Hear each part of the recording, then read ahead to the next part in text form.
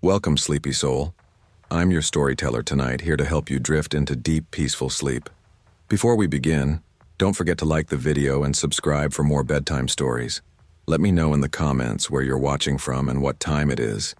And if there's a story you'd like to hear next, I'd love to know that too. I always thought long drives were kind of therapeutic. Just me, the hum of the tires on asphalt, and an open sky that looked like it could swallow the whole damn world. I'd been doing cross-country hauls for years. Work trips, photo shoots, sometimes just to clear my head. This particular trip wasn't supposed to be any different. Her name was Lauren, a colleague from a marketing firm in Phoenix. She was the kind of person who kept a planner for everything. Lunches, meetings, coffee breaks, even her self-care days. I wasn't like that. I was more the throw a duffel bag in the trunk and see where the road takes me kind of guy. We were headed east, from Tucson, Arizona, toward Dallas, Texas, for a business expo. I'd driven that stretch before, but she hadn't. When we left Tucson around 3 p.m., she offered to take the first shift. I agreed, thinking I'd take over once we hit the Texas border. By the time we crossed into West Texas, it was around 10:30 p.m. The highway was the loneliest thing I'd ever seen. Long, black stretches of nothingness, only broken by faded reflector lines and the occasional tumbleweed scraping across the road like a whisper. Lauren was talking about fate. "Don't you think certain things are meant to happen?" she asked, eyes fixed on the endless road ahead. I snorted. "Like, what, running out of gas in the middle of nowhere?" "I'm serious," she said, her tone soft but insistent. "Like people you meet, places you end up, it's like the universe nudges you where you need to be." "Yeah, or maybe it's just coincidence," I muttered. I didn't like these kinds of conversations. They made my stomach twist, like talking about something you didn't fully understand but somehow knew was dangerous. She laughed quietly. "You always have to ruin a good moment, huh?" "Not ruining, just keeping it real." The gas gauge chimed softly. Quarter tank left. Lauren frowned. "We should fill up soon." "Yeah," I said, glancing at my phone's map. "Next gas station's about 50 miles out. We'll make it." The desert outside was pure darkness. No glow from nearby towns, no farmhouses, nothing. Just the sharp white beams from our headlights stretching forward into nothingness.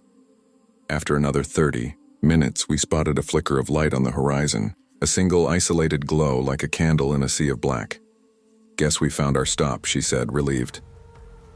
The exit sign was rusted and half-faded, reading, "Dale's Gas and Service, 1 mile."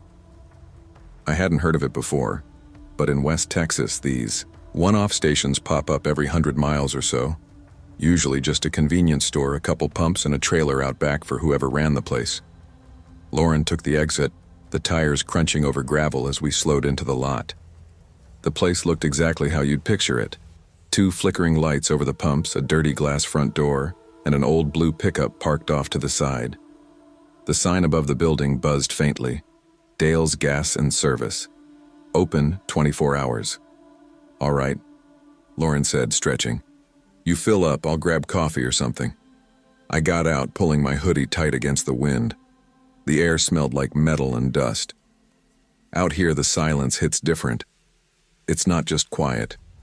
It's oppressive, like sound itself doesn't exist anymore. Lauren walked up to the glass doors while I started the pump. She tugged on the handle. "Locked." I frowned. "Closed?" "It says open," she called back, pointing at the neon sign, in the window still glowing faintly. That's when I noticed it. The faint drip-drip sound coming from inside. I moved closer, cupping my hands to the glass. Inside, the fluorescent lights were on. A pot of coffee sat halfway through brewing, on the counter. The small black and white security monitors behind the counter all showed static, and near the back door there was something smeared across the wood, a deep, dark red streak dragged down in long, uneven lines. I froze. "Lauren," I whispered. "Step back from the door." She turned, confused. "What? Why?" "Just step back." Her voice went sharp. "What's wrong?" "Blood," I said quietly. On the back door. Someone's hurt. Or worse. She looked, then covered her mouth. Jesus Christ. I grabbed her arm. We need to go. But the gas, we have enough to make the next town, come on. I started walking fast, tugging her toward the car. That's when I noticed the other vehicle, the blue pickup parked near the side of the building. I hadn't really looked at it before, but now I saw there were no plates. The bed was filled with empty beer cans, ropes, and a broken gun rack mounted behind the rear window. A shiver crawled up my spine. Lauren hesitated. Maybe someone's inside hurt. Lauren, get in the car, I snapped. Her eyes darted from me to the door. You don't know that. I didn't answer. I was already halfway to the driver's side, heart pounding so hard I could hear it in my ears. She finally moved, fumbling with her keys. Damn it, I can't. Lauren, hurry! Then I heard it, a click from inside the building, followed by another. Metal. Deliberate. I looked toward the glass. The coffee pot had stopped dripping. The lights inside flickered once, twice. Then I saw movement. A shadow, tall and wide, standing near the back hallway. Go! I shouted. She got the door unlocked, scrambling inside. I dove into the passenger seat. As she turned the key, the headlights caught something. The back door of the gas station was opening. Someone was there. A man, maybe. His silhouette moved slowly, stepping into the light. But his face was hidden by the glare. Lauren floored it. Gravel spit out from the tires as we shot back toward the exit ramp. I twisted in my seat, watching the gas station shrink behind us. The man stepped fully outside now, tall, wearing a dark jacket, something long glinting in his hand. He just stood there staring at us. When we hit the highway, I finally exhaled, shaking. Jesus Christ, Lauren whispered. What the hell was that? I couldn't answer. My voice was gone. I just stared straight ahead at the empty road. We drove in silence for nearly an hour before either of us spoke again. The gas gauge was dangerously low. Finally, we spotted another station up ahead, and a big one this time. All-bright truck stop, lit up like an oasis in the desert. We pulled in, heart still racing. I jumped out, hands trembling, and immediately checked my phone. 1 bar of signal. I dialed 911. The operator answered calmly. 911, what's your emergency? I tried to steady my voice. We stopped at a gas station, Dale's Gas and Service off I-20 somewhere near Pecos. There's blood inside the building and someone came out of the back. All right, sir. Can you describe the person you saw? No, just a silhouette. Maybe 6 foot? The station looked abandoned, but there was fresh coffee brewing. Do you know the exact location? No, but it's about 30, maybe 40 miles west of where we are now. The operator paused. We'll send a patrol out that way. Thank you for reporting it. That was it. They didn't take my number, didn't ask for details, just thanked me and hung up. I stood there in the fluorescent light, staring at the endless desert stretching back the way we came. Lauren was inside, washing her face in the restroom. When she came out, her eyes were red. Do you think someone died there? She asked softly. I don't know. She looked down. We should have helped. We could have been the next ones, I said quietly. Neither of us slept that night. We sat in the car, parked behind the truck stop, staring at the road stretching west, the road we'd just escaped. By morning, it almost felt like a dream. When we finally made it to Dallas, I checked the local news every night for a week. Nothing. No reports, no mention of a gas station or missing clerk. It was like that place didn't exist at all. But here's the thing. 2 months later, while on another trip, I tried to find it again. I drove that same route, past the same exits. There was no sign for Dale's Gas and Service, no station. Just empty land and sand, like it had been swallowed whole by the desert. Sometimes, late at night when I'm driving alone, I still think about that streak of blood, that smell of metal in the air, and that shadow watching us leave. And I always fill up my tank before the sun goes down.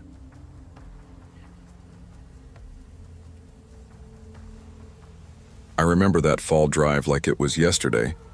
It was the week before Thanksgiving in 2009, and I was 21, trying to get home from college in Massachusetts to my parents' place just outside of Binghamton, New York. I didn't have much, just a beat-up green Toyota Camry that rattled every time it hit 60 miles an hour, and a backpack stuffed with laundry and textbooks. Money was tight, so I decided to split the drive with another student from my dorm, a guy named Luke Palmer.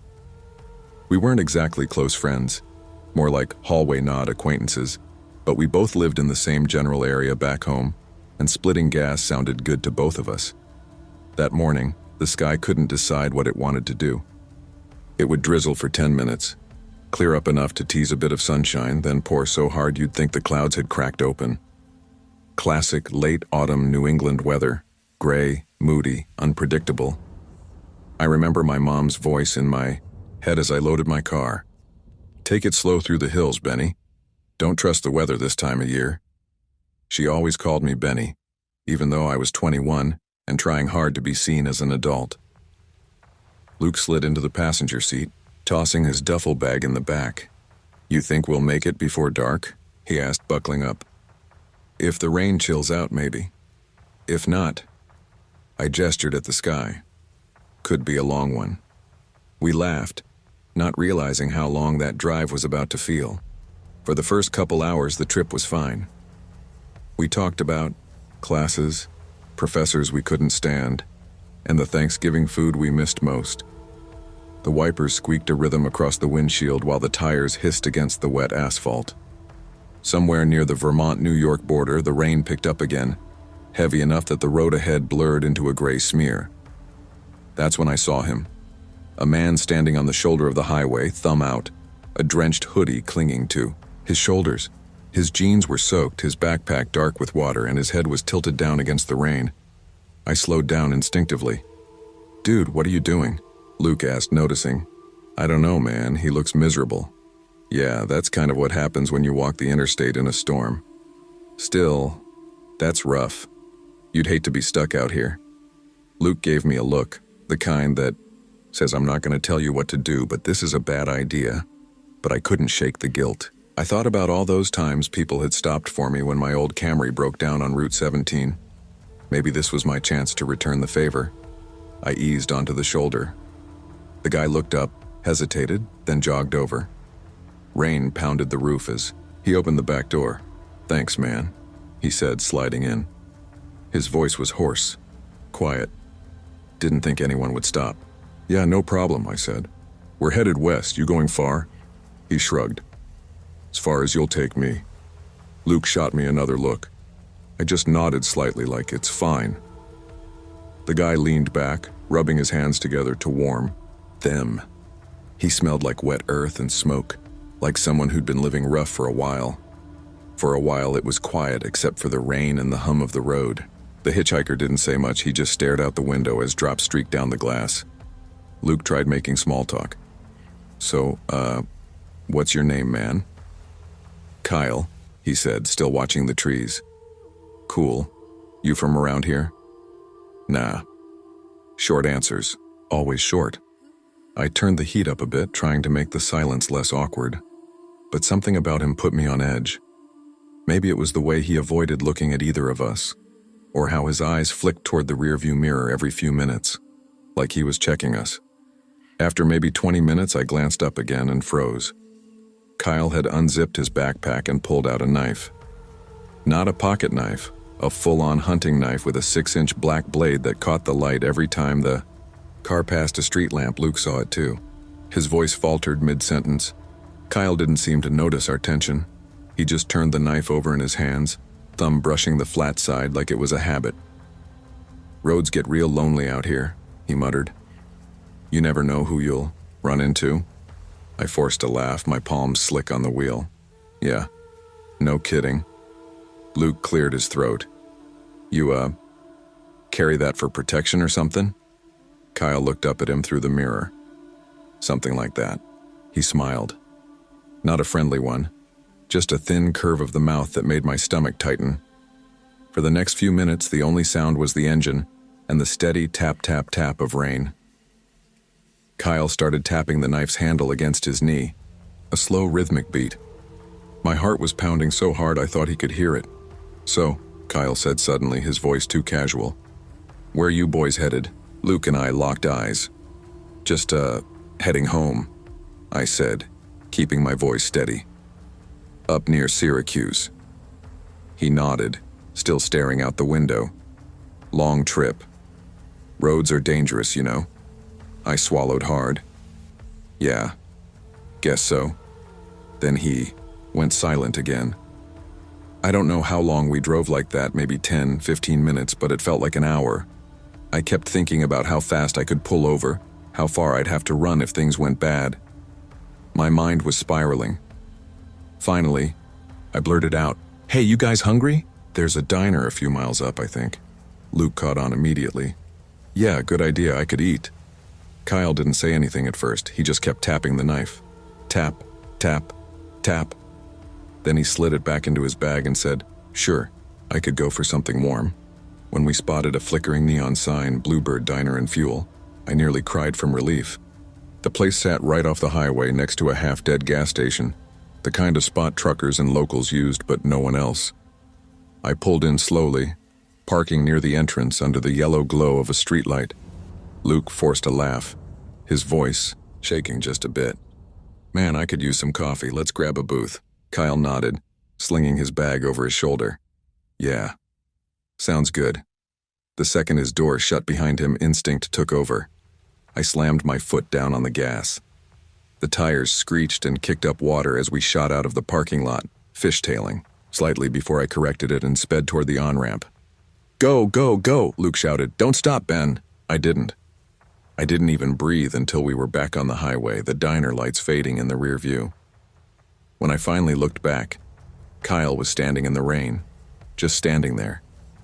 The neon light flickered across his face, his hood hanging low. He wasn't yelling, wasn't chasing us, he just watched. I drove for miles without saying a word. My fingers were white around the steering wheel. Luke broke the silence first. "Dude, what the actual hell was that?" "I don't know," I said quietly. "I don't want to know. We didn't call the cops. We didn't even tell anyone. What were we supposed to say? Some guy with a knife looked at us weird?" It sounded insane. But later that night, after dropping Luke off, I sat in my driveway for a long time, staring through the windshield while the rain softened to mist. My mom's porch light glowed through the fog, warm and safe, and all I could think about was how close I'd come to something dark, something I couldn't quite name. For weeks, I had dreams of that moment. Kyle standing under that diner sign, rain pouring down, face shadowed, blade glinting in the dark. Sometimes I'd wake up and swear I could still smell the wet smoke of his clothes. 2 months later, a local news headline caught my eye while I was in a campus cafe. "Body found near Interstate 91. Authorities seek leads in string of highway attacks." They didn't release a name, just a sketch of a man in a hoodie carrying a dark backpack. It looked a lot like Kyle. To this day, I can't be sure. Maybe it wasn't him.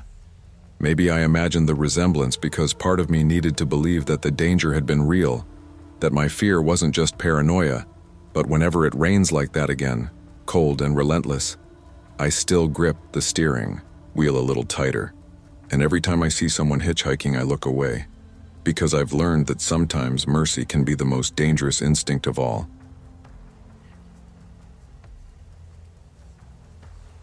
I'd been on the road since mid-morning, the kind of long stretch of highway that looks the same no matter how far you go.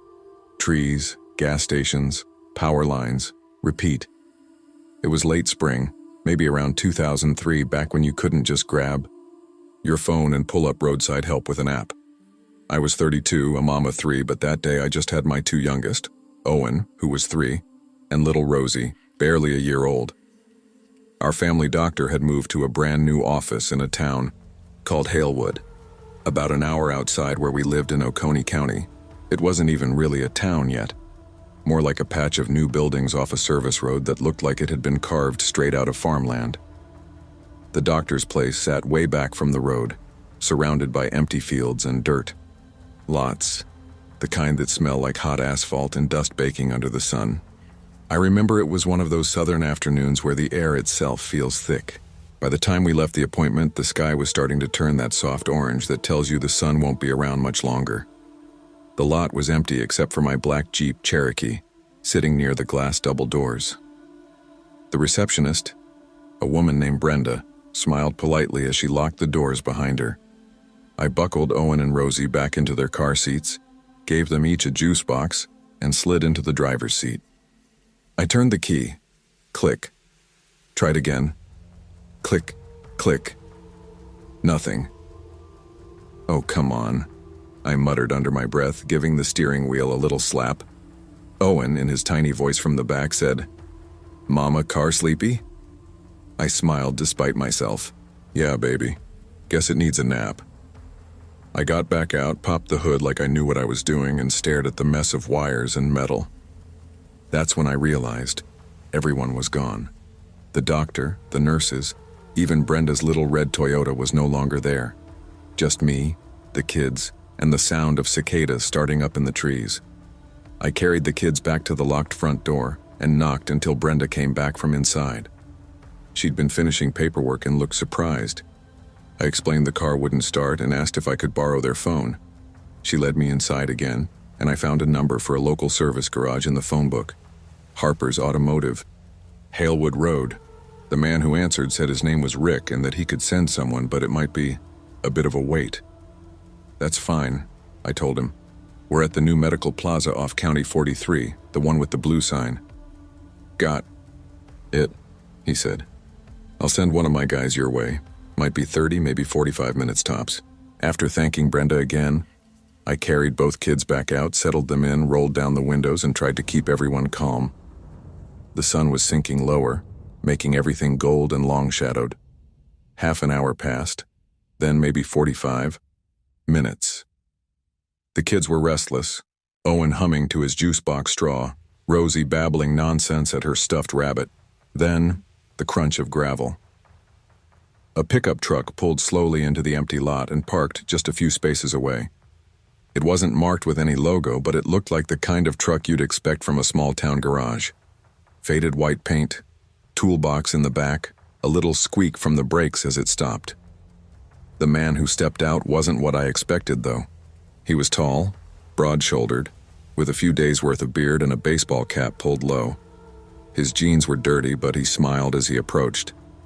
"Evening, ma'am," he said. "You called for a tow or a jump?" "Yeah, that's me. The Jeep won't start. You must be from Harper's." He nodded once, glancing at the car. "Sure am. Let's take a look." He propped the hood open and started poking around. His hands moved quick, confident.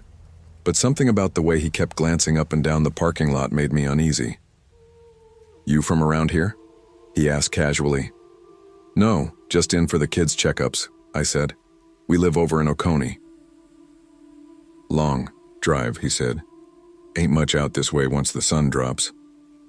I gave a small laugh, trying to keep things light. "Tell me about it." He worked silently for a few minutes, then said, "It's not the battery. Looks like a loose wire." "Oh, okay." He kept fiddling, but I started to notice he wasn't really doing much, just shifting things around under the hood. After a while, he said, "Hey, you want to come up here a second? I'll show you which wire came loose so you don't get stuck like this again." I shook my head. "Oh, I wouldn't know what I'm looking at anyway. You can just fix it," he chuckled low. "Come on, it'll just take a second." I smiled politely but stayed where I was, one hand on the door handle. Owen was humming again in the back seat, Rosie starting to fuss. Then his tone changed slightly, a hint of irritation under his voice. "You scared of a little grease or something?" I said, "Come take a look." My stomach tightened. Something in his voice didn't sound right. Before I could say anything, another sound cut through the quiet. A second truck turning into the lot. The man under the hood froze, then slammed it shut so hard the Jeep shook. Without saying a word, he jogged back to his truck, climbed in, and peeled out of the lot, dust flying behind him. I just sat there for a second, stunned. Owen said softly, "Mama, that man mad?"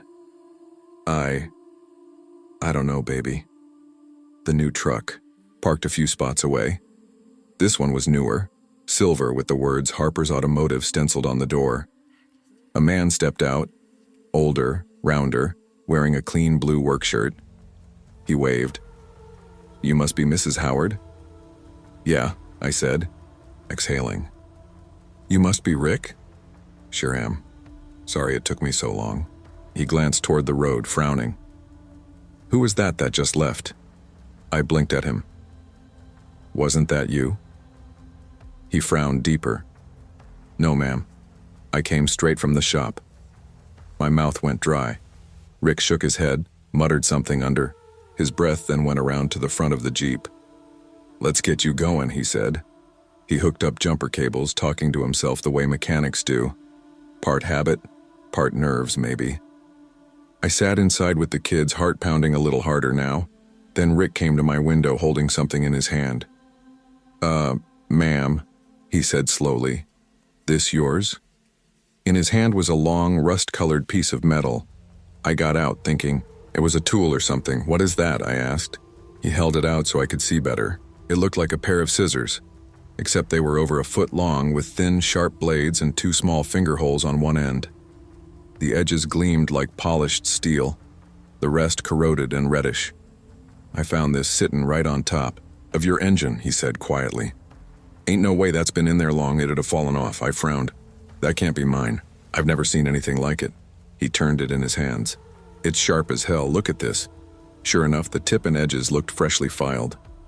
He stared at it a long moment, his expression tight. "Ma'am, I don't think this was in your car before. I think someone just put it there."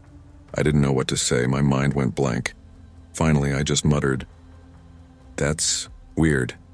He nodded slowly, eyes scanning the empty road again. "Weird ain't the word I'd use." He placed it carefully on the curb, then came back and told me to try the ignition. The Jeep started immediately. Relief flooded me so hard I almost cried. I paid him quickly, but as I turned to walk back toward the car, he stopped me again, lifting the object from the curb. "You sure you don't want to hang on to this for the cops?" "The cops?" I repeated. He nodded. "Yeah, 'cause whatever that guy was doing under your hood, it wasn't fixing your car." I swallowed hard, the realization slowly dawning on me. Rick helped me load the strange metal thing into a grocery bag and placed it in the back. "You call the sheriff's office when you get home," he said. "Tell him what happened." I nodded, voice shaking a little.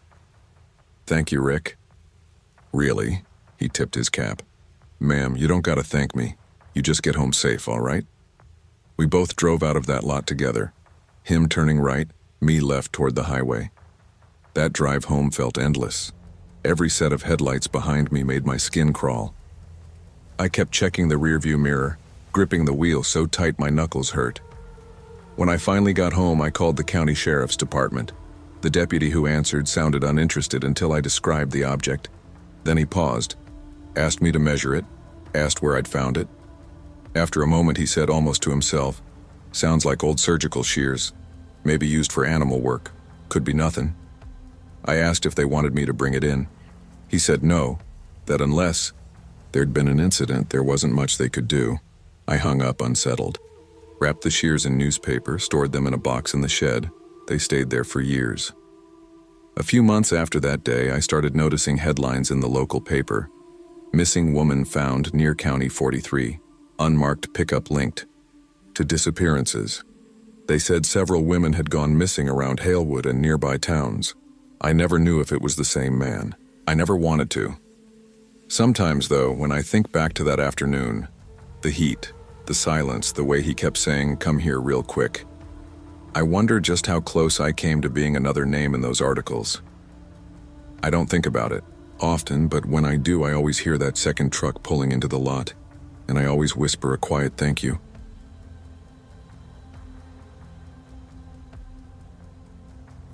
I never thought something as simple as flipping someone off could spiral into the most terrifying hour of my life. It was supposed to be a good Saturday, the kind that starts with sunshine, fresh coffee, and road trip excitement buzzing through your chest like caffeine.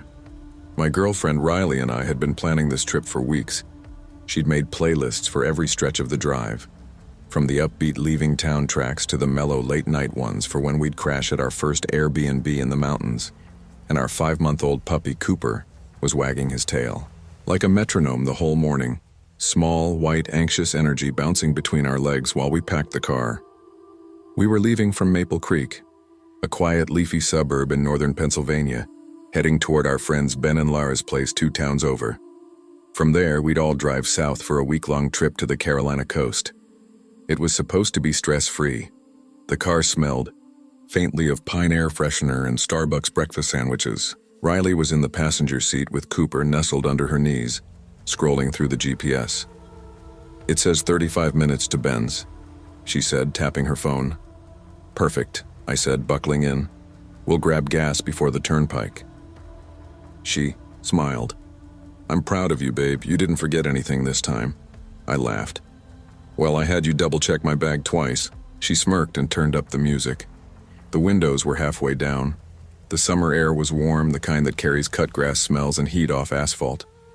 Everything felt right, until it didn't. We were about 10 minutes from Ben's house, cruising down Ridgeway Avenue, a 4-lane road that cuts through the edge of town.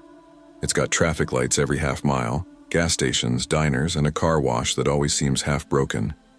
It wasn't busy that morning, just a few cars spaced out in each lane. I was driving in the right lane, doing maybe 45. Riley had her sunglasses on, humming along to a Fleetwood Mac song, and I remember thinking, this was one of those little life moments you don't realize you'll miss someday. Then it happened. Out of nowhere, a white sedan, maybe a Dodge Charger, maybe a Chevy Malibu, I couldn't tell, swerved in front of us from the left lane. It cut so close that I had to slam my brakes hard enough for everything in the car to jolt forward. Coffee spilled from the cup holder, Cooper yelped, and Riley grabbed the dashboard.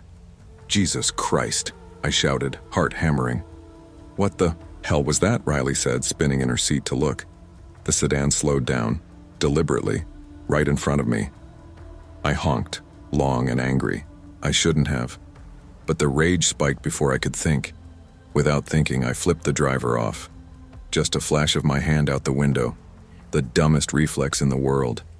"Babe, don't..." Riley started, but it was too late. The sedan slowed down even more, nearly to a crawl. The driver rolled down his window. I could see him now. Mid-30s, short brown hair, baseball cap on backwards, sunglasses. His skin looked rough, tanned. His face had that dead, hollow look of someone who's just waiting for an excuse to do something stupid. He started waving his hand, motioning for me to roll my window down. "Just ignore him," Riley said. "Please." I did. I looked straight ahead and pretended I didn't see him, but he wasn't having it. He swerved slightly into my lane, keeping his car parallel with mine. "Hey," he yelled, his voice cutting over the music. "You got something to say?" I shook my head, eyes on the road. "Nah, man," I muttered. "Not worth it." But he kept shouting. "You think you can just flip people off like that, huh?" Riley gripped my arm. "Just let him go, Eli. Just drive." I eased off the gas, hoping he'd go ahead. Instead, he slowed down too. "What the hell is he doing?" I whispered. The guy leaned halfway out his window, gesturing wildly, pointing at me, pointing to the shoulder like he wanted me to pull over. I said, "He's trying to bait us. I'm not stopping." "Good," Riley said, voice trembling. "Now, please don't stop." I sped up a little, 50, 55, trying to get away. He revved his engine and swerved in front of me again. Jesus! I slammed the brakes again as he brake-checked me hard enough that Cooper slid off Riley's lap and whined. "Enough!" I yelled, honking again, more out of fear than anger. The driver laughed. I could see it now, his mouth wide open, teeth flashing behind the sunglasses. Then he reached down toward his lap. Riley gasped. "Eli, what's he doing?" "I don't know." He came back up holding a beer bottle, brown, glass still half full, and before I could process it, he threw it. It hit the side of my car, exploded into shards. The sound, the sharp crack and then the scraping of glass, made my heart stop. Riley screamed, "Oh my God! Hold on!" I shouted, jerking the wheel and turning down a side street. The sedan swerved after us. It was chaos for the next few minutes. I was taking random turns through suburban streets, Elm, Willow, Grant, hoping to lose him. My adrenaline was so high I could barely keep my grip on the wheel. Riley was shaking, trying to dial 911, but her hands were trembling so bad she dropped her phone. "Here," I yelled. "Speaker, just tell them what's happening." She fumbled, pressed call. 911, what's your emergency? "Someone's chasing us," she cried. "He's throwing bottles at our car. He won't stop following." The dispatcher's tone sharpened.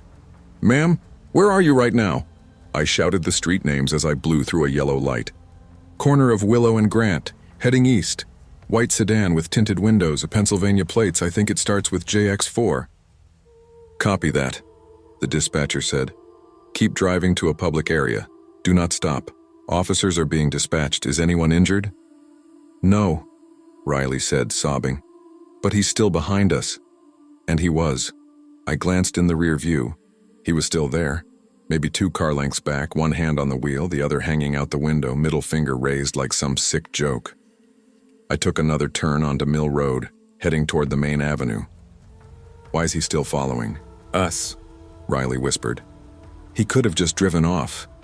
"Because psychos like this live for attention," I muttered. "He wants a reaction." Behind us, he revved again and threw another bottle. This one hit the rear window dead on. Crack.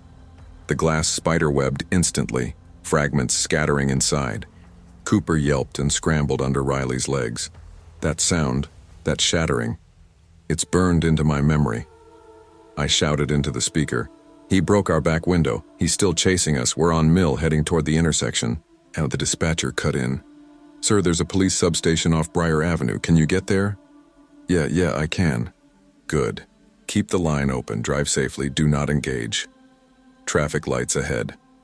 Red. I slowed. My stomach dropped, because I could see in the mirror that he was getting out of his car. "Stay in the car," the dispatcher said through the phone. "He's getting out," Riley yelled. "He's getting out." He walked straight toward us, one hand reaching into his shorts pocket. Riley screamed, "Eli, go, go!"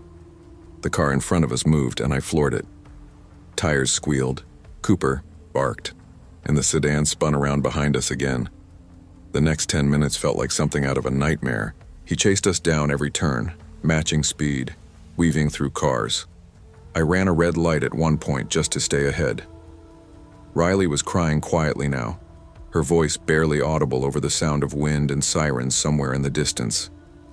"He's saying something," she whispered. "What?" "He's yelling out his window. I can hear him. He's saying, 'Don't flip me off.'" Over and over. That made my blood run cold. The guy was still angry, still fixated. I saw flashing blue, lights ahead, finally. The police station was a block away. I slowed a bit, thinking we were safe. But traffic jammed at the intersection. The light was red, cars were stopped. We were boxed in, and the white sedan pulled up beside us again. Riley gasped, covering her mouth. No. He got out again, walked right up to my window. He slapped the glass once. Hard. "Do we have a problem, huh? You think you're funny?" I held both hands up. "No problem, man, none. I'm sorry." He tilted his head, eyes twitching slightly. He was smiling, that terrifying manic smile that doesn't reach the eyes. "You sure?" "Yes, I swear. No problem." The dispatcher's voice came through the phone softly. "Stay calm, sir. Units are almost there." He stared at me for another second, then nodded slowly. "Good." He walked back to his car, got in, drove away like nothing ever happened. When the cops finally showed up, I gave them everything, and plate number, description, direction. They nodded, said they'd look into it, but their tone said otherwise. "We'll file it," one of them said. "But unless we catch him doing it again, there's not much we can do." Riley was still crying softly in the passenger seat. Cooper was trembling in the back. I just sat there, hands shaking on the steering wheel. When we finally left, the sun was high in the sky again. Normal day, normal people driving around like nothing was wrong. We didn't talk much after that. We just drove, silent, tense, checking every white car that passed. Even now, weeks later, I sometimes see a white sedan behind me, and my heart jumps straight into my throat. Because the truth is, that man's still out there, and maybe next time he won't stop at a bottle.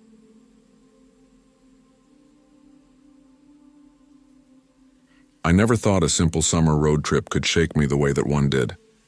Back then, July 2006, I was 20, still in that strange limbo where you're technically an adult but not quite sure how to carry it. I'd just gotten my license, that January, and driving felt like freedom bottled up in 4 wheels. Every new stretch of highway meant something: control, independence, escape. I was headed from Hartford, Connecticut, to stay with my friend Rachel in a small town near Harrisburg, Pennsylvania. Her parents were out for the weekend, and the plan was classic 20-something chaos: cheap wine, hot tub, bad karaoke, and watching Planet Earth drunk. Back then, that documentary had just dropped, and everyone was obsessed with it. I left, late morning. The kind of day where the sky looks washed clean and the air hums with sunlight. My little silver Honda Civic was packed with snacks, flip-flops, and a duffel bag full of thrift store outfits I thought were cute. I remember singing along to Snow Patrol with the windows cracked and feeling like life couldn't touch me.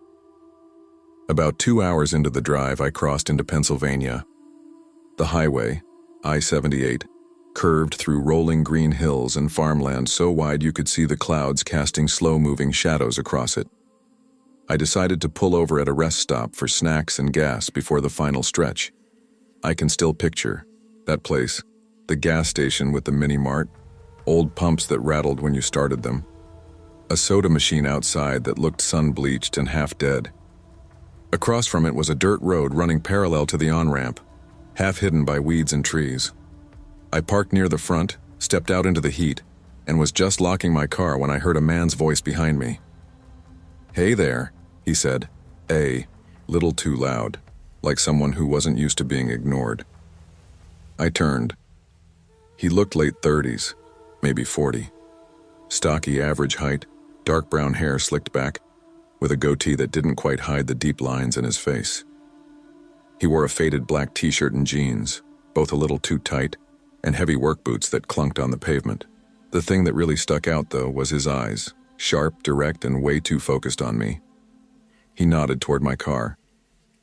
"Connecticut plates, huh? You from around here?" Something about his tone immediately made my stomach tighten. It wasn't what he said, it was how he said it. Slow, measured, like he was feeling out the edges of something. No," I said, trying to sound casual. "Just passing through." "Yeah?" He smiled, and it didn't reach his eyes. "Where? You headed?" I shrugged. "Couple hours west." He laughed. So you're a traveler. You know, I'm actually killing time before meeting some friends. Thought I might grab a beer or maybe play some mini-golf." "You like mini-golf?" I blinked. "Not really." "Movie, then?" His smile twitched wider. "There's a theater, down the road, I think." I shook my head. "I'm meeting someone." He took a step closer. Too close. I could smell stale cigarettes and some kind of greasy cologne. My heart rate jumped. "You sure?" "You're cute as hell," he said, his voice dropping low. "Wouldn't hurt to hang out a bit." I forced a laugh, trying to keep it polite but distant. "No thanks, have a good one." When I turned toward the store, his voice shot out, loud, sharp, echoing across the lot. "Damn, you're gorgeous." The volume hit me like a slap. A family with kids coming out of the store froze. I felt my face flush, my skin prickle. I didn't look back, just kept walking fast through the automatic doors. Inside, the air conditioning hit like ice. I ducked into the bathroom, locked the stall, and pulled out my phone. I texted Rachel. "Me.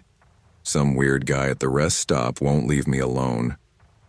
"Rachel, you okay?" "Stay inside. Wait it out." "Me. Yeah. Hiding in bathroom. He's just standing around, staring." So gross I waited a good 10 minutes before I finally came out. The store felt quieter, safer. I didn't see him at first, so I tried to calm down. Grabbed a couple bottles of water, a bag of sour gummy worms, and trail mix. Normal stuff. Ordinary things to ground me. When I stepped outside again, his truck, black pickup, older model, was gone. Relief flooded me. I filled up my car, took a few deep breaths, and pulled toward the road leading back to the highway. That's when I heard it. Honking. Sharp, rapid, deliberate. I looked left and froze. He was parked on that dirt road, parallel to the on-ramp. His truck was angled toward the gas station and he was leaning halfway out the window, waving wildly, grinning like a maniac. "Hey!" he shouted. "Over here! Come on!" My body reacted before my brain did. I slammed my foot on the gas, tearing, onto the on-ramp so fast the tires squealed. My heart pounded so hard it felt like it might split open. I glanced in the rearview mirror. He pulled onto the ramp right after me. "Shit, shit, shit," I muttered, fumbling for my phone. "Rachel," I said the moment she picked up, my voice shaking. "He's following me. That guy from the rest stop, he's behind me." "What? Are you serious?" "Yes. He's in a black pickup. He was waiting for me." "Okay, listen, get off at exit 42, not my exit, okay? That's where the police station is. I'll send you directions." The next 10 minutes felt endless. My hands were slick on the wheel. Every car that changed lanes made me flinch. I kept glancing at the mirrors. The black truck was still there, 2 cars back, holding steady. At one point, he moved into the left lane, sped up like he was going to pass me, then slowed again, matching my speed. I couldn't see his face clearly, but I could feel his attention, that same burning stare from the parking lot. "Come on," I whispered, pressing harder on the gas. I took the next exit fast enough to make my tires squeal again. The truck followed for another 100 feet, then suddenly slowed down, merged back onto the highway, and disappeared. For the next 20 miles, I stayed alert, checking every mirror, every set of headlights behind me. Nothing. When I finally got to Rachel's driveway, I sat in my car for a full minute before getting out. My hands wouldn't stop shaking. Rachel ran out barefoot, phone still in hand. "Are you okay?" "Yeah," I said, even though I wasn't. "He's gone, I think." We went inside, locked every door, and poured wine like it was medicine. I remember sitting there on her couch, trying to laugh it off, trying to pretend it was just some creep, not something darker. The rest of the weekend was good, fun even.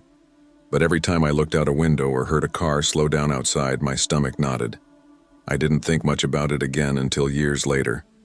It was 2018, and I was at a friend's apartment in Boston. She was obsessed with true crime, serial, killers, cold cases, all of it. When I told her about that weird rest stop encounter, she went wide-eyed and immediately started searching her laptop. "Wait," she said, scrolling. "Where exactly were you?" "Near the Pennsylvania border. On 78, I think." She turned the screen toward me. A mugshot stared back. Round face, brown hair, mustache, and goatee. About 40 at the time of arrest. His name was Aaron Lyle Nash, a long-haul trucker arrested in 2007 for murdering women along the I-78 and I-80 corridors. The air in that room changed. My stomach turned cold. The resemblance was uncanny. Same build, same eyes, same look of something feral hiding behind polite words. It wasn't proof. It never could be. Maybe my mind filled in the blanks after all these years. But when I think about that dirt road, that stare, that honking horn, my body remembers what logic can't explain. I don't know if it was him. I just know that day, something dark crossed my path and decided to take an interest in me. And, for reasons I'll never understand, it changed its mind. Maybe the family walking out of the store scared him off. Maybe my sudden speed threw him. Maybe luck just picked my side that day. But every time I stop at a rest area now, I look twice at the faces around me, and I never ever let anyone catch me off guard again.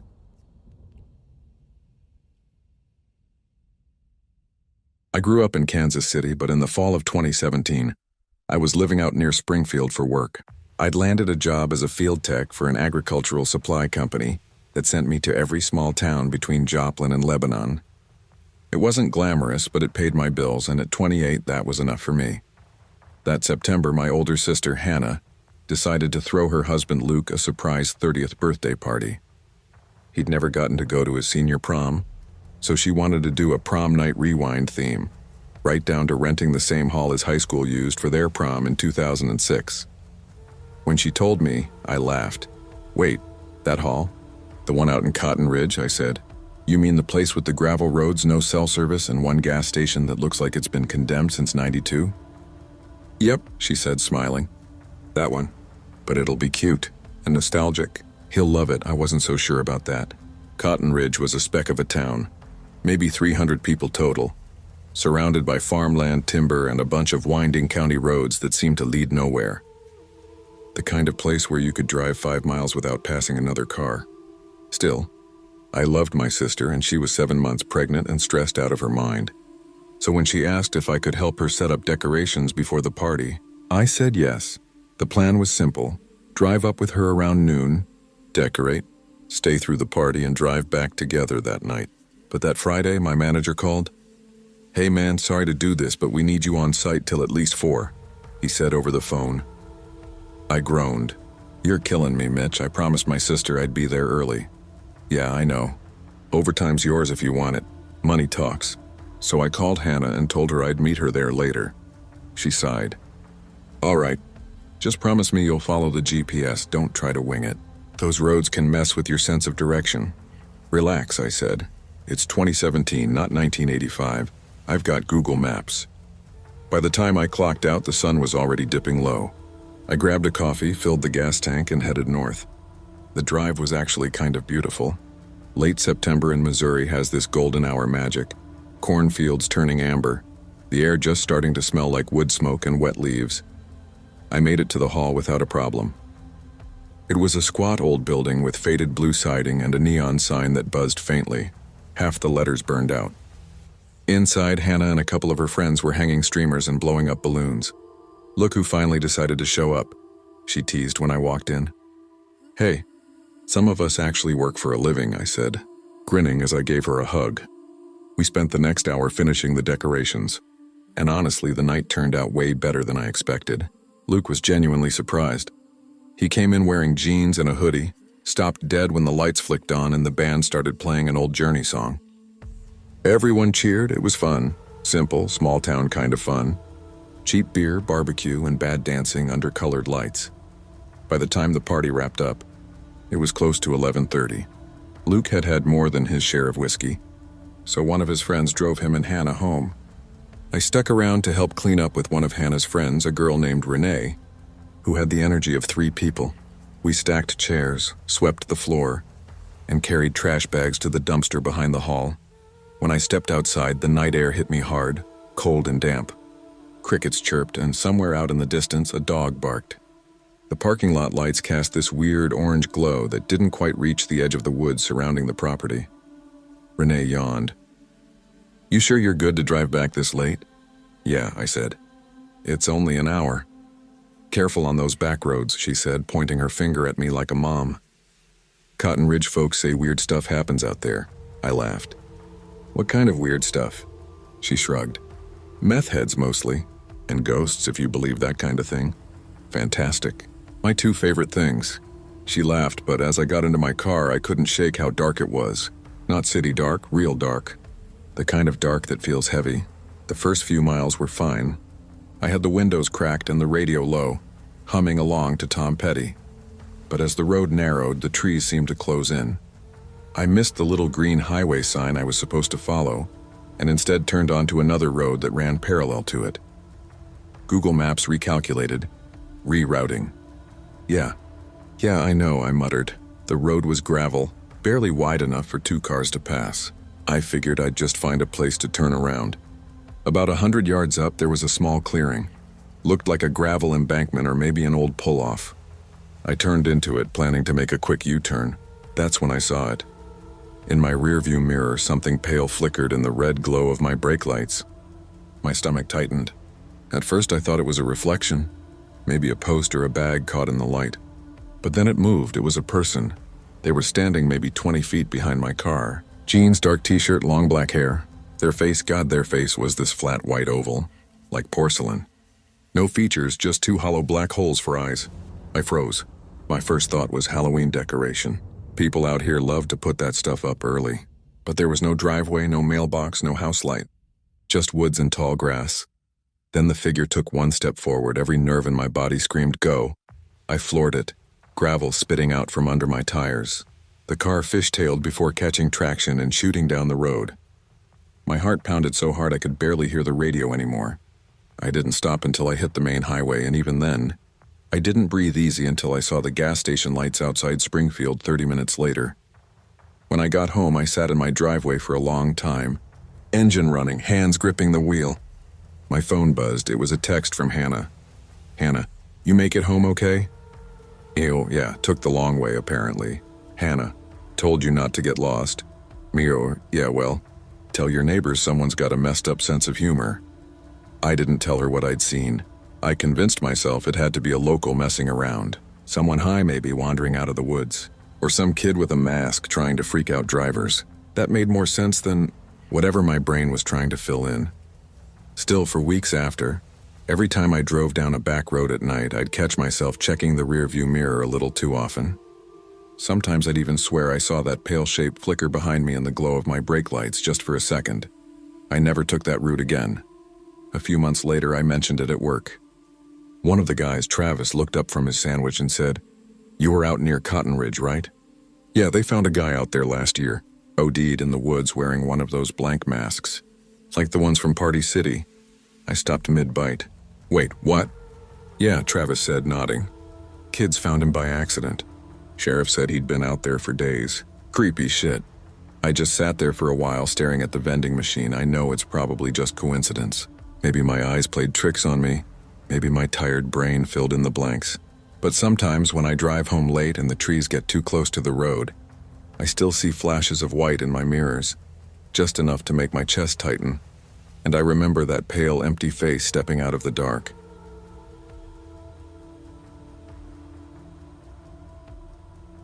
I had been looking forward to that trip for weeks. Not because I love long drives, though I do, but because it felt like something I needed to do for myself. I'd been stuck in a dull rhythm ever since college ended.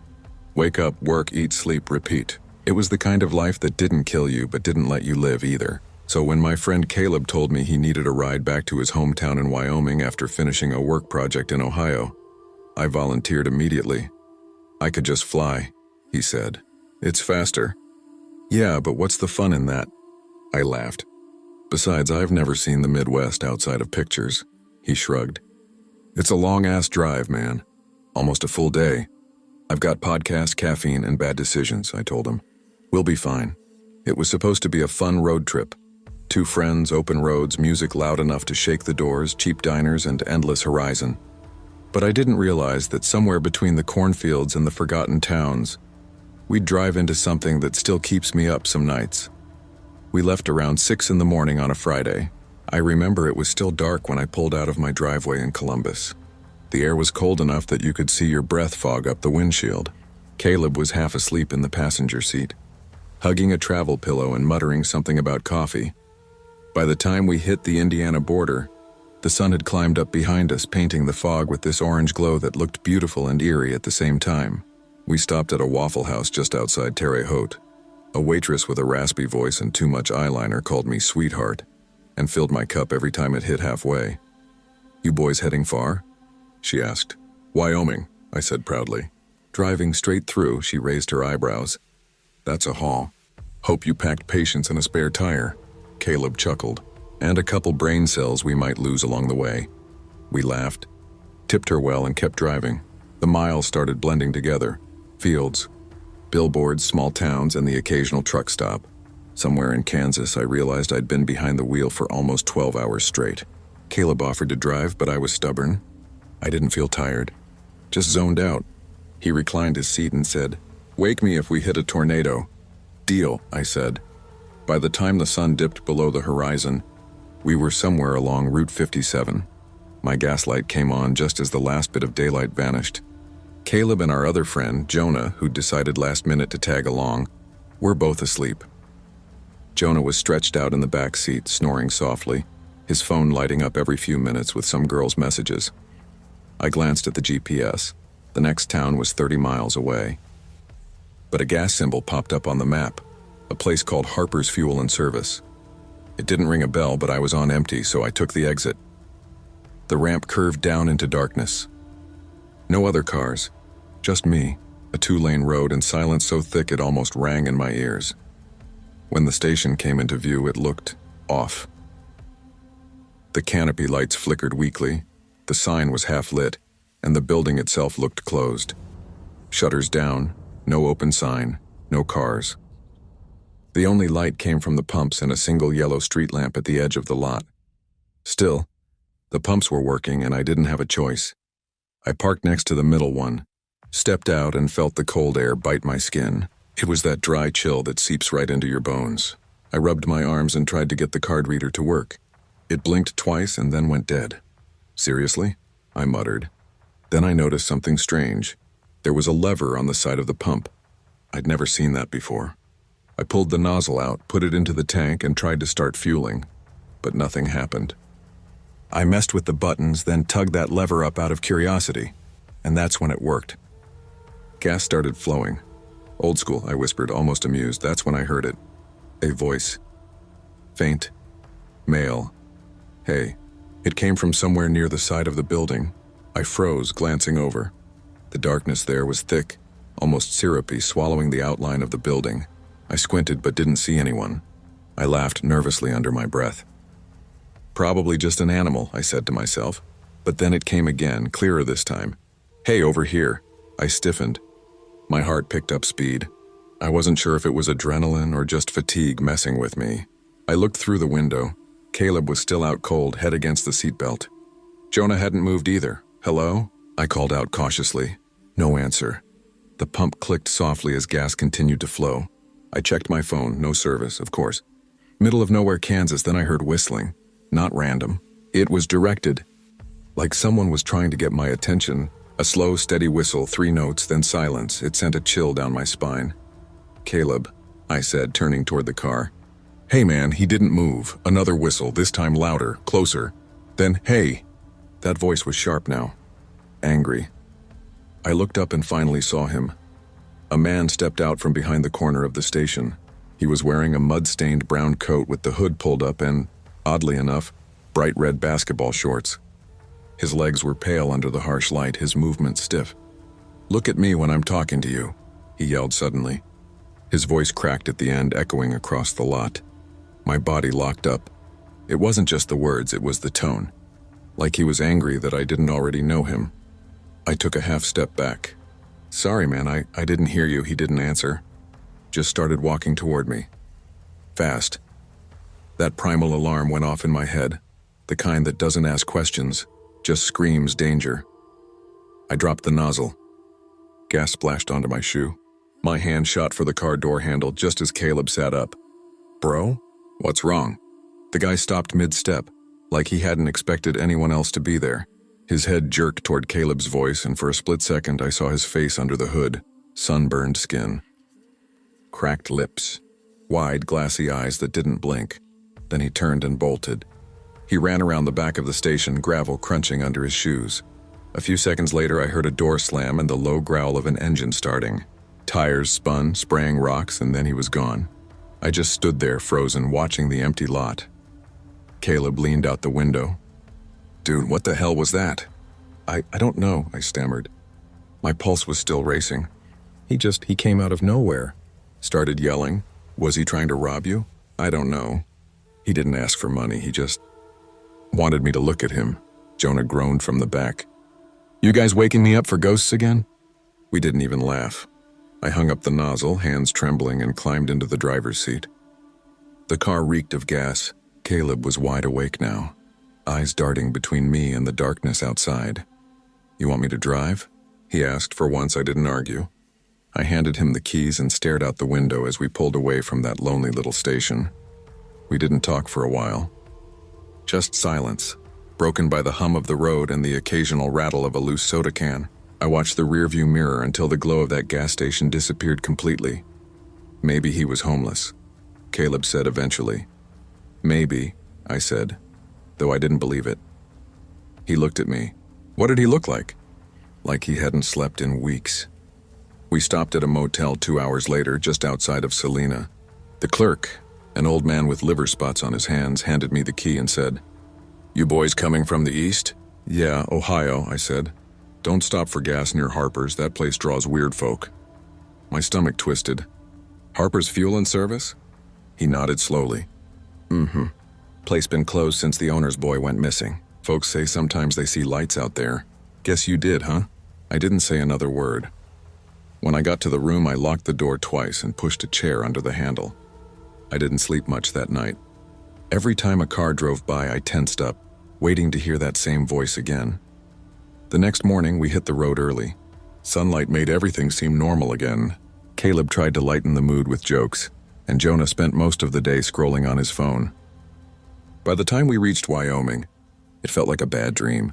But a week later, back home in Ohio, I was up late scrolling through local news when a headline caught my eye. "Body found near abandoned gas station off Route 57. My stomach dropped. The article said authorities had discovered the remains of a man believed to be in his 30s. They suspected he'd been living in or around the property for months. No ID, just a brown coat and red basketball shorts. The timestamp? 2 days before our trip. I still don't know what we saw that night, a copycat, a ghost, or something else entirely. But sometimes when I'm driving late and the road gets quiet, I'll hear that same 3-note whistle in the back of my mind, and my hands start to shake on the wheel.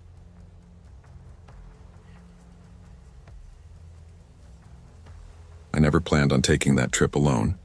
But sometimes life doesn't wait for you to get it together. It just pushes you out the door and tells you to keep driving. My name's Rachel Evans, and back then I was 26, a single mom, and trying to keep it together after my marriage fell apart. My daughter Lila had just turned 2. Sweetest little thing, big brown eyes, curls that never stayed brushed, and this laugh that could stop my panic in its tracks. But that year, I'd been drowning. Bills piled up. My ex moved to Nevada with his new beginning, and I couldn't remember the last time I'd felt peace. So one night after work, I looked at the map pinned to the kitchen wall. Something about the coastline had always calmed me. I decided to drive north, all the way up through California along Highway 101, and then onto the quiet coastal roads until I found some kind of peace. I booked a small wood cabin outside a town called Port Alara, the kind of place surrounded by pine trees and ocean mist. Before I left, my stepdad, Harold, a retired sheriff, handed me a small, dull gray .38 revolver wrapped in an old handkerchief. "You're gonna be out there alone with the baby, Rach. Keep this close. Don't use it unless you have no choice." I didn't like guns, but I didn't argue. I just tucked it in my glove box under the maps and roadside snacks. Part 1, the drive we left before dawn. The car smelled like apple juice and Cheerios. Lila was babbling about clouds and cows, and I had my favorite old radio station playing those soft 90s tracks that made the world feel simpler. Traffic was light all the way through Monterey, and by the time we passed Fort Hilton, the sky was orange and gold. I felt free. For the first time in months. By nightfall, though, that stretch of Highway 1 was empty. The ocean disappeared into the dark, and all I could see were my headlights carving through the fog. Lila had fallen asleep in her car seat next to me. Back then, kids could still sit up front if the car didn't have airbags, and my old Honda definitely didn't. It was quiet. Too quiet. Just the hum of tires on pavement. That's when I saw the first pair of headlights behind me, way off in the distance. Nothing strange about that at first, but the car got closer fast. It passed me, then slowed down, then matched my speed. I frowned. What's this guy doing? I changed lanes, slowed down a little. The other car slowed down too. I sped up. He sped up, my stomach tightened. I glanced over and saw him, middle-aged, scruffy beard, baseball cap. His cabin light was on like he wanted me to see him. He was waving, no, signaling for me to pull over. I shook my head, whispering, "No chance, buddy." Lila stirred, making a soft noise in her sleep. I tried to keep calm. He honked once, then again, then rolled his window down, shouting something I couldn't hear. "What the hell do you want?" I muttered under my breath, my palms slick on the steering wheel. I wasn't stupid. I'd watched enough late-night news to know how these stories ended. Part 2. The chase. I thought maybe he'd pass me and move on. But no. He kept alongside me, occasionally drifting closer, too close. I flicked my headlights at him, trying to signal him to back off. He didn't. Then my gas light came on. Shit. I hadn't passed a station in almost 30 miles. My phone had one flickering bar of signal. I turned it off to save battery. I could feel my heartbeat in my throat. Okay, Rach, just stay cool. Keep driving. Find lights, a store, anything. I could see a faint green glow up ahead, an exit sign. I squinted through the fog. It read Belford Junction, 1 mile. Finally, civilization. The man must have seen it too, because his car suddenly pulled ahead of me, almost swerving in front. Like he was trying to cut me off. Oh, no, no, no, I muttered, gripping the wheel tight. I slowed down, let him get a few car lengths ahead, then took the exit fast, my tires spitting gravel. The road wound down a hill and opened into a flat, deserted stretch of land. There was a gas station ahead, bright lights, but no other cars. The sign flickered open 24 hours, though I saw no one inside.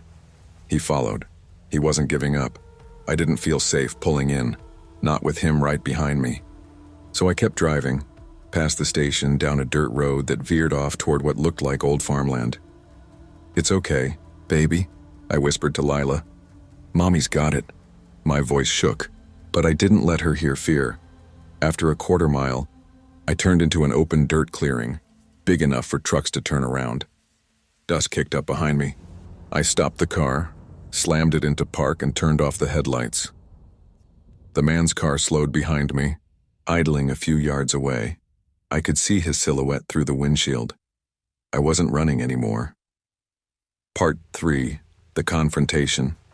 I reached down, grabbed the revolver from under my seat, and stepped out. The night air was cold, filled with the sound of insects and my own pulse pounding in my ears. I left the door open. Lila was still asleep, thank God. I stood in front of my car, the gun held low at first. His headlights washed over me, blinding bright. All right, I said under my breath. Let's see what you want. The driver's side door creaked open. He stepped out slowly. He wasn't tall. Maybe late 40s, lean build, flannel shirt, jeans.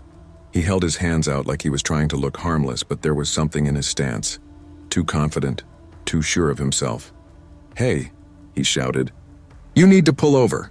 You got something dragging under your car. I didn't believe him for a second. Stay right there, I shouted back. Don't take another step. I'm just trying to help, lady. I said stay there. He took a few more steps toward me, squinting through the light. You got a kid in there? Something about the way he said it, slow, almost curious, made my skin crawl. That's when I raised the revolver. The metal felt heavy, solid, real. Back. The hell. Up. His hands froze mid-air. For a few seconds, it was dead quiet. Just the engine idling, the crickets, and my shaky breathing. You don't want to do that, he said quietly. You don't want to find out if I will. I snapped back. His expression changed. He wasn't scared, just calculating. He looked over at my car, then back at me. Then he did something I didn't expect. He smiled. Be careful out here, he said finally, voice low. Road gets lonely. Then he turned around, walked back to his car, and drove off into the dark. I didn't move until his taillights disappeared completely. Part 4. Aftermath. When I got back in the car, my hands were trembling so bad I could barely turn the key. Lila stirred, blinked, and mumbled, Mommy, we at the beach? I swallowed hard and smiled. Almost, baby. Almost. I drove back to the gas station. The clerk was a young guy in his 20s, half asleep behind the counter. You okay, ma'am? He asked when he saw my face. Yeah, I lied. Just long drive. I filled up the tank, locked the doors, and didn't stop again until I saw the first pink light of morning hitting the ocean near Port Alara. The cabin was beautiful. Cedar walls, salty breeze, the ocean whispering through the trees. I sat on the porch that evening, Lila asleep beside me, and for the first time in months I cried. I kept that revolver beside the bed every night after that. Never had to use it again, but sometimes when I drive that road now, I still glance at the mirrors, half expecting to see headlights creeping up behind me. And every time I pass a stranger waving me down, I just keep driving, because sometimes kindness on a dark road isn't kindness at all.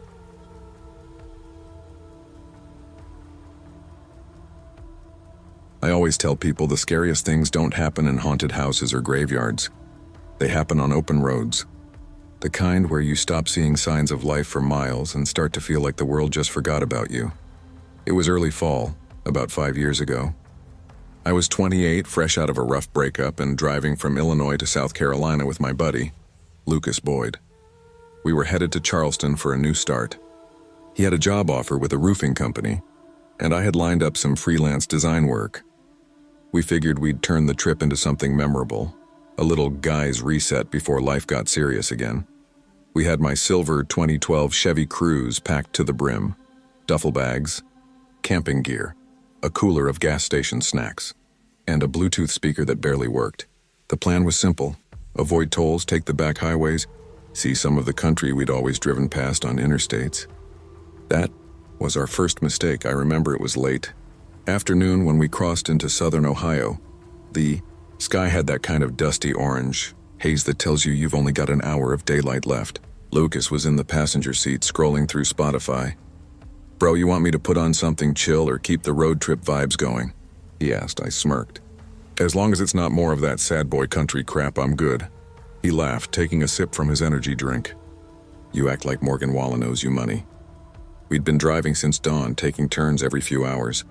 By the time the GPS rerouted us off the main highway, something about faster route, avoiding traffic, we were both half delirious. The road started to twist through low mountains. We passed a few barns, a church with a rusted white steeple, and a general store that looked straight out of the 60s. Then it was just trees.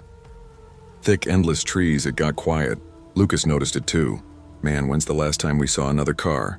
I checked the rearview mirror, empty. At least half an hour ago, maybe more. "Damn, what if we break down out here? You think AAA even comes this far?" "Don't jinx it," I said. That's when the gas light blinked on. We both groaned. I'd filled up that morning in Cincinnati and hadn't realized how long we'd been driving on fumes.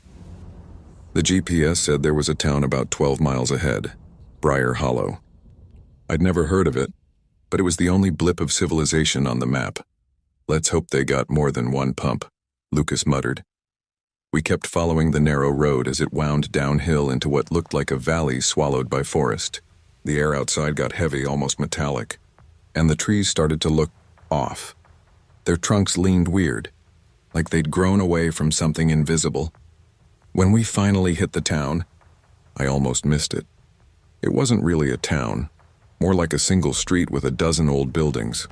There was a diner with boarded windows, a hardware store with its sign half missing, and a post office that looked permanently closed. But there were people. Not many. Just a handful scattered around. A woman in a faded sundress sweeping her porch even though it was spotless.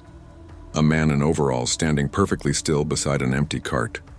A kid sitting on a tricycle, not moving, not even looking up when we passed. Lucas leaned toward the window. "Yo, what the hell is this place?" "Probably just one of those dying towns," I said, though my voice cracked halfway through. Every head we passed turned toward us. Nobody waved. Nobody smiled. Just cold stares that followed the car like they were watching something they didn't want to see again. At the end of the street, there it was, an old gas station, Fowler's Fuel and Service. The sign was half collapsed. The paint on the letters faded to a ghostly green. A single pump stood out front, its numbers still mechanical instead of digital. "Think it still works?" Lucas asked.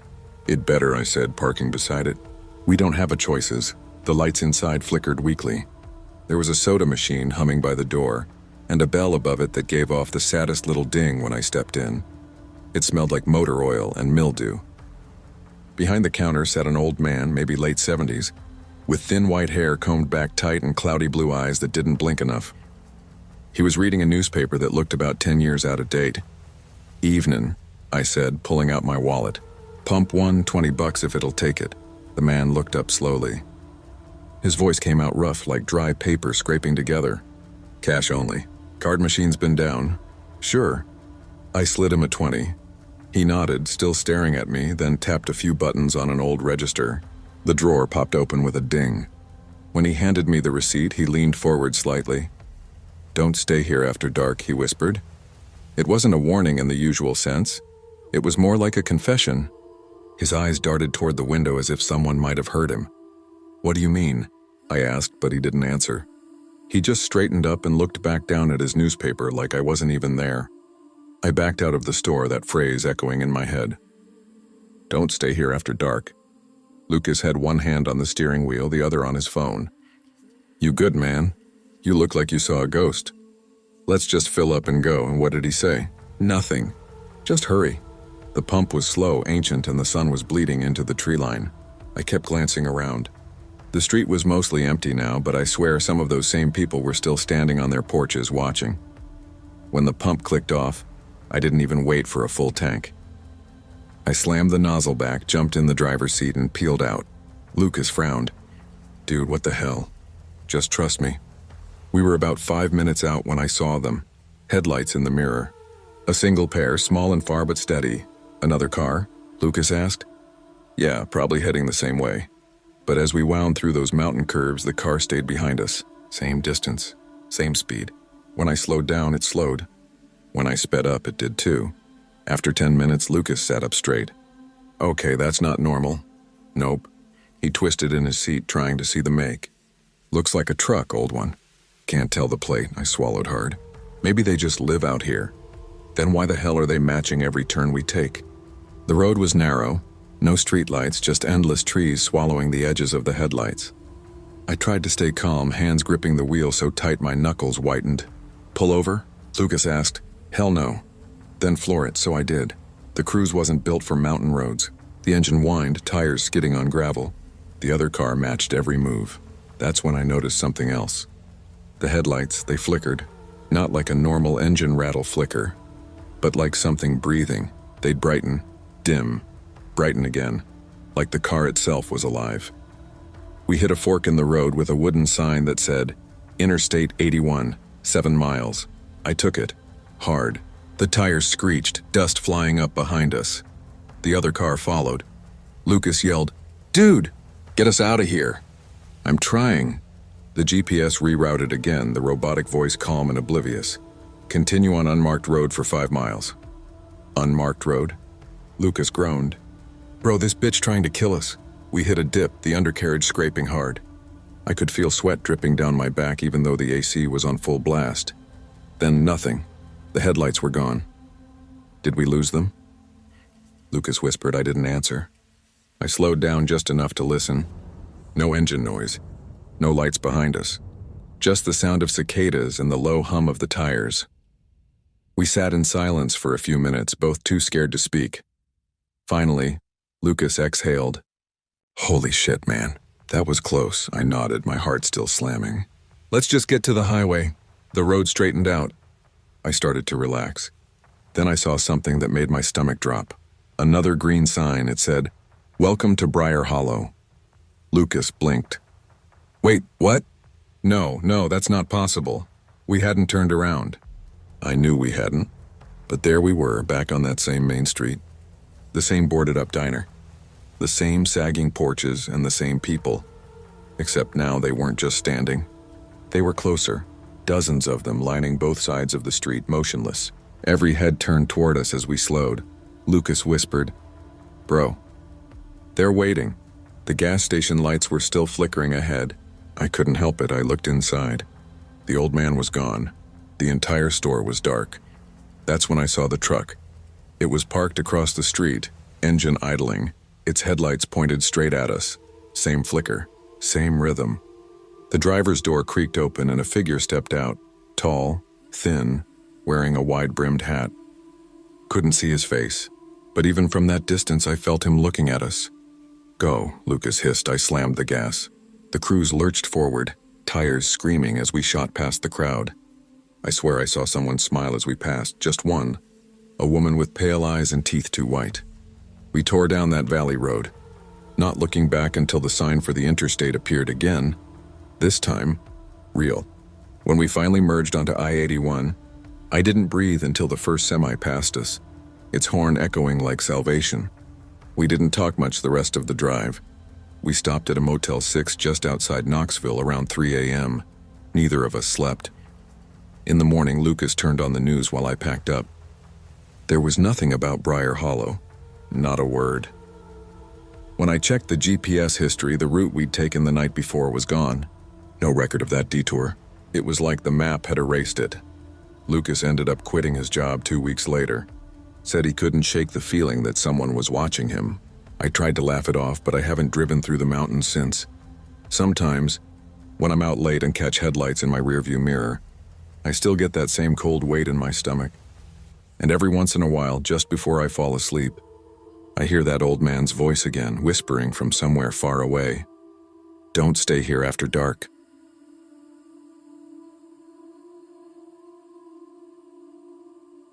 I never planned to drive across the country alone. The idea started as something brave and practical, and ended as something I'd never forget. I'd just turned 21, a music major from Eugene, Oregon, who somehow landed a partial scholarship at a conservatory in Philadelphia. The scholarship covered tuition but barely touched living costs. My family didn't have much. Dad worked as a mechanic, Mom did nights at a grocery store, and even though they wanted to help, I knew better than to ask for thousands to ship my stuff and fly east. So I decided to drive. 4 days, 2,800 miles. My beat-up 1994 Honda Accord packed tight with everything I owned. Clothes, some books, a cheap camping stove, and my baby. An antique Martin guitar I'd been paying off for 2 years. The plan sounded solid on paper. Drive 16 hours a day, sleep in the car, eat cheap, spend no more than $500 total. By the second day, it already felt like a mistake. The first night had gone fine. I'd crashed in a truck stop outside Spokane, half reclined in the driver's seat, trying to ignore the hum of diesel engines. But by the second day, somewhere in the endless emptiness of Montana, the thrill was gone. Every muscle in my body ached, my brain hummed like static, and the highway stretched so long it started to feel unreal. I remember looking out at miles of dry grass and hills the color of rust. Nothing but wind and open land. Sometimes a truck, sometimes a tumbleweed, sometimes nothing at all. I kept telling myself, "You're fine. You're safe. Just keep moving east." But the more I drove, the more I noticed how empty it really was. When I stopped at gas stations, people stared at my Oregon plates. Some friendly, some not so much. The way folks would pause in conversation when I walked in, it made me feel like an outsider dropped in from another planet. By the third night, I was somewhere in Wyoming, though I couldn't tell you where exactly. My hands shook from caffeine and exhaustion. I'd been chewing sunflower seeds to stay awake, talking to myself just to break the silence. My mom always said, "Never drive tired. That's worse than drunk." I believed her, but stopping felt worse. The moment I turned the car off, everything went too quiet. My gas light came on around midnight. The next exit sign said, Red Valley, 6 miles. Perfect, I thought. Civilization. But when I pulled off, Red Valley wasn't what I pictured. It was a one-road town tucked between low hills, a handful of buildings, an old diner, a feed store, a boarded-up motel, and a church with a flickering neon cross. The kind of place that probably hadn't been on a map in 30 years. The gas station was closed. So was everything else. I sat at the four-way stop, headlights sweeping across empty porches and rusted mailboxes. The air felt heavy, thick with that dry desert heat that clings to your skin long after sunset. I parked near the church, killed the engine, and sat there for a while, listening to the tick of cooling metal. There was a hand-painted sign stuck in the ground beside the steps. Free community meal. Tonight at 6 p.m., all welcome. God bless. It was past midnight. The event was long over. But something about the sign gave me a weird kind of comfort. People eat here, I thought. Normal people. It's fine. My stomach growled. I realized I hadn't eaten since noon. I rummaged through the cooler, found a bruised apple, and bit into it while staring at the church. Its windows were dark, except for one soft glow near the basement level. Maybe someone forgot a light on. After a few minutes, I decided I'd sleep there for the night. Church lots are usually safe. People don't mess with you if they think you're praying or something. I folded down the back seat, made a little nest with my blanket, and rested my head. For a while, all I heard was wind. Then faintly, I caught something else. Footsteps.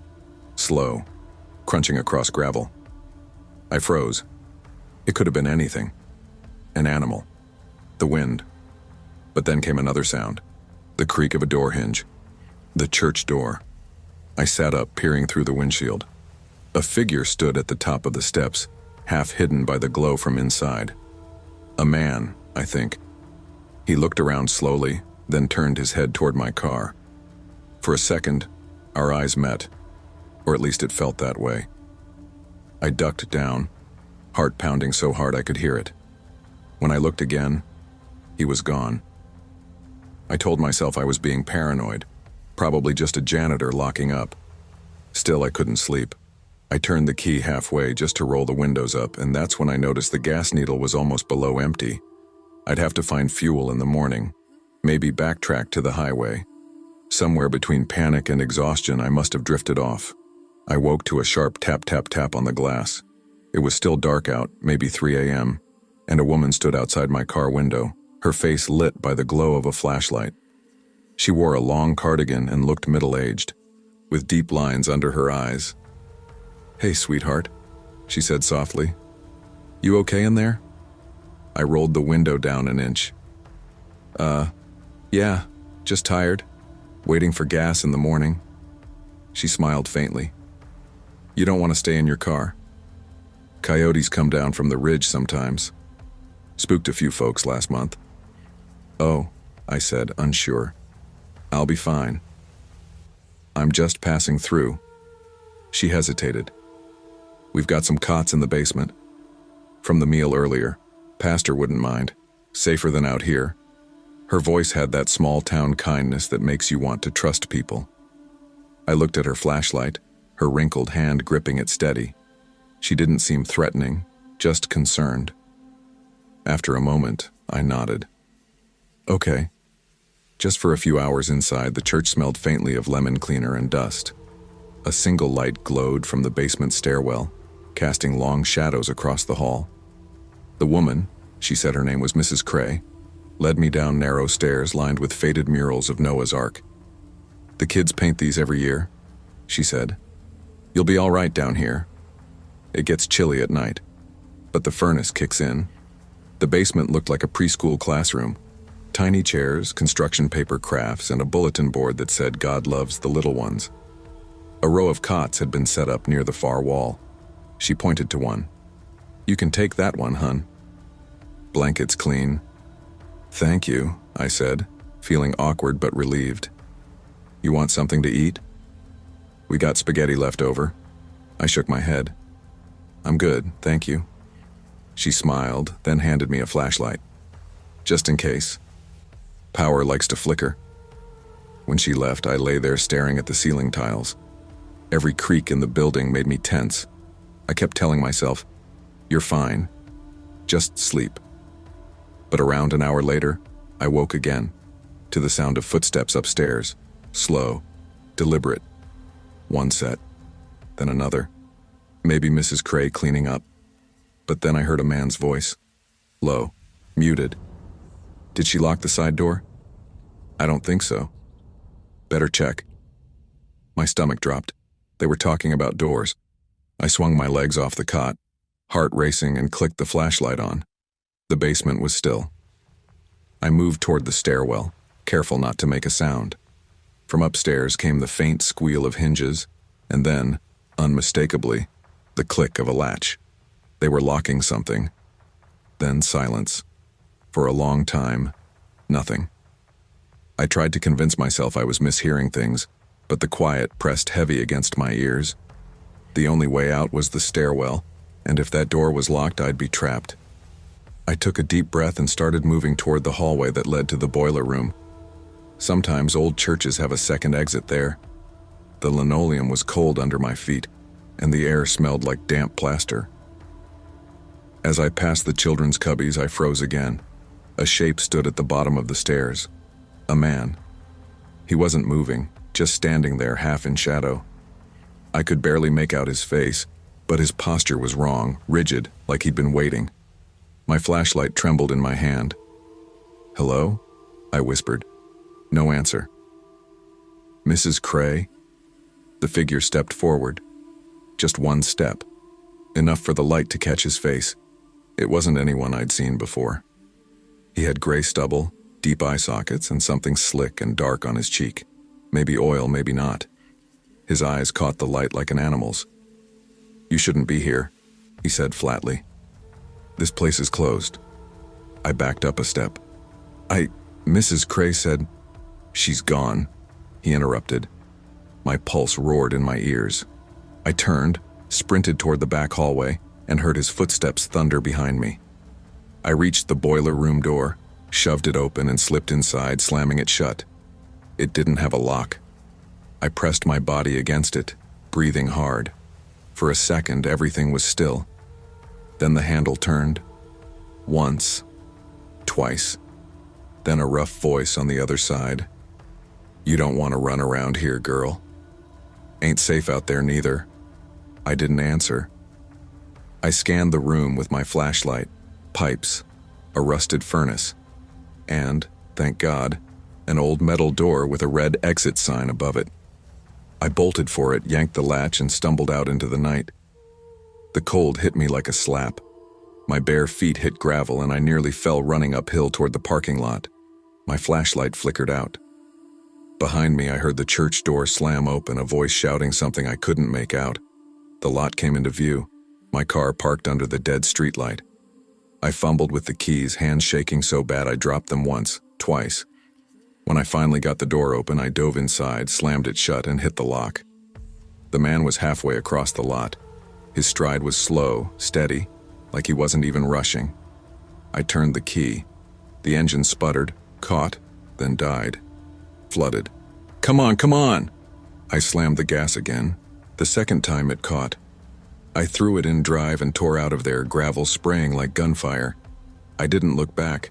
I drove until sunrise, the gas light blinking for miles before I finally reached a station outside of Chadron, Nebraska.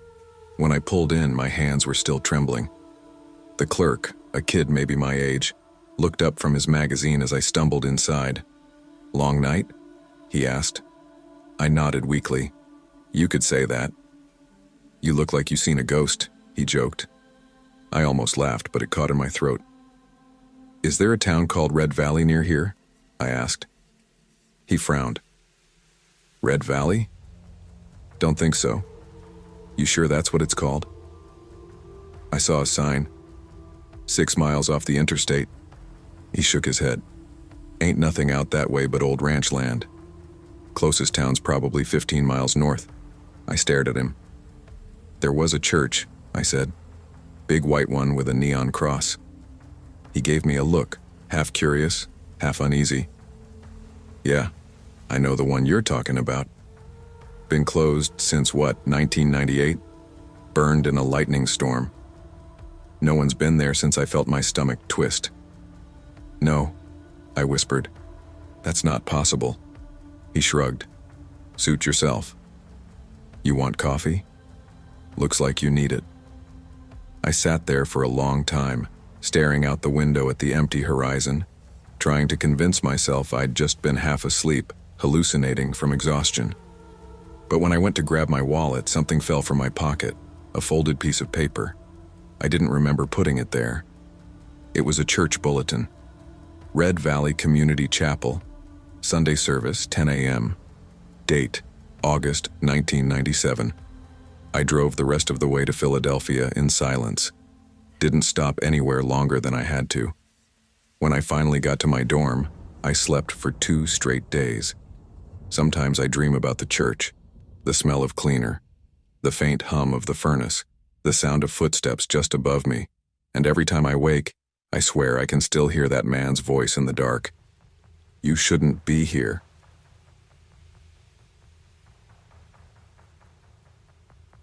Welcome, sleepy soul. I'm your storyteller tonight, here to help you drift into deep, peaceful sleep. Before we begin, don't forget to like the video and subscribe for more bedtime stories. Let me know in the comments where you're watching from and what time it is. And if there's a story you'd like to hear next, I'd love to know that too. I grew up in a small Midwestern town where the nights seemed quieter than anywhere else in the world. Maybe it was the way the cornfields on the outskirts swallowed sound, or maybe it was just my own imagination. But I remember lying awake at night in my bed and feeling like the whole world had gone still. holding its breath. And in that stillness, there was always me and my twin brother Joe. Joe and I were fraternal twins, though strangers often mistook us for identical when they saw us side by side. He had sharper features, a stronger jawline, and darker hair that always seemed to sit perfectly no matter how messy he claimed it was. I was a little softer in the face, lighter haired, with a tendency to look more tired than him, even when I wasn't. But growing up, we got used to the questions, the double takes, the awkward laughs when people asked if we could read each other's minds. The truth is, sharing a womb didn't make us psychic. What it did make us was close. Too close sometimes. Because while other kids had their own bedrooms, Joe and I shared one right up until we graduated high school. It wasn't because our house was small. We lived in a 2-story colonial-style place my dad was proud of with 4 bedrooms. But Dad had taken over one as his home office when I was about 6. He was a lawyer who worked long hours and often came home with stacks of files. He'd close the door and we weren't supposed to bother him. Mom said we had to respect his space because his work put food on the table. That was her phrase. So the spare room never belonged to us, which meant Joe and I had bunk beds. I had the top bunk, he had the bottom. That setup defined so much of our teenage years. Joe hated how I'd climb down in the middle of the night to use the bathroom, my feet sometimes grazing his arm as I fumbled for the ladder in the dark. I hated how he tossed and turned in his sleep, making the mattress springs creak and shake, jerking me awake over and over again. Sometimes I thought about what life would have been like if we each had our own space, if I didn't have to breathe the same air as him every night. But then again, I think part of me would have felt lost without him so close by. By the time we were 15, our routines were carved in stone. Joe was the social one, always out with friends, always texting girls, the kind of kid teachers liked but also kept a careful eye on. I was quieter, more bookish. I didn't go out much. I had a few close friends, but mostly I stayed in and played games on my old Android phone. I'd downloaded an emulator app and spent hours replaying NES games, their blocky graphics and simple soundtracks comforting in their predictability. The summer of our 15th year was hot, the kind of heat that clung to your skin, made the walls of the house feel damp and turned nights into long stretches of restless tossing. Joe hated it. He'd strip down to boxers and kick the blankets off, grumbling about how the ceiling fan barely did anything. I'd lie on the top bunk, staring at the faint glow of the streetlight outside our window, listening to his breathing below me. And then came the night I can never forget. That evening, Joe had gone to bed earlier than usual. It was odd because he usually stayed up texting, his phone buzzing constantly.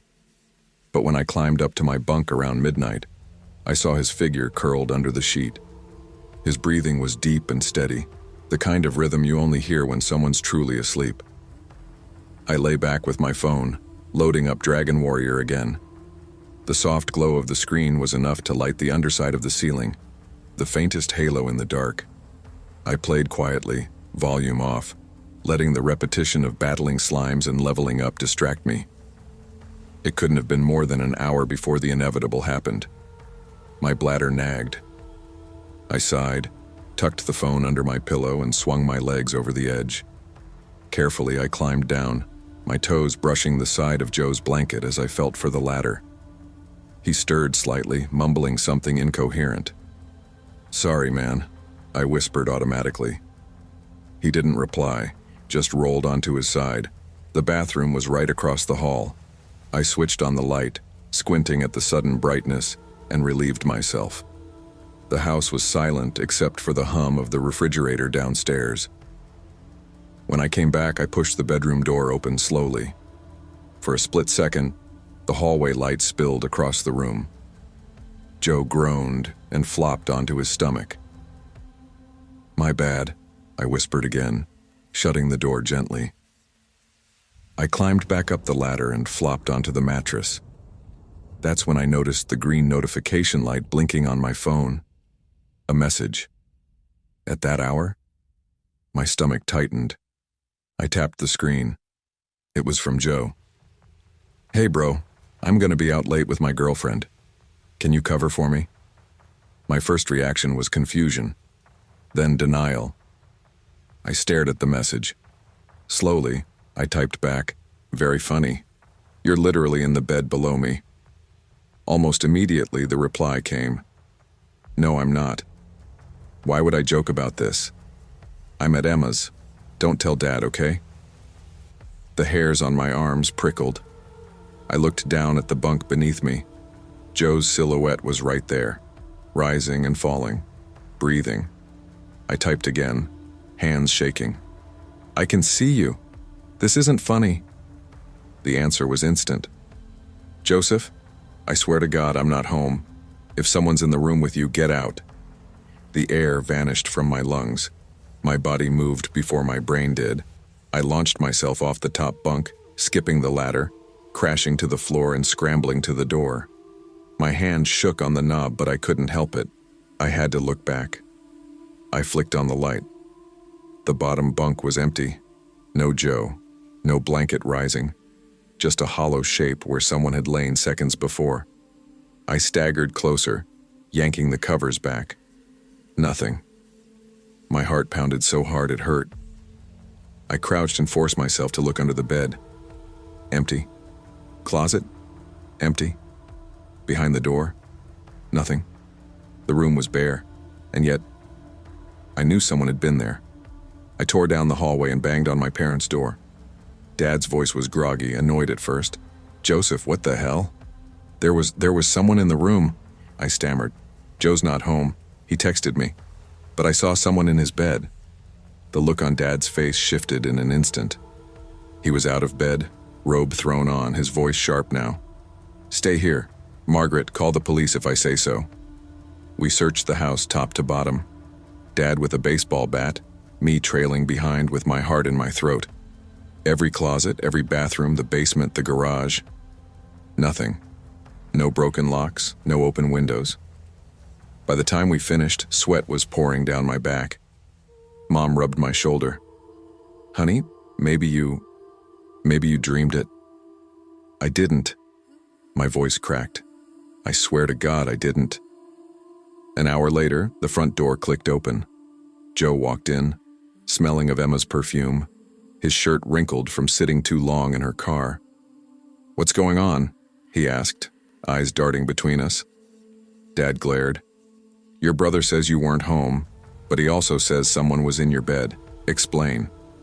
Joe frowned. "I wasn't home. I told him. I was at Emma's." My throat tightened.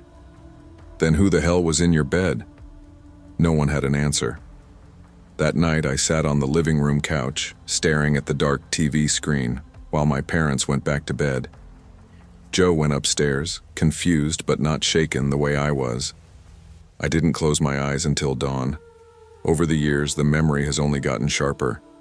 I still hear the sound of breathing when I wake in the dark. I still see that shape under the covers. Sometimes, when I visit my parents' house now as an adult, I stand in the doorway of our old room and feel that same cold in my chest. The bunk beds are gone, replaced with a guest bed. But I can't shake the thought that if I turned off the lights and listened, I'd hear the faint sound of someone shifting under those sheets. And worst of all, sometimes even in my own apartment miles away, I wake to the sound of someone breathing in the room with me. Slow, deep, familiar, even though Joe isn't there. I never thought one night could change the way I saw the world, but that's exactly what happened. My name is Nathan Cole, and when this took place, I was 15 years old. My younger sister, Lily, was 10. We lived in a quiet neighborhood on the outskirts of Brookhaven, Massachusetts, the kind of place where people leave their doors unlocked and think bad things only happen somewhere else. But bad things can happen anywhere. Our house was a modest, 2-story colonial, white siding with blue shutters tucked away at the end of a cul-de-sac.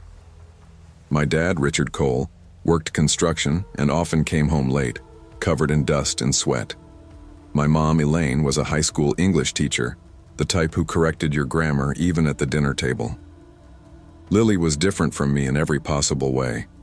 Where I was sarcastic, impatient, and always glued to my guitar or video games. She was quiet, dreamy, and still believed in things I had long outgrown. Monsters, ghosts, fairies. Her imagination had no brakes. She'd spend hours drawing princesses or telling me about the shadows she thought lived in her closet. I usually teased her for it, but deep down I knew she was sensitive in ways I wasn't. That Saturday in January 2019, my parents were invited to a colleague's anniversary party in Providence, Rhode Island. It was supposed to last late into the night, so they told us not to expect them back before 3 in the morning. Before leaving, Mom gave me her usual speech in the kitchen. "Nathan, you're in charge tonight. No junk food after 11. Lily goes to bed by 10. And please don't let her stay up watching those superhero movies. She'll be wired all night." I smirked. "Relax, Mom. I've got this." Dad put a hand on my shoulder. "Just keep the doors locked. You've got our numbers if you need anything." "We'll be fine," I said. They kissed Lily goodbye, and then the door shut behind them. The house instantly felt quieter, bigger, and emptier. Lily begged to watch Avengers: Infinity War in the living room. I caved, of course, popping popcorn while she curled under a blanket. For a couple of hours, everything was normal. We laughed, argued about which Avenger was cooler, and forgot that we were technically unsupervised. By the time the credits rolled, it was close to 11:30. Lily was yawning, rubbing her eyes. "Bedtime," I told her. She groaned. "Just one more episode of something, please?" "Nope. Mom's orders. Teeth brushed, then bed." She stomped upstairs reluctantly. I stayed back, flipping over to Logan, one of my favorite movies. It was darker, definitely not Lily material. When it ended, I glanced at my phone. 2:04 a.m. I stretched, rubbing my eyes, and started gathering the popcorn bowls when I heard soft footsteps on the stairs. I turned. Lily was standing halfway down, her face pale. "What are you doing up?" I whispered. She didn't answer right away. Her hands fidgeted with the hem of her pajama shirt. Finally, she said, her voice trembling, There's someone in my closet."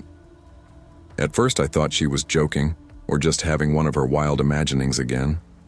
But Lily wasn't the type to pull pranks, especially not at 2 in the morning. "Lily," I sighed, trying to sound calm, "you probably just heard the house creaking." "It's windy tonight."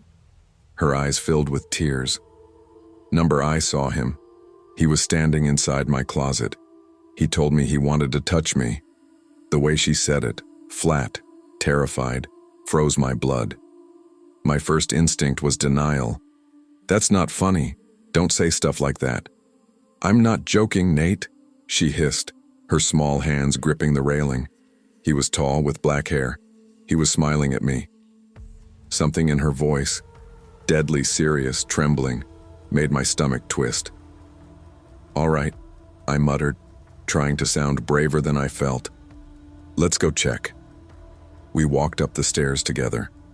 The hallway was dark, except for the faint glow of the nightlight near Lily's room. My heart was hammering against my ribs, but I kept telling myself it would be nothing. Maybe she saw her jacket hanging weird or shadows playing tricks. When we reached her room, I flicked the light switch. Her room lit up. Pink curtains, a small bookshelf, stuffed animals scattered on the floor. Everything looked normal, except for the closed closet door on the far wall. I walked over slowly. Lily stayed near the doorway, clutching the frame. "See?" I said, forcing a smirk. "Nothing here." I grabbed the doorknob and yanked it open. What I saw made my stomach drop. Inside, hunched slightly beneath the top frame, was a man. He was tall, easily 6 feet, with greasy black hair hanging past his shoulders. His face was gaunt, his skin pale, with dark stubble covering his jaw. His eyes were wide, unblinking, staring right at me. He looked mid-40s, rough, built like someone who'd done hard labor. And he was smiling. A smile that didn't belong in a child's bedroom. For a split second, I froze. My brain couldn't process it. This wasn't supposed to happen in real life. Monsters under the bed weren't real. Strangers didn't just appear in locked houses. Then rage boiled up inside me. He'd been watching my sister sleep. He'd told her he wanted to touch her. I didn't think. I lunged, my fist connected with his throat. He gagged, stumbling forward. I shoved him hard into the wall, adrenaline screaming in my ears. "Run, Lily!" I shouted. She bolted, screaming down the hall. The man gasped, clutching his neck, but he was stronger than I expected. He swung wildly, his hand grazing my jaw. Pain shot through my face. I stomped down on his shin, then drove my knee into his stomach. He collapsed, wheezing. I didn't stop. Rage took over. I kicked his face once, twice, again and again until blood sprayed across the carpet. His nose bent at an unnatural angle, his breath ragged. But something about him terrified me more than the violence. He wasn't fighting back the way you'd expect. He just kept smiling through the blood, his eyes fixed on me like I was some kind of game. I backed away, heart racing, then ran after Lily. She had locked herself in the upstairs bathroom, sobbing. I pounded on the door. "It's me. Open up." She cracked it open and I slipped inside, slamming it shut behind me. My hands were shaking as I pulled out my phone and dialed 911. The operator answered. "There's a man in our house," I gasped. "He was in my sister's closet. He tried. Please, you need to send someone now." They assured me police were on their way. I called my parents next, blurting everything out through tears. Mom screamed into the phone, telling me to stay put, that they were coming back immediately. We sat in silence, huddled on the bathroom floor, listening. For minutes, nothing. Then faint sounds, the creak of floorboards, slow footsteps in the hall. Lily buried her face in my chest. I held her tight, praying the lock would hold. 10 minutes felt like an hour. Finally, sirens. Red and blue lights flashed through the bathroom window. Police stormed the house. An officer escorted us downstairs. I was shaking so hard I could barely speak as I explained what happened, describing the man in detail. Mid-40s, tall, greasy black hair, pale, built. They searched Lily's room, the closet, the hall, the basement, the entire house. He was gone. Not a window broken, no signs of forced entry, just a smear of blood on Lily's bedroom carpet where I'd hit him. "Are you sure you saw someone?" one officer asked gently. I snapped. "I didn't imagine this. He was there. I hit him. He bled on the floor." They exchanged looks but didn't argue. One officer stayed parked outside until dawn. A week passed. I barely slept. Lily refused to go near her room, sleeping in mine instead. Every creak of the house made us jump. Then the call came. The police told my parents they had arrested a man in Danbury, hiding in an abandoned shed. His name was Gerald Pike, 46 years old, a drifter with a history of trespassing, burglary, and child endangerment. He matched my description exactly. He'd been breaking into houses for months, sneaking into children's rooms at night. If Lily hadn't seen him, if I hadn't opened that closet. The thought still makes me sick. It's been months, but I can't walk past Lily's room without picturing that smile in the dark. I keep wondering how long he'd been there, how many nights he might have been watching her without us knowing. Lily's quieter now. She doesn't talk about fairies or monsters anymore. She just keeps her closet door nailed shut. As for me, I don't sleep much, because sometimes in the silence of 3 a.m. I swear I hear the creak of floorboards, and I wonder if maybe he wasn't alone.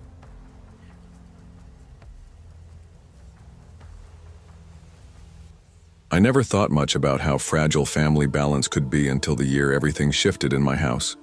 Back then, I was 17 and living in the small town of Millhaven, tucked between wide cornfields and quiet stretches of two-lane roads. It wasn't a remarkable town by any means.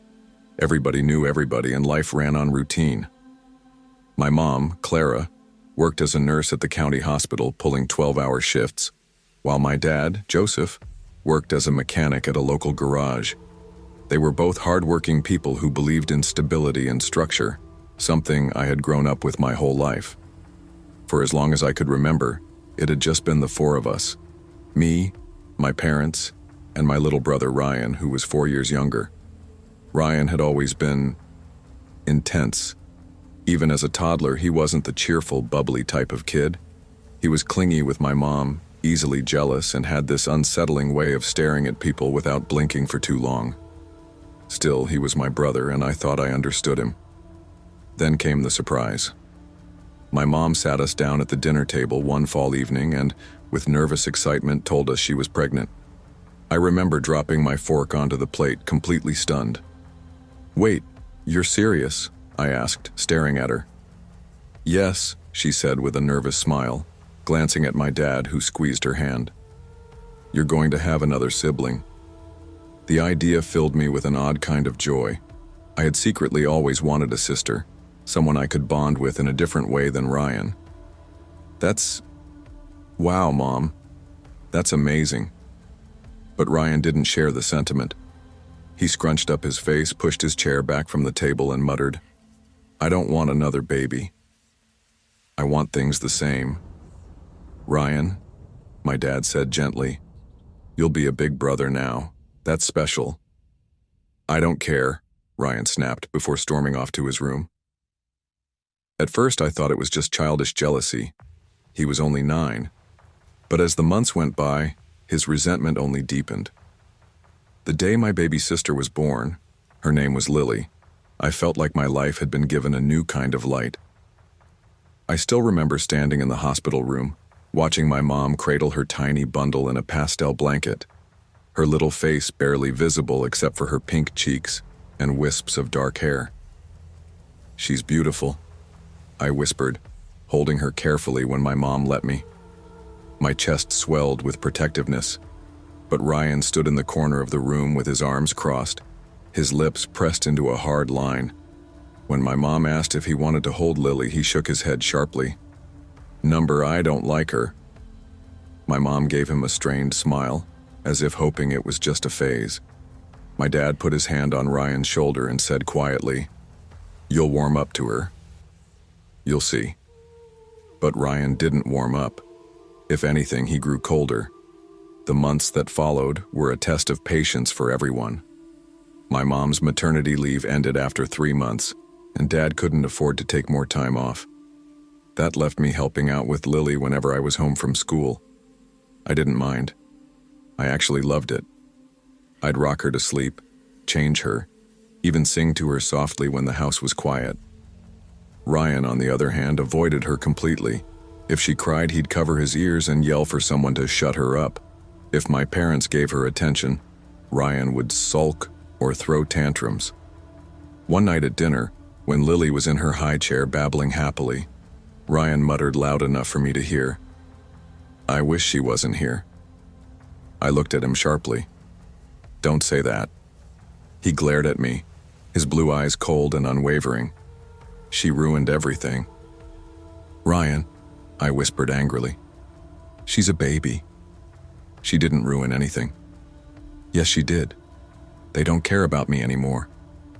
"That's not true, and you know it." His lips curved into the faintest smirk. "You'll see." The way he said it made my stomach twist. That summer, everything escalated. One afternoon, my parents both had shifts at work. My grandmother usually came by to babysit when they weren't around, but that day she had an appointment she couldn't miss. My parents asked me to look after Ryan and Lily for a few hours.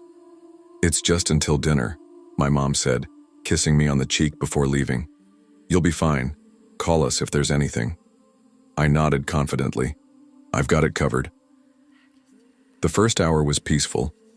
Lily had fallen asleep in her crib upstairs, and I was tidying up the living room while Ryan played with his action figures on the floor. The TV played softly in the background, the house quiet except for the occasional sound of cicadas buzzing outside the open window.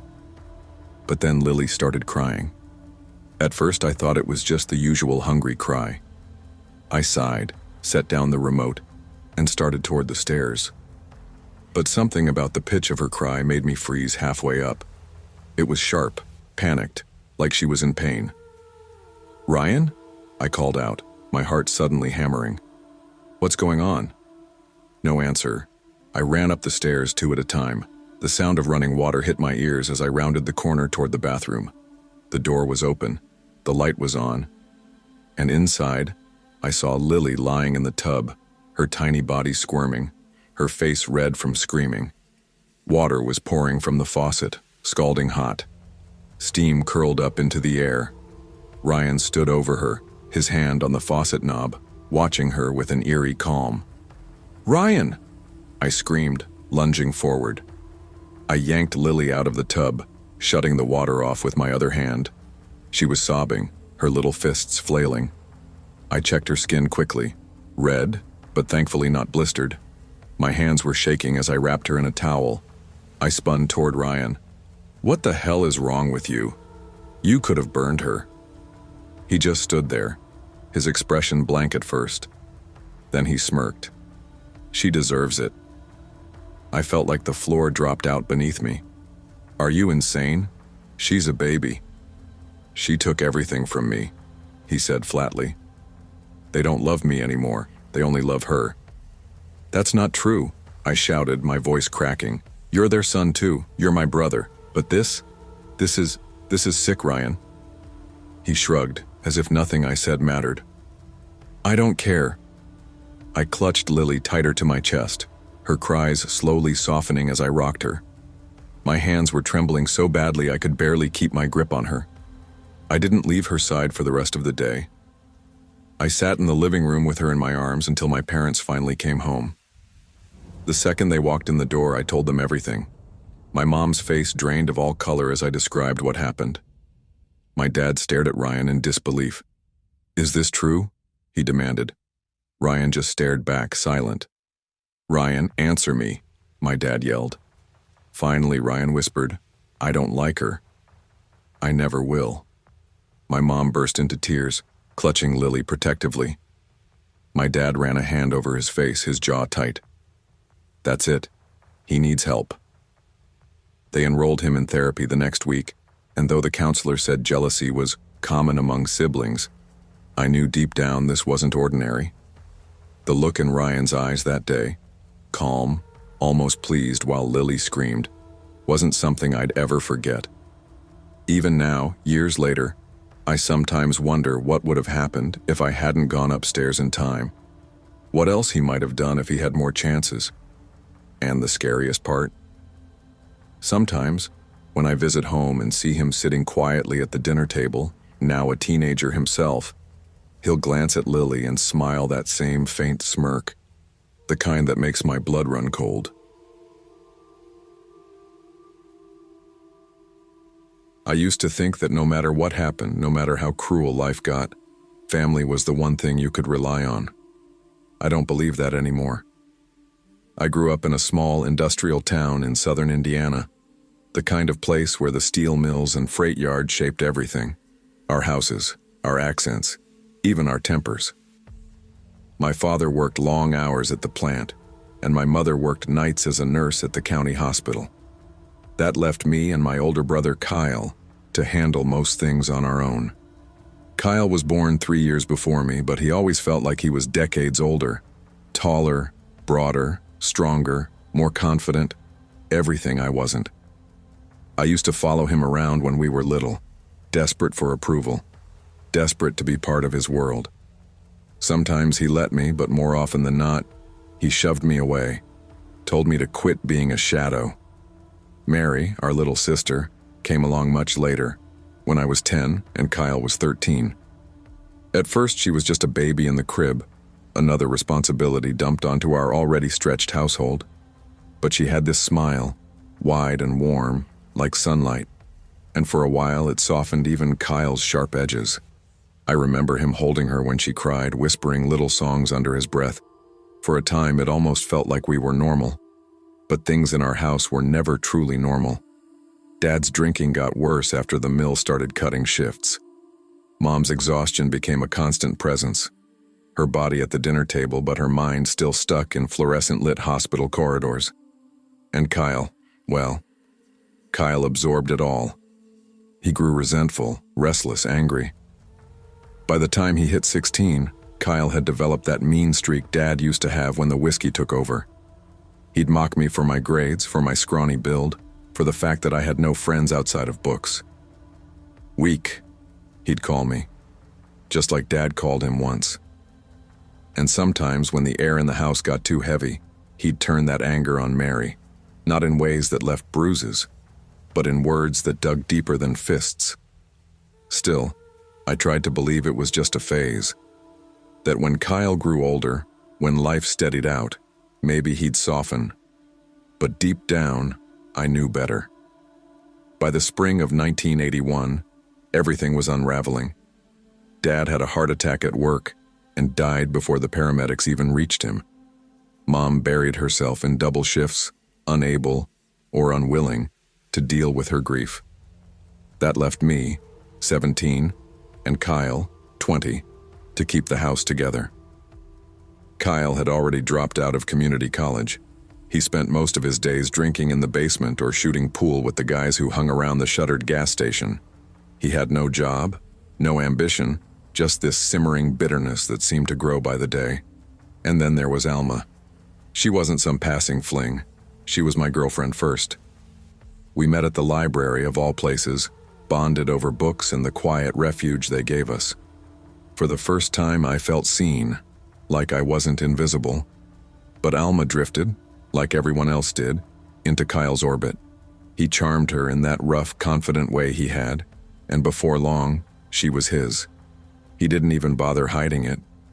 I can still hear the words he threw at me one night when I confronted him. "Face it, little brother. She was never going to stay with a weakling like you."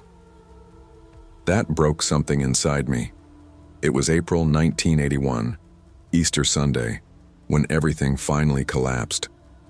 Mom had insisted we host dinner at the house.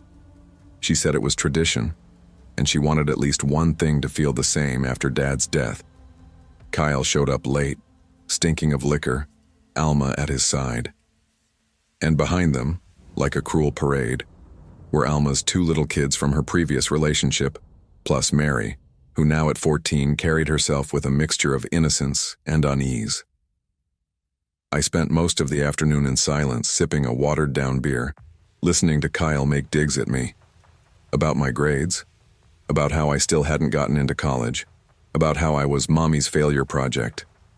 Mom tried to shut him up, but her voice carried no weight anymore.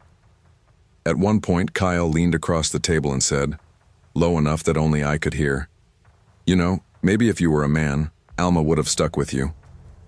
But she made the right choice. I remember my fork trembling in my hand. I remember Mary's eyes flicking toward me, like she could feel the storm building. After dinner, the kids ran off to hunt for Easter eggs in the backyard. The sun was dipping low, shadows stretching across the patchy grass. Inside, Mom and Alma were clearing dishes. Kyle leaned back in his chair, smirking at me like he had won some invisible war. That was the moment something in me gave way. I excused myself, went upstairs to my room, and opened the old wooden trunk at the foot of my bed. Inside, wrapped in an oilcloth, was Dad's .357 revolver. He had kept it for protection, though we all knew it was more of a threat during his drunken rages than any real defense. I hadn't touched it in years.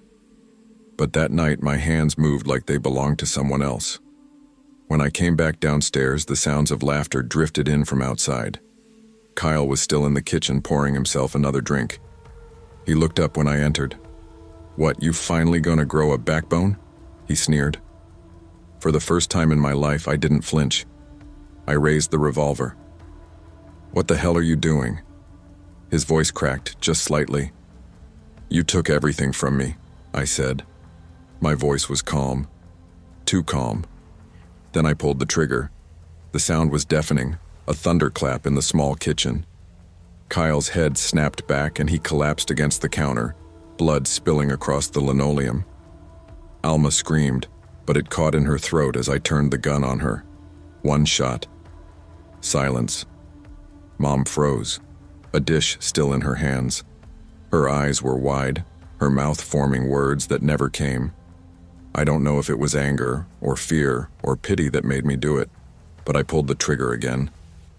By then, the children had come running, their laughter replaced with shrieks of terror, as they saw the carnage in the kitchen. Mary's voice rose above the others.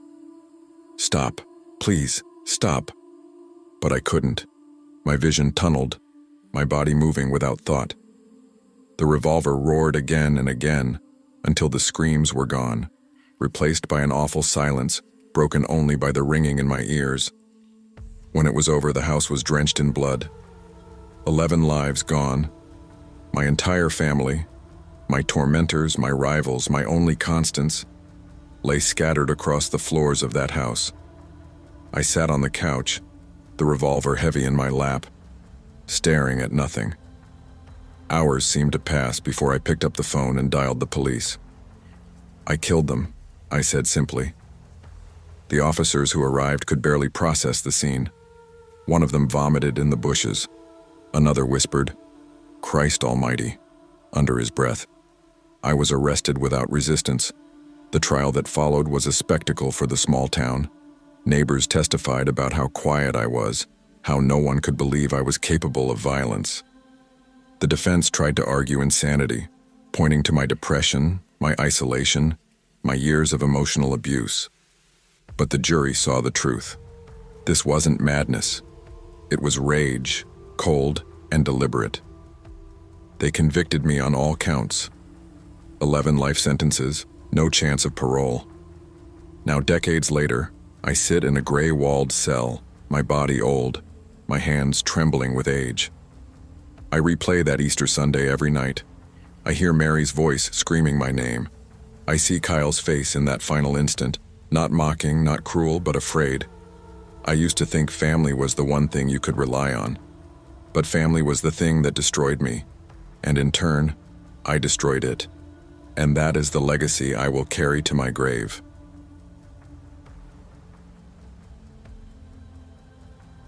I never thought my life would be defined by a single night. My name is Aspen, though most people call me Asp. I grew up in a quiet town in Pennsylvania, a place where neighbors smiled politely and gossip spread faster than weeds on a summer lawn. On the surface, my family looked ordinary.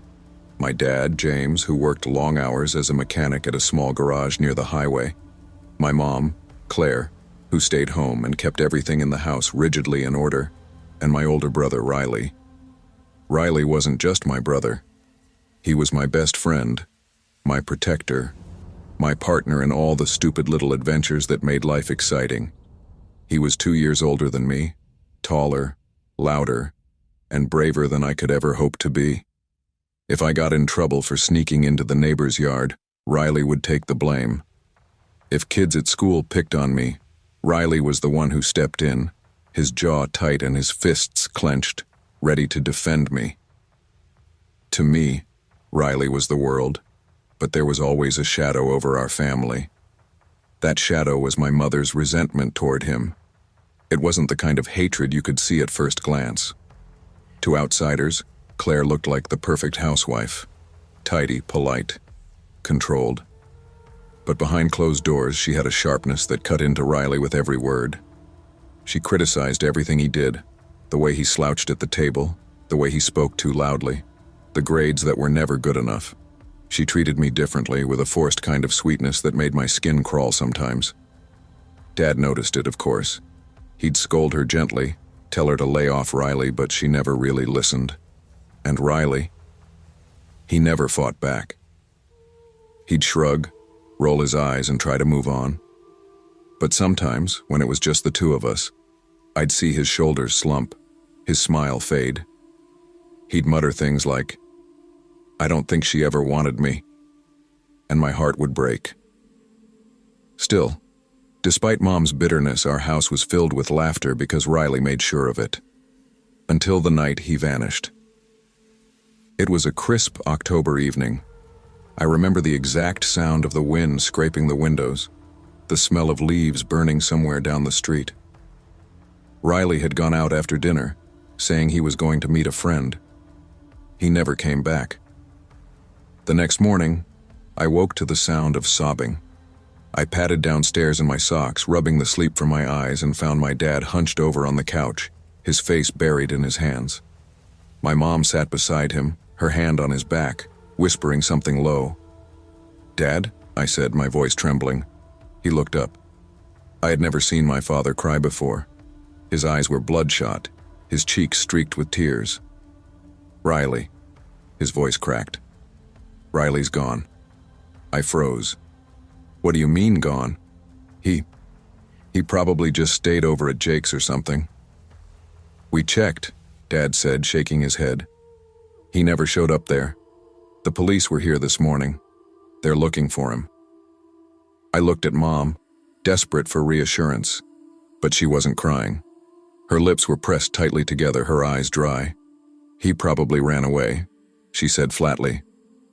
Dad turned to her, his expression pained. "Claire." "Well, what else would you call it?" she snapped. "He's always been reckless." I couldn't believe what I was hearing. My chest tightened, tears stinging my eyes. "He wouldn't leave me," I whispered, not without saying anything. But the days stretched into weeks and Riley didn't come back. Flyers with his face on them littered telephone poles. The police interviewed everyone they could think of, but no leads ever surfaced. Eventually, the case went cold. Our home turned into a ghost house. Dad spent nights in the garage drinking alone. I cried myself to sleep more times than I could count. And Mom? She seemed lighter, like a weight had been lifted. She cleaned more, hummed while she cooked, carried herself as if a storm had passed. It made me sick. Months later, one night in December, something happened that changed everything. I couldn't sleep. I tossed in bed, staring at the ceiling, the cold air biting at my cheeks. The house was too quiet, unnaturally so. Then I heard it. Footsteps. Fast, light. Inside my room. My breath caught. I sat up slowly, squinting into the darkness. And then I heard it. A laugh. "Pranked ya." I froze, my blood turning to ice. That voice. I'd know it anywhere. "Riley?" I whispered. He was standing at the foot of my bed, his hair messy, his grin wide, his presence so familiar it made my chest ache. I stumbled forward, nearly knocking over my lamp. "Where were you? Do you know how scared we were? Do you know what—" But Riley just laughed harder. Not his usual laugh. This one was sharper, broken, like glass under pressure. "Come on, Asp," he said. "Let's go play in Mom and Dad's room." The request was strange. We never played in their room. But I'd missed him so much I didn't question it. Maybe it was him. Maybe I was dreaming. We ran down the hall and burst into my parents' room. I leapt onto the bed, shouting, "Dad, Mom, look, it's Riley, he's back." Dad sat up groggily, blinking in confusion. "Aspen, what are you talking about? There's nobody there." I turned, pointing desperately. "He's right here. Don't you see him?" Dad's face broke. He pulled me into his arms, whispering, "You're just dreaming of him, sweetheart. It's okay. I miss him too." But Mom wasn't looking at me. She was staring directly at Riley. Her face had gone pale. Her lips trembled. Her eyes widened with a terror I had never seen before. "You see him?" I hissed. "You see him too." Riley's grin widened unnaturally, splitting his face. His teeth turned black, jagged. His eyes glowed red, his pupils swallowed by shadow. He sat down. On the exact spot on the bed, the exact time of night. My mother let out a strangled sob, because that was the place. That was the night she killed him. I didn't understand at first. My brain refused to piece it together, but as I watched my mother crumble, as Riley's twisted grin locked onto her, I realized. Her hatred, his disappearance, her strange relief afterward. "Mom?" My voice cracked. "What did you do?" She didn't answer. She didn't have to. Riley's voice, deeper now, colder, filled the room. "Now she sees me too." And then he was gone. Life after that night was a slow collapse. Dad never knew the truth, but suspicion ate at him. He and Mom drifted apart, their marriage decaying until the house felt like a war zone of silence. I carried the weight of what I'd seen, the knowledge that my mother had taken Riley from me. I hated her. I hated her more than words could ever express. But the worst part? Riley never really left. Some nights I'd wake to footsteps in the hall, a low laugh outside my door, a shadow leaning just beyond the light. He was there, lingering, waiting, and every time I knew he wasn't just haunting her. He was haunting me too.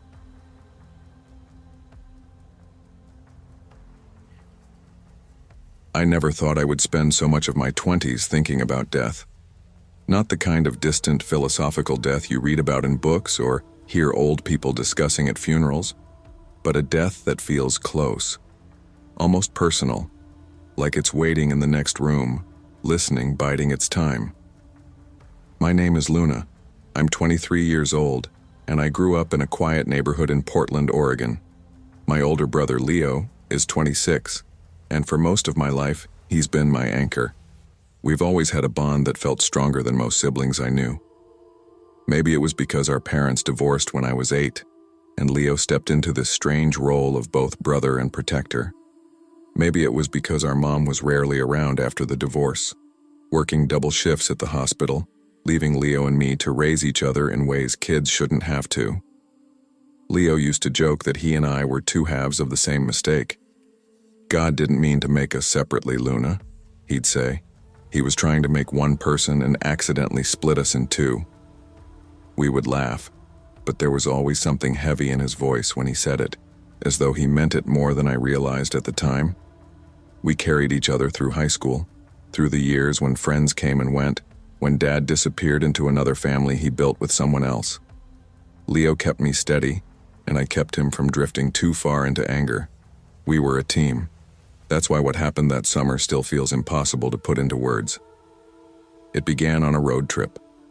Leo had been saving up from his job at an auto shop, and I had just finished a miserable year of college where I felt like I didn't belong anywhere. He told me, "Let's get out of Portland for a while. Just drive until the car doesn't want to drive anymore." I said yes because I always said yes to Leo. We drove east, crossing mountains, cutting through small towns that looked half abandoned, stopping at cheap motels that smelled of bleach and cigarettes. For a week, it was perfect. Just us, bad diner coffee, and long conversations about who we wanted to be. Then came that night in Boise. We'd pulled over at a gas station just past midnight. The parking lot was lit by 2 buzzing lamps, and the store itself was empty except for a sleepy cashier. I went inside to grab snacks while Leo stayed by the car. When I came back out, I saw him standing frozen near the pump. He wasn't looking at me. He was staring at someone across the lot. At first, I thought maybe it was a stranger messing with him, but then my heart stopped. The man standing across from Leo looked exactly like him. Not kind of like him. Not same haircut or similar face. No, he was Leo. Same shoulders, same crooked nose from when he broke it in middle school. Same scar along his jawline. He even had the same posture. The same way his arms hung slightly tense at his sides. They stood facing each other, perfectly mirrored, like 2 versions of the same photograph brought to life. I froze, holding a bag of chips in one hand and a bottle of water in the other. The stranger, or whatever he was, spoke first. His voice carried across the empty lot, and it was Leo's voice. "Who are you?" My brother didn't answer. His lips parted, but no sound came out. The other Leo tilted his head, studying him, eyes narrowed with disbelief. I swear I saw something flicker across his face, like recognition, like he thought my Leo was the imposter. I whispered, "Leo," but he didn't move. The silence stretched, unbearable, and then suddenly my brother backed away. His hands shook, his chest rising and falling like he couldn't breathe. And then he ran. He ran straight past me into the car, slamming the door and fumbling with the keys. "Go, Luna!" he shouted. His voice cracked. I scrambled into the passenger seat, and before I could even shut the door, he peeled out of the lot, tires screeching against asphalt. I twisted in my seat to look back. The other Leo was still standing there under the buzzing light, unmoving, watching us leave. His face, my brother's face, looked almost disappointed. That night, Leo couldn't sleep. He sat on the edge of the motel bed, head in his hands, whispering. It wasn't real. It wasn't real. Tell me it wasn't real. I didn't know what to say. I had seen it too. When he finally looked up at me, his eyes were red. "Luna," he said quietly, "if you meet your double, it means you're going to die." I've heard that before. People say it's an omen. I tried to brush it off. "That's just some old superstition. You're fine." But he shook his head. Number, I could feel it. It wasn't just someone who looked like me. It was me. Like God made two versions, and now he's trying to fix the mistake. His words made my chest tighten, because he sounded exactly like he did when we were kids, when he'd whispered to me that we weren't supposed to exist separately. The days after that were unbearable. Leo started to change. His body ached. His skin dried and cracked like he was aging faster than he should. At first I thought it was just stress, but it got worse each day. He said his chest felt heavy, like his lungs were turning to stone. We went to doctors, but no one could explain it. They said it looked like some kind of autoimmune condition, but couldn't identify it. One doctor even muttered, "I've never seen anything like this before." Leo grew restless, desperate. He started working out obsessively, swallowing handfuls of vitamins, trying anything to fight whatever was happening to him. I would wake in the middle of the night to find him standing in the bathroom, staring at his reflection, touching his face like he was checking if it was still his own. And sometimes, when the lights flickered in the mirror, I swear I saw another figure standing just behind him. The worst came one night when Leo woke up screaming.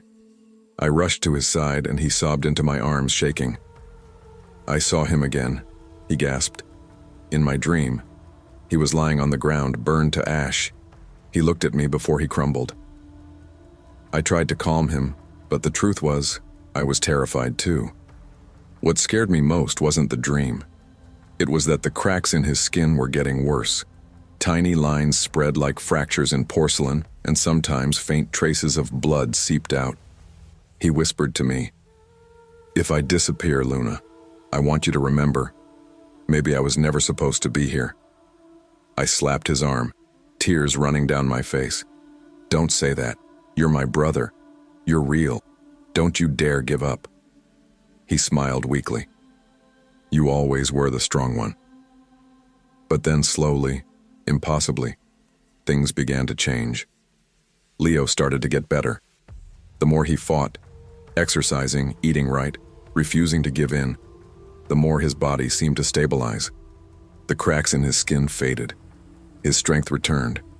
Within weeks, he looked healthier than ever, almost glowing.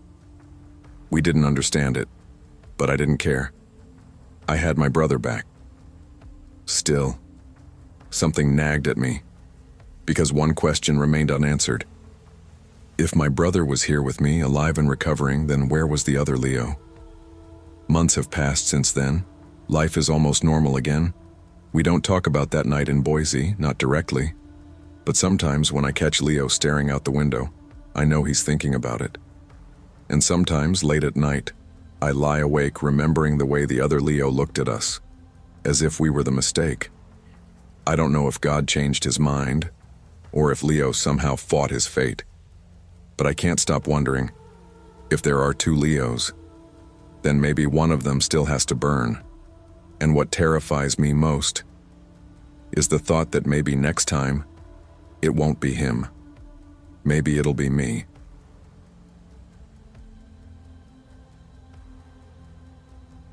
I never used to think twice about babysitting my little sister. I was 14 when Nora was born. There's a big age gap between us, 12 years, and by the time she came into the picture, I was already used to being the only kid in the house. My parents hadn't even planned for another child. Mom told me once that Nora was their little miracle. At first, I didn't know how to feel. I'd grown so used to being the center of my parents' world, the one they came to school plays for, the one who filled every inch of the refrigerator with drawings and report cards. But when Nora came along, something in me changed. She was tiny, fragile, this little bundle who clung to me every time I held her. I became protective of her almost instantly. By the time she turned 2, I had taken on this role somewhere between older brother and part-time babysitter. Mom and Dad both worked long shifts, Dad at the fire department and Mom as a nurse in the ER, so evenings and nights often fell to me. I didn't mind. I actually liked watching her. She was funny, sweet, and just old enough to toddle around the house and repeat little words in her squeaky voice. But then things started happening. It was a Thursday evening when I first realized something about her wasn't normal. We were sitting on the couch in the living room of our house in Maplewood, Illinois, watching one of her favorite cartoons. She sat cross-legged with her blanket bunched in her lap, her big brown eyes glued to the screen. I was scrolling through my phone, half paying attention, when she tugged at my sleeve and said in her tiny chopped-up words, "Hungry. Hungry." "All right, kiddo," I said, sliding my phone into my pocket. "Let's get you some dinner." I headed into the kitchen. It was one of those narrow suburban kitchens with white cabinets and a small counter that looked out toward the living room. I started pulling out some pasta when suddenly, Nora screamed. Not just a little startled cry, but a blood-curdling, throat-tearing scream that jolted me like an electric shock. I dropped the box of pasta, heart hammering, and sprinted back into the living room. She was sitting on the couch, wide-eyed. "Nora, what's wrong? What happened?" I asked, scanning the room, ready to see someone behind the curtain or a shadow at the window. But there was nothing. She paused, then her face twisted into this eerie little grin I'd never seen before. And she said, clear as day, no stumbling, no toddler stammer, "I got you." I froze. She was 2 years old. At that age, her speech was always jumbled, words broken up into pieces, but that sentence came out as crisp and perfect, as if she'd been rehearsing it. I forced a laugh, though my chest was tight. "You scared me half to death, Squirt," I muttered, ruffling her hair. But inside, something gnawed at me. A couple of nights later, it happened again. I was at the counter chopping vegetables for dinner when I felt tiny footsteps pattering across the linoleum. Nora toddled in, clutching her stuffed rabbit by its ear. "Danny," she said suddenly. My head snapped around. "My name isn't Danny, it's Mateo." "What?" I asked slowly. She pointed toward the dim hallway. "There's a man in the hallway." My blood turned to ice. The knife trembled in my hand. I stared at the hallway, half expecting someone to step out. My brain raced. Was someone in the house? Had a door been left unlocked? I grabbed the only thing I had, a butter knife, and forced my legs to move. Each step toward the hallway felt like walking underwater. The light from the kitchen barely reached past the entry, leaving the corridor shrouded in shadows. I swallowed, holding my breath as I peeked around the corner. Nothing. Just the empty stretch of beige carpet and the doors to the bedrooms. Still, I couldn't shake the feeling that something had been there. When I came back, Nora was smiling. A strange, satisfied smile. Things escalated over the weeks. Sometimes we'd be playing on the floor with her blocks and she'd suddenly stop, stare at the wall, and whisper, "Baby on the wall." Other times, she'd giggle at nothing. Not just a baby's giggle, but a deep, unsettling laugh. Sharp and almost mocking. The kind of laugh that made my skin crawl. The worst was one night at 3 in the morning. I had been up late studying for a biology test when I heard her crying from her room. "Nora," I whispered, stepping into the dark nursery. The nightlight cast the room in a faint orange glow. She was sitting up in bed, her cheeks wet with tears. When she saw me, she pointed toward her closet. The man in the closet. I froze.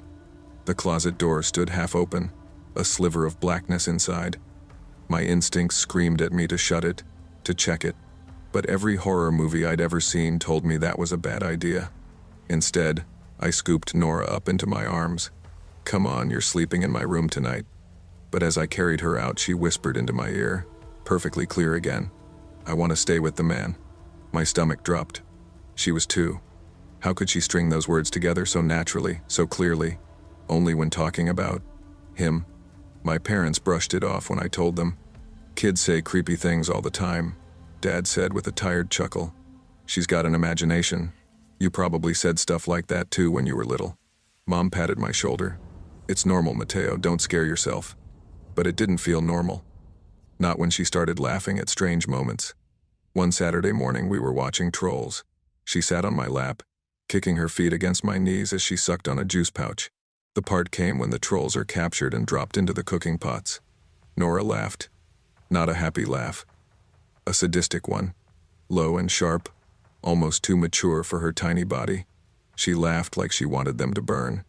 I froze, goosebumps breaking across my skin. When the trolls escaped later in the movie and everyone was celebrating, I glanced down at her. Her expression wasn't joy, it was disappointment. And it kept happening. Her clear speech, the strange smiles, the late-night whispers.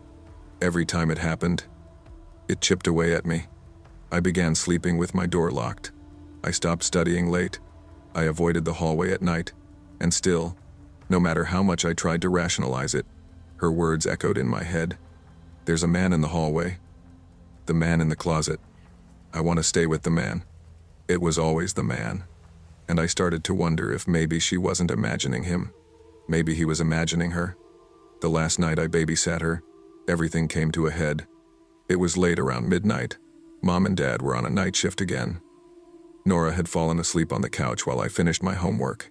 I carried her upstairs, tucked her into her crib, and shut the light. I was halfway back down the stairs when I heard it. The laugh. Low, mocking. Not hers alone, but layered like something deeper, older, laughing with her. I froze mid-step. My heart thundered. Then, her voice. Mateo. I turned slowly toward the top of the stairs. She was standing there, out of her crib, eyes wide and glassy, a grin stretching her tiny face. The man says, "Come play." The air in the hallway shifted, colder somehow, heavier. And in the corner, just past the light's reach, I swear I saw it. A figure.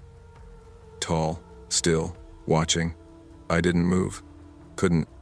Then, as if nothing had happened, Nora blinked, yawned, and rubbed her eyes. Hungry, she mumbled, her words broken again. The figure was gone. I never told my parents about what I saw. To this day, I don't know if it was my mind playing tricks on me, lack of sleep, fear, or if Nora really saw something I wasn't supposed to. She's older now, 4 years old. She doesn't talk about the man anymore, but sometimes, when I pass by her room at night, I hear her whispering. Not baby talk, not clear sentences, something in between. And sometimes, I think I hear another voice whispering back.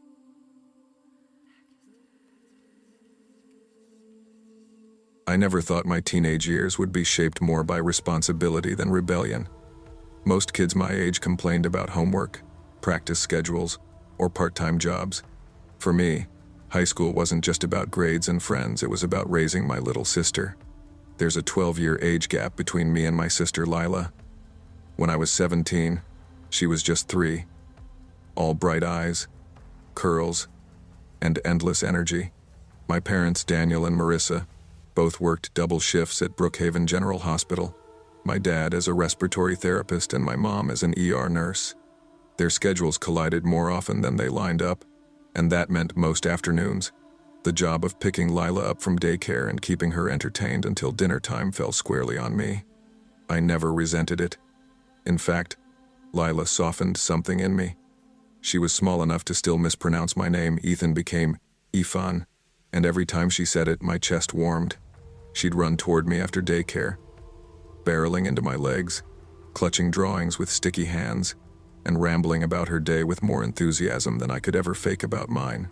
The daycare she went to was a small, homely place run out of a 2-story Victorian house on the edge of town. The Whitfords, Harold and Evelyn, were in their late 60s. Evelyn wore her silver hair in a bun and always smelled faintly of lavender. Harold was quieter, a man who spoke sparingly but whose voice carried a kind of weight when he did. Their home-turned daycare had pastel walls covered with finger-painted art, shelves stuffed with plush animals, and a backyard filled with toys, swings, and a weathered wooden playset. Every day at 3:15, I'd pull up in our dented Honda Civic, walk inside, and find Lila. Evelyn would always greet me warmly, hand over Lila's backpack. She painted today, Ethan, lots of blue, said it was the sky. Or, she and Emma played house for nearly an hour. She's such a little caretaker. It became a routine that stitched my days together. until one Tuesday in October. That day, I walked in and found Lila kneeling by the dollhouse, tiny figurines lined neatly in front of her. She looked up, saw me, and her whole face lit up. She darted forward, practically knocking me off balance with a hug. Evelyn walked over from her rocking chair, smiling. "She had another good day," Evelyn said, her voice kind and slow. "Played mostly outside. She's really taken to the swings." "That's good," I said, taking the backpack from her. "And," Evelyn added, lowering her voice, "she's been talking about a new friend. A boy." Lila tugged at my hand before I could ask more. In the car, I buckled her into the booster seat and asked, "So, Bug, who's your new friend?" "His name's Owen," she chirped. I tried to place the name, but it didn't ring a bell. I'd heard her talk about Emma, Nora, and Finn before, but not Owen. "What's he like?" I asked. "He's funny. He pushes me on the swing higher than anyone else. And he likes juice boxes." I smiled faintly, half listening as I pulled out of the gravel driveway. My mind was already wandering toward the calculus homework waiting at home. That night, over dinner, my mom asked how daycare had gone. "Good." She said she played with some kid named Owen. I said casually. My mom froze with her fork halfway to her mouth. "Who?" "Owen," I repeated. Her brow furrowed. "Ethan. I've met almost every kid there. There isn't an Owen." I shrugged. Maybe he's new. But something in the way her voice faltered made me uneasy. The weeks that followed blurred with routine, but Owen kept popping up. Lila drew him into her crayon pictures, a blonde boy with a crooked smile. She'd chatter about him in the car, laugh as if he were sitting right beside her. One Wednesday, I came home from school exhausted. I dropped my bag and walked into the dining room where Lila sat hunched over a sheet of paper, tongue poking from the corner of her mouth. She was usually quick to show me her drawings, but this time she stayed oddly quiet. "What are you working on, Bug?" I asked. She tilted the page toward me. My stomach tightened. It was a picture of her, unmistakable with her messy curls and polka dot dress. Next to her was a boy with short blonde hair, but he wasn't standing. He was face down in what looked like a pool, blue waves around him, black X's scribbled over his eyes. "Lila," I said slowly, "what's this supposed to be?" "That's me and Owen," she replied without looking up. "What's he doing in the pool?" She set her crayon down and met my eyes with a seriousness that made my skin prickle. "He's dead." I laughed nervously. "That's not very nice, Bug. You don't draw your friends like that." "He doesn't mind," she said, and calmly went back to coloring. I stood frozen, staring at the picture, the hair rising on the back of my neck. A few nights later, I was making chili for us while my parents texted that they'd be late. I set a bowl on the table for Lila and called upstairs. "Dinner's ready." No response. "Lila," I called again. Still nothing. With an annoyed sigh, I went up. Her bedroom door was cracked open. Inside, I heard her voice. "Why can't I tell Ethan?" "Oh, okay. I won't." She paused, as if listening, then giggled. "You're silly, Owen." My throat tightened. I pushed the door open a little wider. She sat cross-legged on the floor, facing the corner. Her toy swing, the one Harold had hung from the ceiling for her, was swaying slowly, though she wasn't near it. "Lila?" My voice came out sharper than I meant. She startled, turning quickly. Her cheeks flushed. "Ifan, you scared me." "Who were you talking to?" Her lip trembled. "Owen." I stepped inside, eyes fixed on the still-moving swing. "Lila, there's no one here." She shook her head fiercely. "Yes, there is. He's my friend. He said not to tell you, but he's here. He's always here." Her words chilled me more than the autumn air creeping through the cracked window. I told my parents everything that night, showed them the drawing. My dad tried to brush it off as imagination, but my mom's face went pale. She promised to talk to Evelyn and Harold. The next afternoon, when I picked Lila up, I lingered instead of leaving quickly. Evelyn was tidying blocks while Harold stacked nap mats. My heart pounded as I asked, "Has Lila?" Ever mentioned someone named Owen while she's here?" They both froze. Evelyn's hand went to her mouth. Harold's shoulders slumped. Finally, Harold cleared his throat. His voice was gravelly. "What did she tell you? That she plays with him?" "That he's her friend," I said carefully. Evelyn's eyes filled with tears. She sat down hard on the rocking chair. "Our son's name was Owen." I stared, the room tilting. "He drowned," Harold said quietly, staring at the floor. "In the backyard pool. 21 years ago." My skin prickled as if I'd stepped into ice water. That night, my parents called Father Brennan from Street Mary's. Crop. He came 2 days later, blessing the house with holy water and prayer. Lila seemed restless during the ceremony, fidgeting, whispering under her breath as if someone were tugging at her attention. Afterward, she stopped mentioning Owen. Her drawings became rainbows and dogs again. The swing in her room sat still, but sometimes, late at night, I'd hear her talking faintly in her sleep. Once, when I leaned close, I swore I heard her whisper, "I'll see you at the swings." Years have passed. Lila's 13 now, full of teenage attitude, barely remembering her early years at the Whitfords. But I remember everything. I remember the drawing, the swing moving on its own. Evelyn's tears when she heard her dead son's name from my sister's lips. And every time I drive past that old Victorian house on the edge of Brookhaven, I feel my stomach twist. The playset is still in the backyard, weather-worn but standing. And I swear, if you slow down enough, sometimes you can see a small blonde boy swaying on the swing, waiting for someone to push him higher.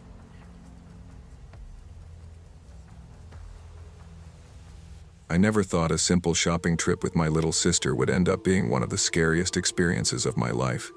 Back then, I was 17, old enough to drive, old enough to babysit, but still figuring out who I was. My little sister, Layla, was 5 at the time. She was small, chatty, and had this endless curiosity that made her seem older than she was. She followed me around everywhere, mimicking the way I talked, the way I walked, even how I held things in my hands. My mom used to laugh and say she was my shadow. Our parents worked a lot. My mom was a nurse who sometimes didn't get home until after midnight, and my dad drove long routes as a delivery driver. That left me with Layla pretty often. But honestly, I didn't mind. She trusted me completely, and as much as I sometimes got annoyed, I loved being her protector. On this particular Saturday, my mom gave me $40 and told me to take Layla shopping for some back-to-school clothes. The plan was simple. Go to Westfield Market Center, a department store about 10 minutes from our house, get Layla a new outfit, maybe pick up some things I needed, and come straight home. I remember the morning so clearly. The weather was warm but cloudy. The kind of late summer day where it felt like it might rain but never did. Layla was bouncing around our kitchen wearing her favorite sparkly sneakers. "Lucas," she tugged on my shirt. "Can I get a dress? One that spins when I twirl." I smiled, ruffling her hair. "We'll see. You're not getting 5 dresses. Mom gave me $40, not $1 million. She stuck her tongue out. "You're mean. You'll thank me when you're older." By the time we got to the store, Layla had already mapped out in her head what she wanted to look at. First the toy aisle, then clothes, then maybe the candy section, if I wasn't paying attention. It was our routine, and like always we stopped at the small coffee shop tucked into the front of the store. I ordered a cold brew for myself and a cake pop for her. While we waited at the pickup counter, I leaned against the wall, scrolling through my phone. That's when I noticed him. A man sat at one of the tables nearby. He was alone, dressed in all black hoodie, black jeans, even a black cap. He didn't have a drink, didn't have a bag, wasn't on a laptop. He just sat there, staring off at nothing. At first I brushed it off. People hang out in stores all the time. But something about the way he sat so still bothered me. It wasn't relaxed, it was watchful. "Lucas," Layla said, pulling on my arm. "Is my cake pop ready?" "Almost," I said, forcing a smile. When they finally called our order, I took her hand. For reasons I couldn't fully explain, I didn't walk out past the man. Instead, I took the long way around through a side aisle that looped us toward the girls' clothing section. "Why are we going this way?" Layla asked. "Just quicker," I lied. The clothing section was bright and colorful. Racks of little dresses and shirts stacked neatly. Layla darted toward a display of pink sweaters. "This one. Oh, and this one too," she shouted, holding up 2 different outfits. I smiled, pretending to weigh them. "Try them on. We'll see which one works." That's when my stomach dropped. Through the gap in the rack of clothes, I saw him, the same man from the cafe. He wasn't looking at clothes. He wasn't even pretending. He was just standing a few feet away, watching us. The second I locked eyes with him, he turned, acting like he was browsing. But I knew. My throat tightened. I wanted to grab Layla and leave, but I also didn't want to scare her. "Come on," I said softly. "Let's head to the fitting rooms." The fitting rooms were unisex, just a hallway with stalls on each side. I guided Layla into one and closed the door. She tried on the first dress, spun around, and laughed. "Look, it twirls. Looks good," I said distractedly, trying to keep my voice steady. When she changed back, we opened the door and there he was, sitting on the bench directly across the fitting room entrance. My pulse raced. Maybe he was waiting for someone. Maybe. But deep down, I didn't believe that. We walked past him quickly, heading for the beauty section so I could grab some things my mom asked for. Layla wandered to a display of face masks, her small fingers tracing the bright packaging. I reached for mascara when I caught movement from the corner of my eye. He was there, at the end of the aisle, phone in hand, and I swear he angled it toward us. That's when panic took over. I bent down and whispered urgently to Layla, "Stay close to me, okay? Don't wander. Just hold my hand." "Why, what's wrong?" she asked, her eyes wide. "Nothing. Just stay close." We hurried to the front of the store, but every time I glanced back, he was there, keeping his distance but never far enough. At the registers, I leaned forward and lowered my voice to the cashier. "Listen, I think that guy back there is following us. Can someone walk us to our car?" The cashier's eyes flicked past me, and her face paled. "1 second. She picked up the phone and paged security. Within moments, a guard appeared, a tall man in a navy uniform with a serious expression. "I'll walk you out," he said firmly. Layla squeezed my hand tighter. I could tell she sensed the fear now.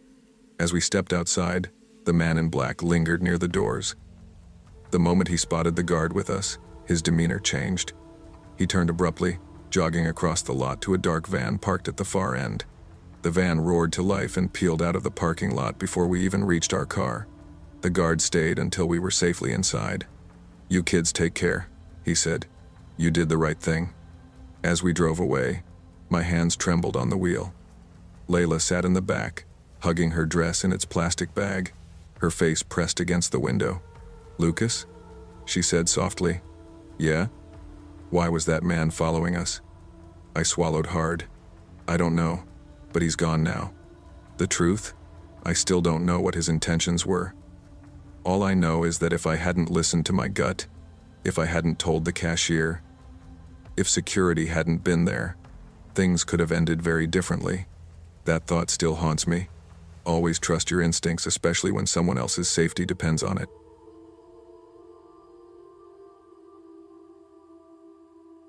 I never thought the most ordinary mornings could leave scars that never fully heal. At the time, I was 24 and still living at home with my parents in the small city of Fairview, tucked into a valley that felt too peaceful to hold anything sinister. My twin brother Harper and I had been running together every morning at 7 sharp for years. It wasn't just about fitness, we'd turned it into a ritual, almost a competition, something that kept us tethered to each other. Our parents' house sat on a quiet residential street, but our loop stretched far beyond that. We had mapped it out so we'd start at the same point, then head in opposite directions around the city until we met halfway, usually on Main Street. That way we pushed ourselves, racing the loop, seeing who'd finish first.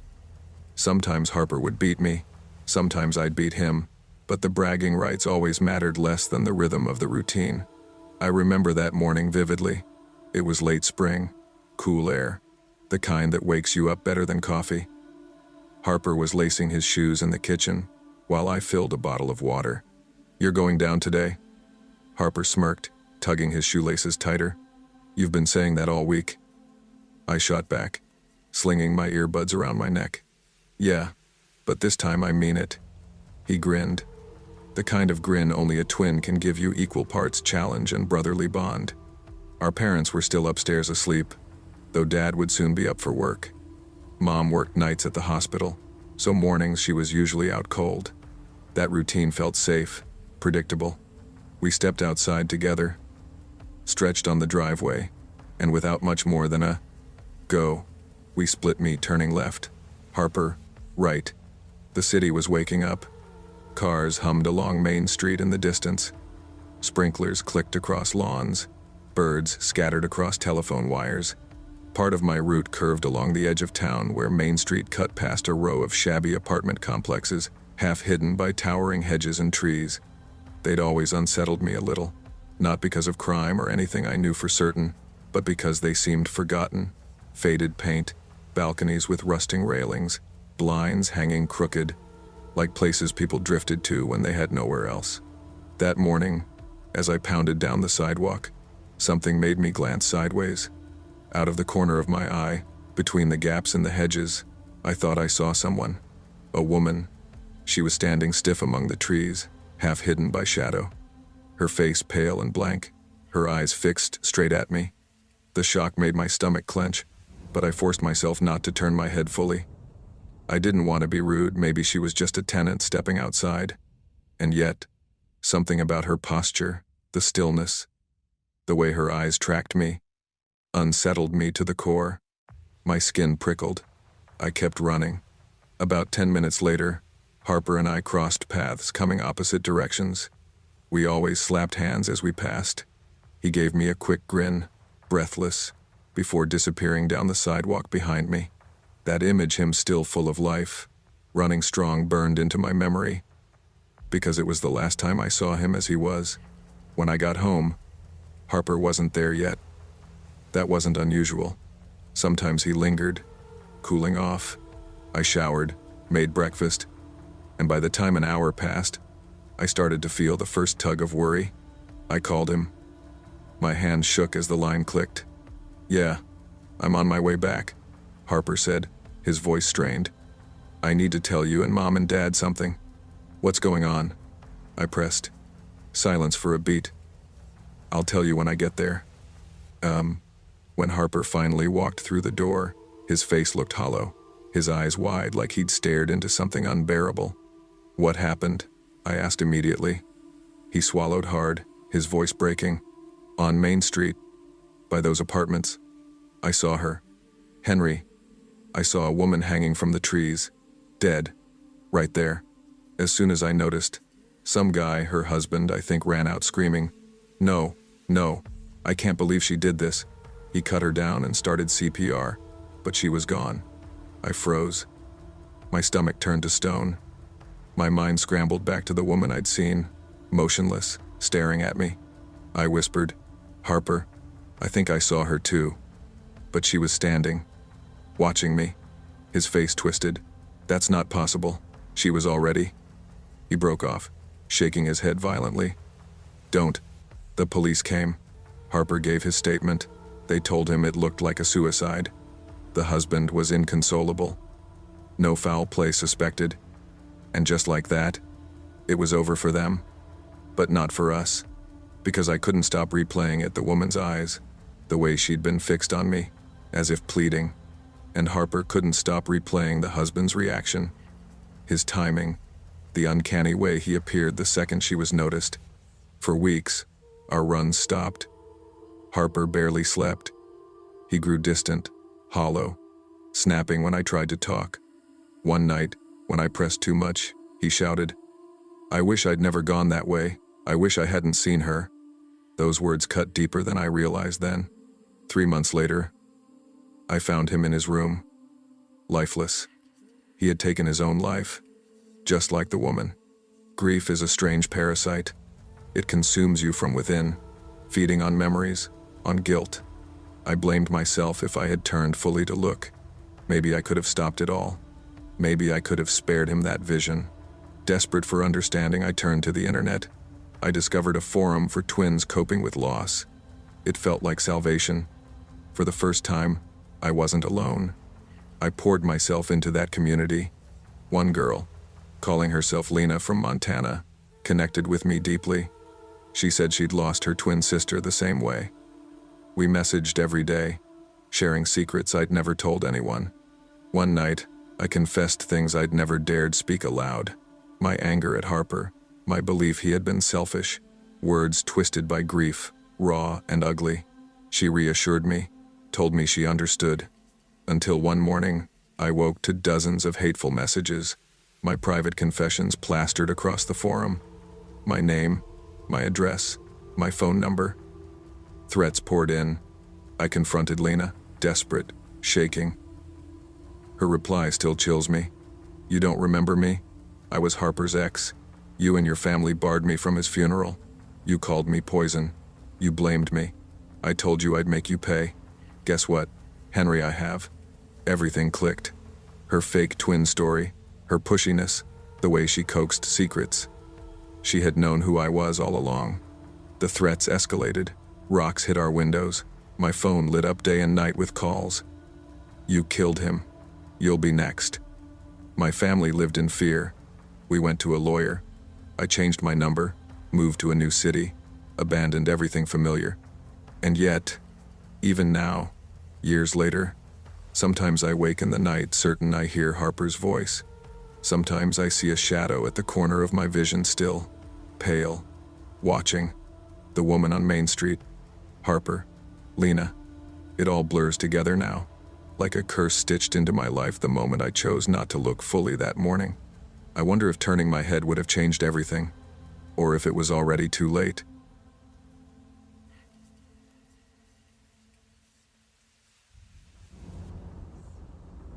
Welcome, sleepy soul. I'm your storyteller tonight, here to help you drift into deep, peaceful sleep. Before we begin, don't forget to like the video and subscribe for more bedtime stories. Let me know in the comments where you're watching from and what time it is.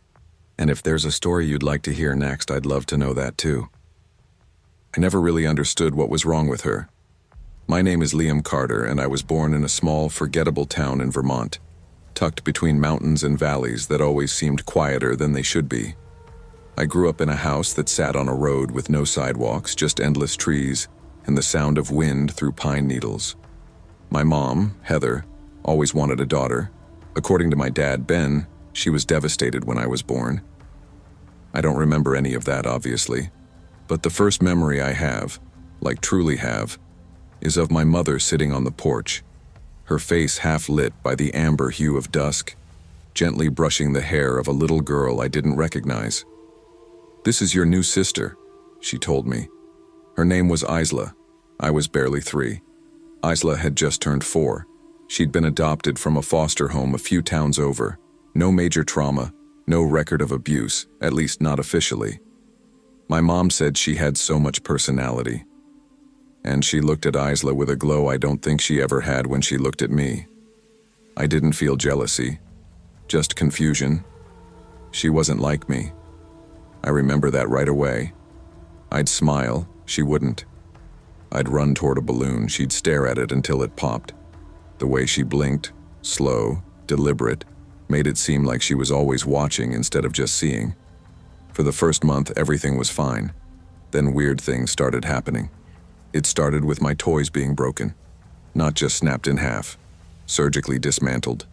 My favorite stuffed dog was cut open, stitching peeled back like skin, all the stuffing pulled out and arranged in a circle around it. My blocks were glued together in disturbing, impossible shapes. Crayons appeared melted together, fused into one solid black clump. I was too little to explain any of it properly, but I knew. It was Isla. I'd find her in my room when I wasn't there. Once I caught her holding my baby blanket under her nose, breathing in deeply with her eyes closed. Another time, I woke up in the middle of the night and saw her standing in the hallway. She wasn't doing anything, just standing, holding one of our kitchen knives. When I told my mom, she said, "She's sleepwalking, honey. Some kids do that. It's okay." My dad was less dismissive. One night, he stood outside my room all night.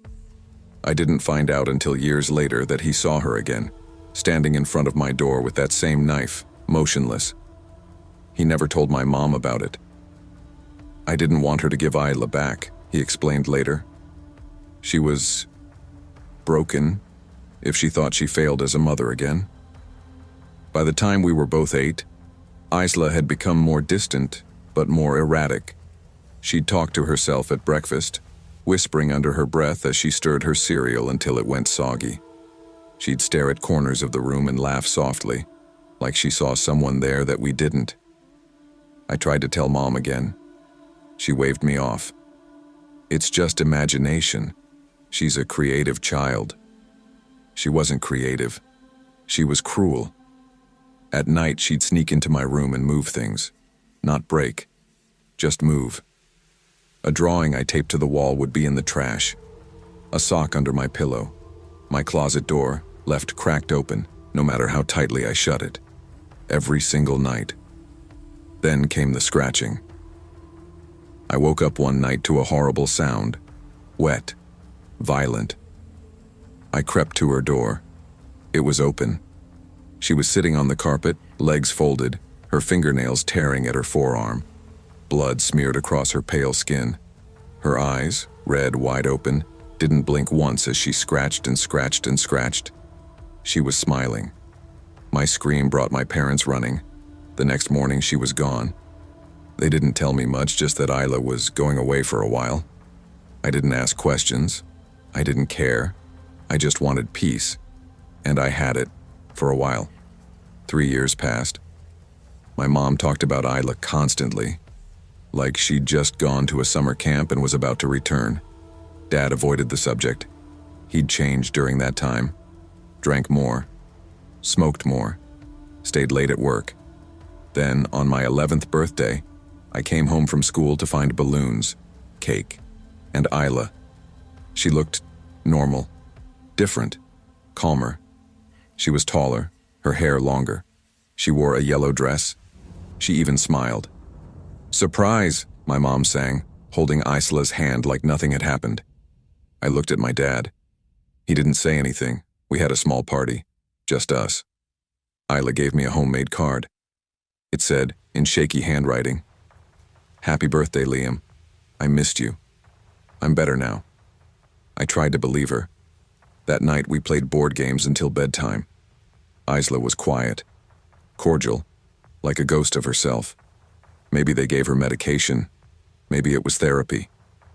At 1:46 a.m. I woke up. My arm burned. I looked over. Isla was standing beside my bed, knife in hand. Her eyes were empty. I looked down and saw blood running down my arm. I could see part of the muscle. The pain hadn't fully registered, but it came fast. She smiled. That smile. A grin too wide for her face. "I want what's inside you," she whispered. Everything went black. I woke up in a hospital room with the smell of antiseptic in the air and my mother sobbing beside me. "What happened?" I rasped. She just shook her head. "She's gone." "Where is she?" I asked again. "She's gone, Liam," she repeated. "Forever." They moved us away after that. A new town, new school. No one talked about Isla anymore, not even my dad. I had surgeries, lots, skin grafts, physical therapy, nightmares, always Isla, always the knife. By the time I turned 15, I'd built up a wall in my mind. Isla became more myth than memory, until I got the letter. No return address, no stamp, just one sentence, handwritten on plain white paper. "You never let me finish." I screamed. My dad said it was a prank. Mom stopped eating for 3 days. We changed our locks, installed cameras, but nothing ever showed up on them. For 2 years, I didn't get another message. I convinced myself I imagined it, until I went to college. I moved into a dorm 2 states away. 3 weeks into my first semester, I found a folded note tucked inside my jacket pocket in my dorm closet. "You still bleed the same. I hadn't told anyone about Isla, not my roommates, not even my therapist. How did she know where I was? How did she find me? Campus police brushed it off. No fingerprints, no footage. Could be someone pulling a sick joke. But I knew. I moved again. Then, a year later, I got a job at a bookstore. Quiet place. Secluded. One night, just before closing, a woman came in wearing a yellow dress. She didn't say anything, just walked the aisles. I froze. Every part of me screamed, "Run." But when I went to confront her, she was gone. The dress lay folded on the floor. Inside it, a note. "You're all grown up now. I wonder what you look like inside. I haven't slept more than 3 hours a night in over a year. I see her in mirrors, in crowds. Once, I swear I saw her reflection in a window, but I wasn't there. Only she was. I changed my name, moved to Canada, started over. But 2 nights ago I woke up with a stinging pain in my leg. 3 long scratches, not deep, just enough to let me know. She's still out there. She's still watching, and she's not finished yet. I was never really scared of my sister until the week of my 14th birthday. My name's Naomi. I live in a quiet neighborhood just outside Ashburn, Virginia, with my mom and what used to be my older sister, Ivy. My dad left when I was 5, and since then, it's always just been the 3 of us. Ivy's a year and a half older than me. She would have been 16 this October. We were never the type of siblings who got along. Ivy was complicated. When I was younger, she'd cut the heads off my Barbie dolls and stick them in the freezer. One time when I was 7, she pushed me down the stairs because I wouldn't let her borrow my glitter markers. I ended up with a fractured wrist. When Mom asked what happened, Ivy swore I tripped. "She's just playing, Naomi," my mom always said, brushing it off. "It's just sibling stuff. She doesn't mean anything by it." I never believed that. There was something wrong about the way Ivy smiled when I cried. The way she'd get real quiet during dinner and stare at nothing for whole minutes, like she was listening to something I couldn't hear. Sometimes I'd wake up with my hair cut uneven or my shoes filled with dirt. Ivy would shrug and say it must have been the house settling, or maybe I did it in my sleep. But by the time we both hit our teens, things calmed down. Or maybe I just got better at staying out of her way. She stopped the weird pranks. We barely spoke. It was like we lived in 2 different houses, even though we shared a bathroom. I actually started to feel safer. Until 3 weeks before my birthday. It started with Ivy humming. Just this low, tuneless melody I'd never heard before. At first I thought it was coming from her room at night. Then I heard it in the hall, in the kitchen, even in the bathroom when I got up at 3 a.m. to pee. That same hum, like a lullaby with no end. I asked her about it once. "Why do you hum that creepy tune all the time?" I said, trying to sound casual. She looked at me and grinned. "Because it keeps the voices quiet." I laughed nervously, hoping she was joking. But her smile didn't reach her eyes. It never did. The night before my birthday, I walked past her room and saw her sitting cross-legged on her bed, just staring at the wall. The room was dark except for one candle flickering on her desk. I paused and said, "You good?" She turned her head slow, like it was stiff or heavy. "You'll like what I got you," she said. "It's something really special." I didn't know what to say. I just nodded and backed away. On the morning of my birthday, I found her standing in the hallway outside my room, holding something behind her back. Her eyes were wide, and her hair was soaking wet like she'd just stepped out of the shower, even though it was 6:30 a.m. "Happy birthday," she said. I hesitated. "Thanks." She revealed a small, crudely wrapped box with shiny black paper. I opened it slowly. Inside was a lock of my own hair tied with a red ribbon. "What the hell, Ivy?" I stepped back. She giggled. "I cut it while you were sleeping. You didn't even wake up." I dropped the box. My heart pounded. "I'm telling Mom," I said, turning. That's when she grabbed my wrist. Her grip was cold, freezing like ice. She leaned close and her expression changed. "You don't have to tell her," she whispered, her mouth too close to my ear. "She wouldn't believe you anyway." Then she skipped away, humming that awful tune. That night I locked my door. I was too scared to sleep. Every creak made me jump. I kept staring at the ceiling, at the shadows in the corners of the room. Somewhere after 2 a.m., I must have drifted off. When I opened my eyes, she was standing over me. Her face was inches from mine. She wasn't blinking. Her mouth stretched into a crooked, unnatural grin. Her eyes looked glassy, like she wasn't even seeing me, just looking.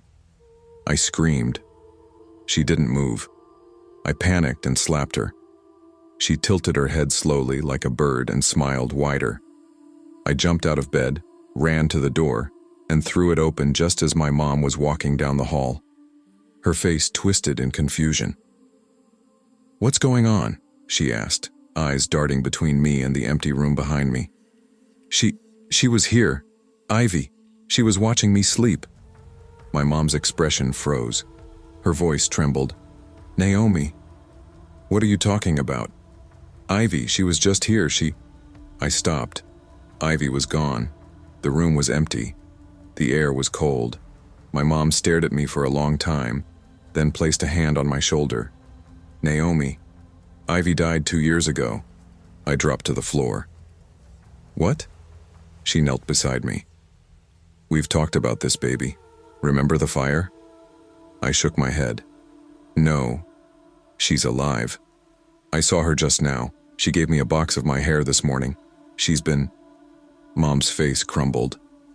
"Naomi, you've been under so much stress, sweetie. Ivy's been gone. She died in the fire at Aunt Lorna's house, remember? That winter break. We buried her. You gave a speech, but I didn't remember that. I remembered her smile, her voice, her pranks, the way she smelled like eucalyptus shampoo. I remembered her humming, just last night. I ran to Ivy's room. Everything was gone. Empty shelves, bare walls. The room looked like it hadn't been lived in for years. That night I didn't sleep. I pulled the black gift box from the trash. It was still there. My hair. The red ribbon. A faint whisper of humming when I held it close. I didn't tell Mom. She already thought I was losing it. Over the next few days, I heard Ivy's voice in odd places. In the shower, in my closet. Sometimes I'd feel someone tug at my shirt, or cold breath on my neck. Once my phone glitched and played a video of Ivy smiling into the camera and whispering, "Don't forget me." I started researching. I even snuck out to a local library to look into hauntings, psychosis, hallucinations, anything. What I learned chilled me. Trauma can sometimes block painful memories. And spirits? They're often strongest on anniversaries.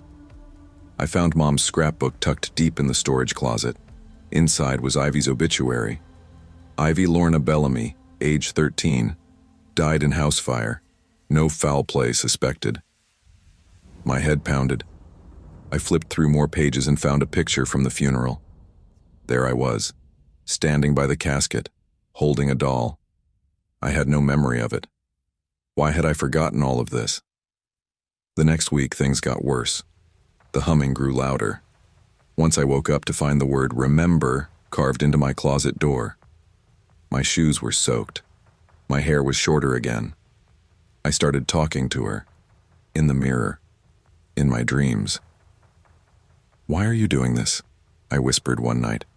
A soft voice answered in the dark. "Because you let me die." The memories flooded back in pieces.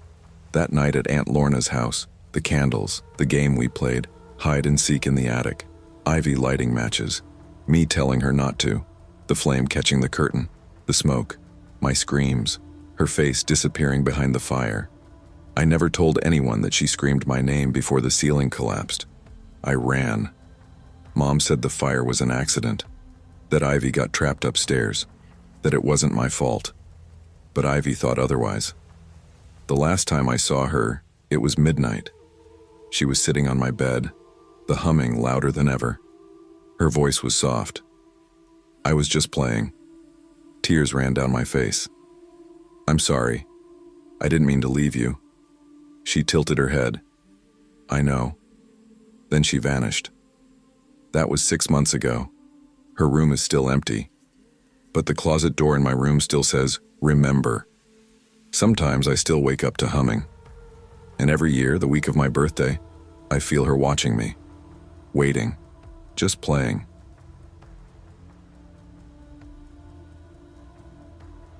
I never believed in signs from the afterlife. I used to laugh when people talked about seeing their loved ones in dreams or hearing their voices just before finding out they'd passed. My family isn't superstitious. We weren't raised that way. We were practical people. Realists. Or at least I thought we were. I should start from the beginning, though, before everything fell apart. My name is Lena Mercer, and I grew up in a small town just outside of Ashland, Oregon. Our town wasn't anything special. Quiet neighborhoods, thick pine trees hugging every road, and the kind of place where everyone knew everyone else's dogs by name.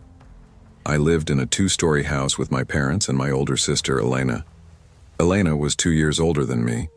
Beautiful, calm, and kind in a way that wasn't performative. She wasn't perfect, but she was always good to me. When we were little, she used to sing to me when I had nightmares, and even as we got older and she started hanging out with friends more than with me, she always made time. Always.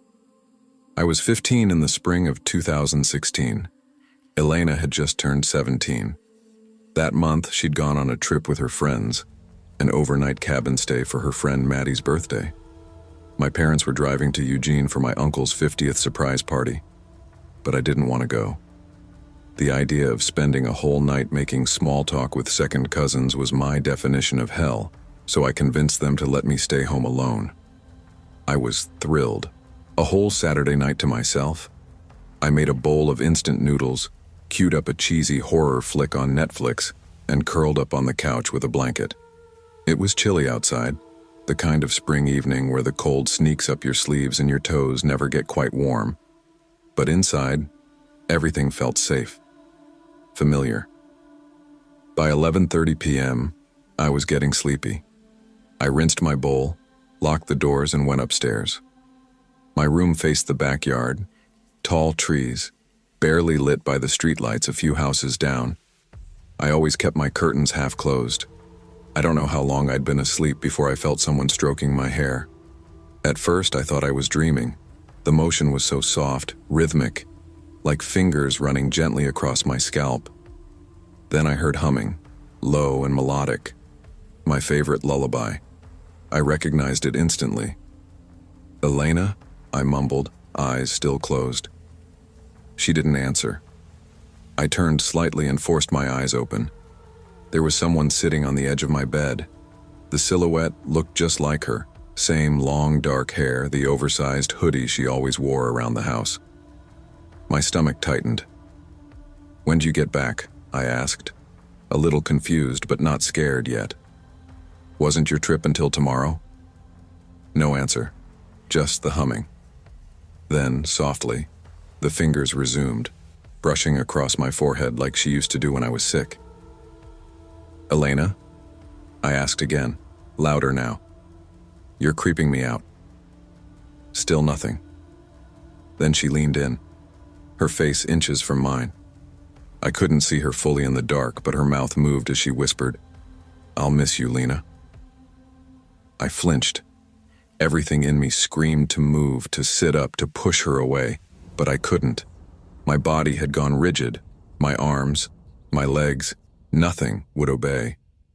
I was locked in place, paralyzed. Her whisper lingered in the air like frost. And then she stood. I watched as the shape of her drifted across the room and out the door. The humming faded down the hall. For a long time, I just lay there, frozen, heart pounding so hard I thought I'd pass out. My limbs slowly thawed like I'd been under ice. I sat up, turned on the light. Nothing. No one. I walked down the hall to Elena's room. Her bed was still perfectly made, empty. The next morning I woke up with a pounding headache and a strange sense of dread. I convinced myself it had all been a dream, a sleep paralysis episode, nothing more. But when I went downstairs, I saw my mom's car already in the driveway. I frowned. They weren't supposed to be home until noon. Inside, I heard sobbing. My dad was sitting at the kitchen table, his head in his hands. My mom stood by the sink, clutching her phone. Her face was pale. Mascara streaked down her cheeks. When she turned to look at me, her lips trembled. I didn't even have to ask. "Lena," she whispered. There was an accident. The car Elena had been in hit black ice just past the highway bend, about 15 minutes from the cabin. It skidded off the road and slammed into a pine. No one in the back seat survived. Elena was in the back seat. They said she died instantly. I don't know how long I stood there, or what happened in the next few hours. I remember the taste of bile, the ringing in my ears, the way I collapsed on the floor and screamed. But mostly, I remember her touch, her voice. "I'll miss you." In the days after the funeral, I barely ate. I couldn't sleep. Every creak in the house sounded like her steps. Every soft breeze sounded like her humming. I didn't tell anyone what I'd experienced that night, not my mom, not my dad, not even the grief counselor they made me talk to. Because how do you explain something like that without sounding insane? And the worst part was this. I wasn't comforted by her visit. I was terrified. There was something off about her that night. It wasn't just that she was quiet or cold. It was how she moved, slow, mechanical. How her voice seemed too distant, like it was coming through water. I started researching. Not ghosts, not spirits, but people who experienced something similar before losing someone. There were thousands of stories. A man saw his brother standing by the edge of his bed hours before getting the call. A mother said she smelled her daughter's perfume minutes before finding out about a fatal crash. A woman swore she heard her husband whisper her name the same moment he died. The skeptic in me wanted to dismiss it all. But the part of me that remembered Elena's icy fingers brushing my hair, the part that felt her there, couldn't. Years passed. I moved away for college, changed cities. I kept a framed picture of Elena by my desk. She was smiling, arms thrown around me on the beach during our last family vacation. Some nights I talked to her, quietly, silently, just in case she could still hear me, but I never saw her again, never felt her again, until 9 years later. It was April 18th again. I hadn't realized the date at first. Life had become so full, work, errands, bills, emails. That morning, I got a call from my mom. She sounded okay, just reflective. She always lit a candle for Elena on that day. I told her I would too. That night, I went to bed early. I was exhausted from work. I left my lamp on, fell asleep fully clothed, half laying on my blankets. And at 2:46 a.m., I woke up to humming. Her lullaby. I jolted upright. The room was empty. Still. Quiet. But the air was heavy. Charged. My phone lit up on the nightstand. I picked it up. One missed call from Dad. I called him back, my hands trembling. He answered on the second ring. He was crying. "It's Grandpa," he said, voice breaking. "He passed about 15 minutes ago." I didn't say anything. I couldn't, because I knew. She had come back to prepare me. I don't have the answers. I don't know what kind of boundary lies between the living and the dead. I don't know why Elena came to me that night, or why she returned again years later. Maybe it's all just the mind, reaching for connection when grief becomes too sharp. Maybe it's trauma memory, triggered by anniversaries and sadness.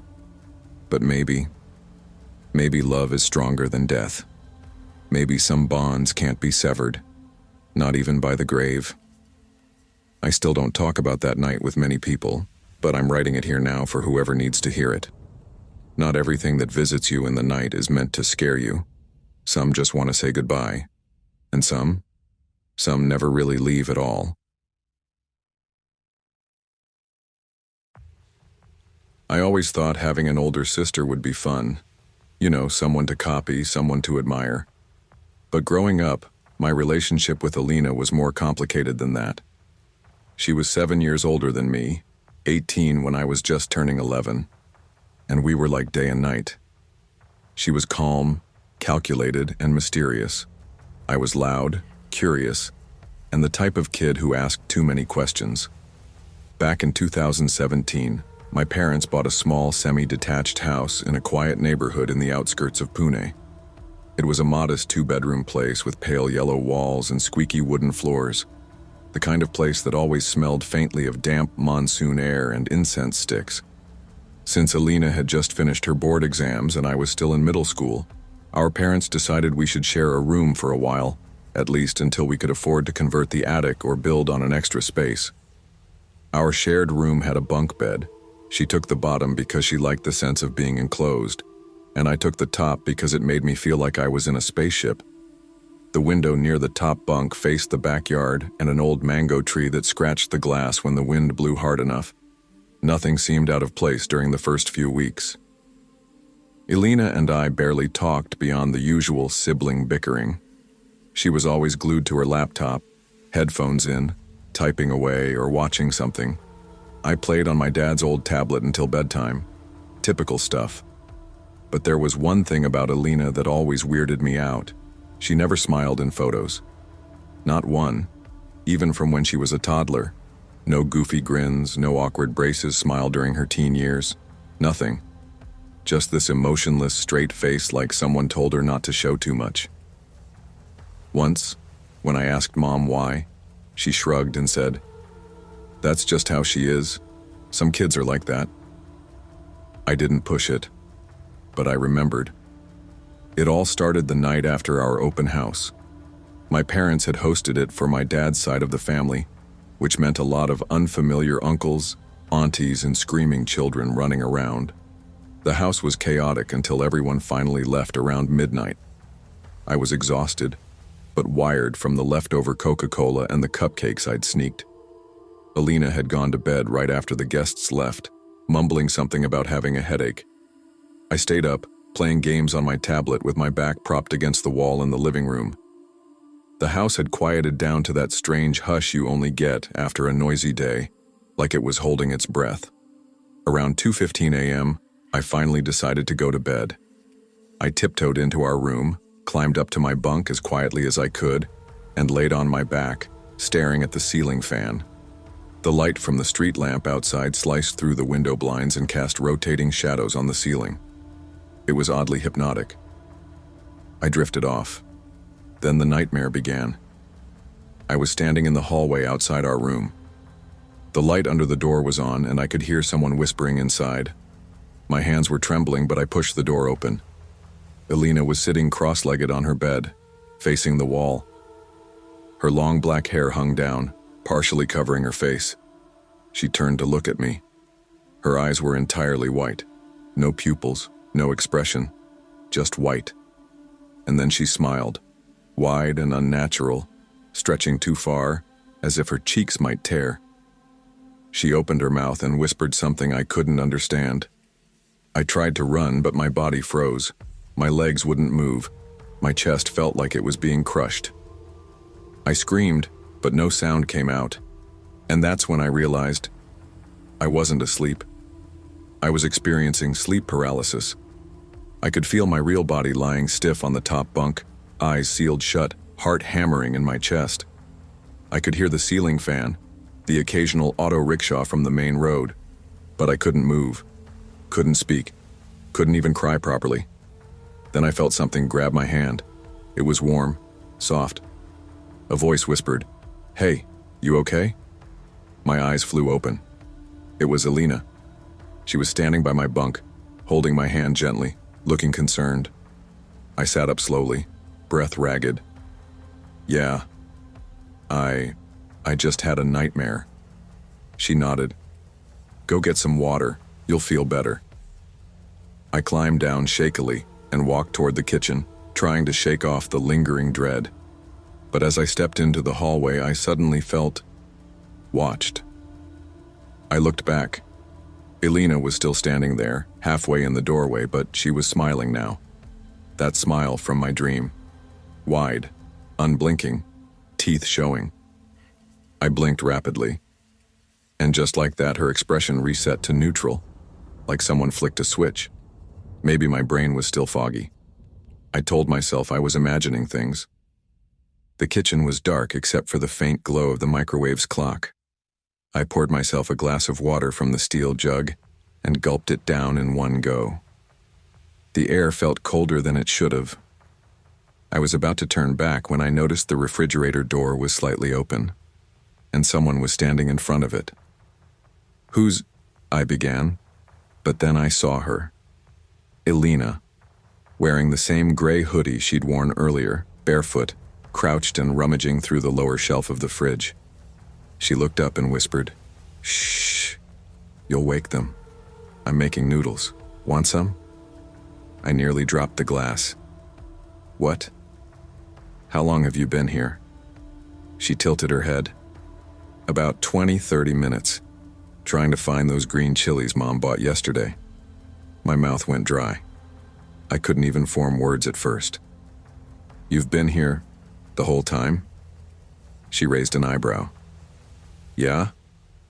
Why?" I turned toward the hallway, where I had just seen someone else in our room. Someone who had woken me. Someone who had held my hand. I didn't respond. I just shook my head and muttered, "Nothing," before backing away toward the living room. I didn't sleep the rest of the night. I lay curled on the couch, blanket pulled up to my chin, lights on. The next morning, I pretended I had a stomach ache and stayed home from school. I didn't want to be around Elena. But the strange thing was, she acted completely normal. She even brought me a bowl of soup and asked how I was feeling. Like nothing happened. I didn't tell anyone. Not my mom, not my dad, and definitely not Elena. But from that day on, I started noticing more glitches, like how I'd sometimes walk into a room and see her staring into a corner, whispering under her breath. Or how one day I opened her wardrobe looking for a comb and found a journal hidden inside, written in a strange, looping language I couldn't recognize.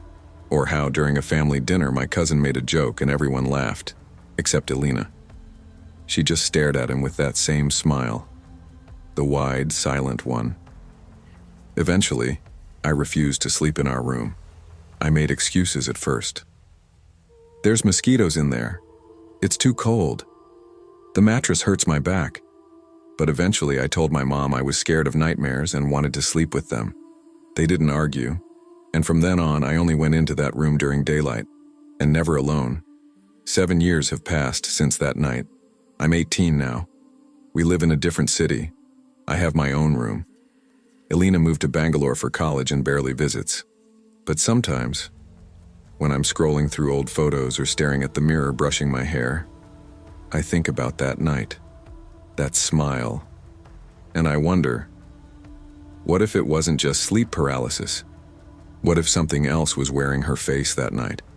And more importantly, what if it never left? Because 2 weeks ago during a video call with Elena, my internet glitched.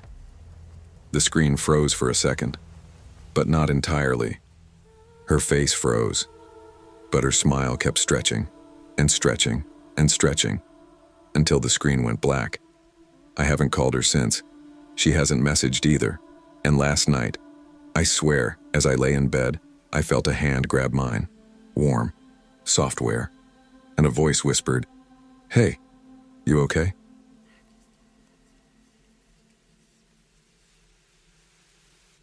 I always knew there was something wrong with my sister, not in a loud or obvious way, not the kind of wrong that screams in public or sets things on fire.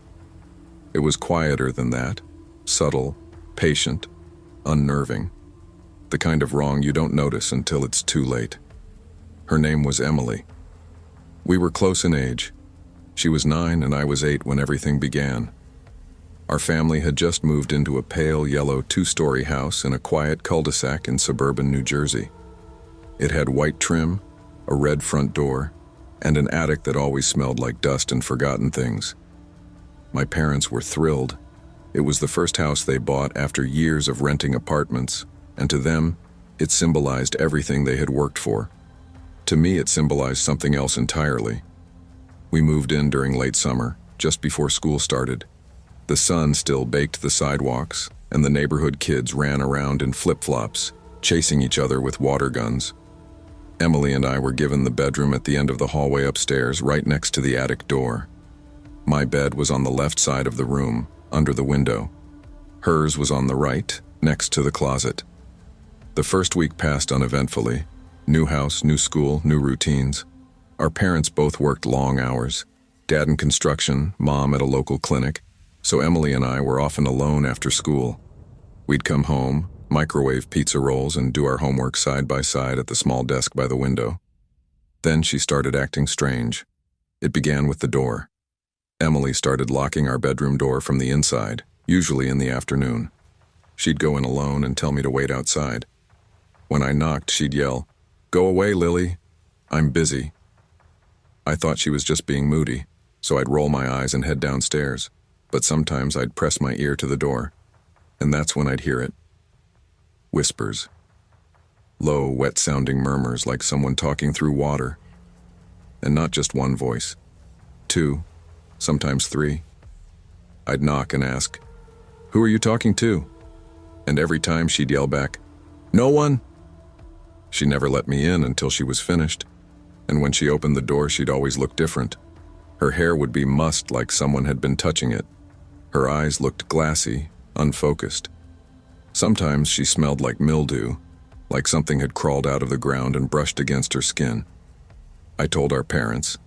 They said she was adjusting, that she was creative and probably playing make-believe. Mom even smiled and said, "Maybe she'll be a writer one day." But I knew better. One evening in September, I was woken up by the sound of Emily whispering in the dark. It wasn't unusual. She'd started talking in her sleep. But this time, it sounded like she was responding to someone. I sat up in bed and listened. "Don't want to..." "No, it's hers." I said no. Her voice trembled, and then, abruptly, she giggled. A low, unnatural giggle that made my skin crawl. I turned on my lamp. "Emily?" She was sitting straight up in bed, eyes wide open, staring at the closet. "What are you doing?" She slowly turned her head toward me, but her expression didn't change. She blinked once, then smiled. "He likes your hair." I stared at her. "Who?" She pointed at the closet. "The man in the wall." I didn't sleep that night. October arrived and things got worse. Emily stopped eating properly. She'd pick at her food and mutter to herself during dinner. Sometimes she'd laugh when no one said anything. Other times she'd just sit there staring into space, one hand twitching slightly like she was counting something on her fingers. Then there were the drawings. I found them in her backpack. Crumpled notebook pages filled with disturbing sketches, stick figures hanging from trees, dark shadowy shapes crawling from vents, wide-eyed girls with their mouths stitched shut. In every drawing, there was a door, and behind the door, a black figure with no face. I showed the drawings to Mom. She sighed and said, "She's going through a phase." Dad grunted, "Tell her to knock it off. It's scaring your sister." They talked to her that night. I heard them from the hallway. I couldn't make out all the words, but I remember hearing Emily say, "He told me not to stop." Later that night, she whispered through my blanket, "He doesn't like it when they yell." Then came the day of the closet. It was a Saturday. Our parents were out for groceries. Emily and I were supposed to be cleaning our room. She'd barely said a word all morning. I was picking up socks from under the bed when I noticed the closet door was slightly ajar. I hate that closet. Always have. Something about the way it smelled, like old wood and wet earth. But curiosity got the better of me. I pulled the door open. At first, it was just clothes. Then I noticed a strange dark smear on the back wall. I leaned in closer. It looked like handprints. Small, childlike handprints made in something dark and sticky. Blood? Suddenly, Emily screamed. I turned around and she was standing on the bed, eyes wild, pointing at me. "Don't go in there. He said not to." I stumbled back. "What are you talking about?" She dropped to the floor, crawled toward me, and slammed the closet shut with both hands. "He said if you open it again, he'll take you instead." That night I heard scratching inside the walls, like nails dragging against the wood. I cried. My parents came in, turned on the light, checked under the bed, in the closet. Found nothing. Emily just watched from her bed, silent. When Mom asked if she heard the noise, she smiled and said, "He's quieter when he's happy." By November, Emily was barely human. She stopped going to school, stopped speaking. She just sat in our room all day, staring at the wall, her lips moving but no sound coming out. I started sleeping on the couch downstairs. One night, I woke up to someone breathing inches from my ear. I sat up. No one was there. But on the coffee table was a note written in crayon. "You're next." I recognized Emily's handwriting. I begged my parents to do something. Take her to a doctor, a therapist, anything. But they were deep in denial. "Kids go through weird phases," Dad muttered. "Don't fill her head with horror movies." Even when Emily smeared something red on the hallway walls, they said it was just paint. It wasn't. December 10th. I remember the date. That was the day I came home and found the bedroom door wide open for the first time in weeks. Emily wasn't inside, but the closet was open. I stepped closer. Inside, there was a hole, no bigger than a dog door, carved crudely into the back wall. The handprints were darker now, more defined. I should have run, screamed, called for help. Instead, I crawled through it. On the other side was darkness, and a smell that nearly made me throw up, like rot and old meat. Then I heard whispering, dozens of voices. Some were children, some were not. Then a hand grabbed my ankle. I screamed and scrambled backward, falling into our room. I slammed the closet shut, panting, heart racing. Emily was standing at the door. Her face was expressionless. "He said you weren't ready yet," she whispered. "But soon." That night, my parents finally believed me, because they woke up to the sound of Emily screaming. They found her standing in front of the closet, covered in scratches. Her eyes rolled back and she kept chanting, "Don't let him in, don't let him in, don't let him in." They took her to the hospital. She never came back. The house is quiet now. I sleep in a different room. The old bedroom is locked. The closet has been nailed shut. My parents don't talk about Emily. She was sent to a psychiatric facility 3 towns over. I'm not allowed to visit. Sometimes I still hear scratching in the walls. Sometimes I find crayon notes slipped under my door. He still remembers. "You're next." And sometimes, when I wake up in the middle of the night, I see her, standing in the hallway, smiling, whispering, "He chose me first, but he likes you more."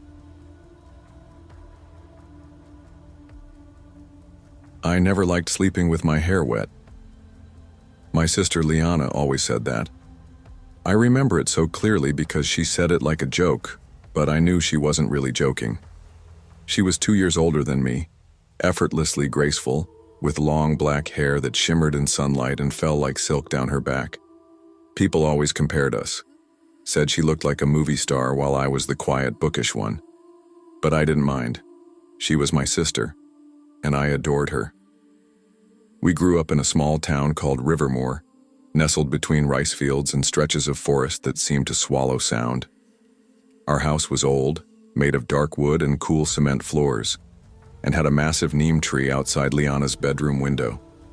Every year, that tree became home to blackbirds and crows that cawed at odd hours.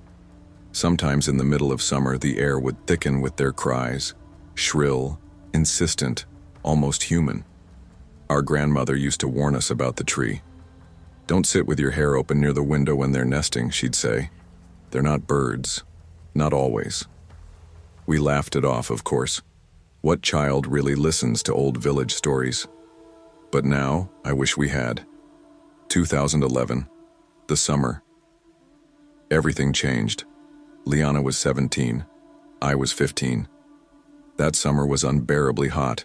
the kind of sticky, suffocating heat that makes your skin feel too tight. Our parents had gone to Kolkata for a week to visit our aunt in the hospital. That left just the two of us at home with our cousin Dinesh and his friend Riju, who were crashing with us for a few days during their break from college. That week was fun at first. Lazy afternoons, board games, silly horror movies at night. Liana, always the show-off, insisted on eating her meals by the window, claiming it was cooler there. One day during lunch, she noticed a crow sitting on the sill. It wasn't unusual, but this one just stared at her, didn't move, didn't blink, just stared. She tossed it a bit of rice. It didn't eat, just kept looking. "It's like it knows me," she said, laughing nervously. From then on, it came back every day. Same time, same stare.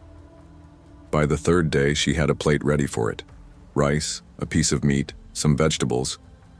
"She's got a pet crow now," Dinesh joked, filming it on his phone. That night, Liana couldn't finish her dinner. She said she was full. But I noticed something strange. She seemed dazed, slow, like she wasn't really in the room. "You okay?" I asked. She didn't answer right away. Then she whispered, "I can hear it calling." That was the first time I saw her walk in her sleep. It was past 2 a.m. I heard the refrigerator slam, then the sound of breaking glass. When I got to the kitchen, Liana was standing barefoot, fridge wide open, bottles shattered on the floor. She was chewing, fast, aggressive, stuffing cold rotis into her mouth like an animal. "Liana?" I stepped closer. "What are you doing?" She turned around, and I swear to God her eyes weren't hers. They were black, not the usual brown, but black all the way through. She snarled at me, low and guttural, before collapsing on the floor. The fever came the next day. It burned through her like fire, 104.8 degrees. She was delirious, mumbling in a language none of us understood. Her body jerked violently at night, and she would sometimes sit straight up and scream. We took her to the local doctor. He said it was probably heat stroke, maybe a viral infection, gave her paracetamol fluids and told us to monitor her. But it got worse. She refused to eat during the day and then raided the kitchen at night. We locked the fridge. She broke the lock. Dinesh tried to confront her once during one of these fits. She threw him across the room like he weighed nothing. "I'm telling you, that's not your sister," Riju whispered to me one night. "Something's wrong with her." I agreed, but I didn't know what to do. When Mom returned, she screamed the moment she saw Liana. Not because she looked sick, but because of the way she moved. She was crawling on all fours, backwards, her head tilted at an impossible angle. "I want to go home," Liana hissed, her voice sounding double-layered as if someone else was speaking with her. We brought in a neurologist. Nothing abnormal in scans. The blood tests, clean. No explanation. The priest came next. Father Samson wasn't one of those dramatic exorcists. He was calm, skeptical even, until he placed his hand on Liana's forehead and whispered a prayer. She laughed. Not just laughed, roared. Her head snapped back, and a voice, ancient, hoarse, not human, came from her lips. 7. There are 7 of us. She fed us. She called us. She belongs to us now. He froze. "Why her?" The voice answered in a chorus. "She opened her hair. She opened her window. She opened herself." He stepped back and crossed himself. The cleansing took days. Nights of prayer, chants, incense, salt lines, and blood. Liana screamed like her soul was being torn apart. Our mother wept until she collapsed. I stayed by her side the entire time, holding her hand, feeling her bones twitch under my fingers. The final prayer ended with the sound of crows screaming outside her window, all at once, like they were dying. Then silence. The priest gave her a silver chain with a pendant, an ancient symbol etched into the metal. "She must wear this always," he said. "Never remove it. If she does, they will come back. And next time, they won't leave." Things calmed down. Liana returned to school, but she was never the same. The brightness in her eyes never came back. She was quieter, distant. She often stared out of windows, almost in a trance, The birds never came back. Not a single one. Years passed. She got married in 2018 to a kind man named Rohit. They tried for children. The first pregnancy ended in a miscarriage at 5 months. Doctors said the fetus stopped growing. The second, same thing. No reason. The third, in 2023, ended in emergency surgery. She nearly died. She gave up trying. They adopted a little girl last year. Liana loves her deeply. But even now, sometimes when I visit, I see her brushing her daughter's hair, carefully, methodically, while whispering under her breath. And the pendant? It's gone. She said she lost it during their last trip. I told her to go back to the priest. She laughed and said, "Don't worry, they wouldn't hurt a mother." But some nights I still hear the crows, far away but coming closer. And last week, her daughter woke up screaming. "Mama was flying in the room," she cried. Her hair was floating and there were birds in the dark. I sleep with my lights on now, and I never leave my window open, not with my hair down, because I remember what Liana told me after her first miscarriage, her voice barely above a whisper. They said I'd never be a mother, that if I tried, they'd take it. And she was right. Some things never let go.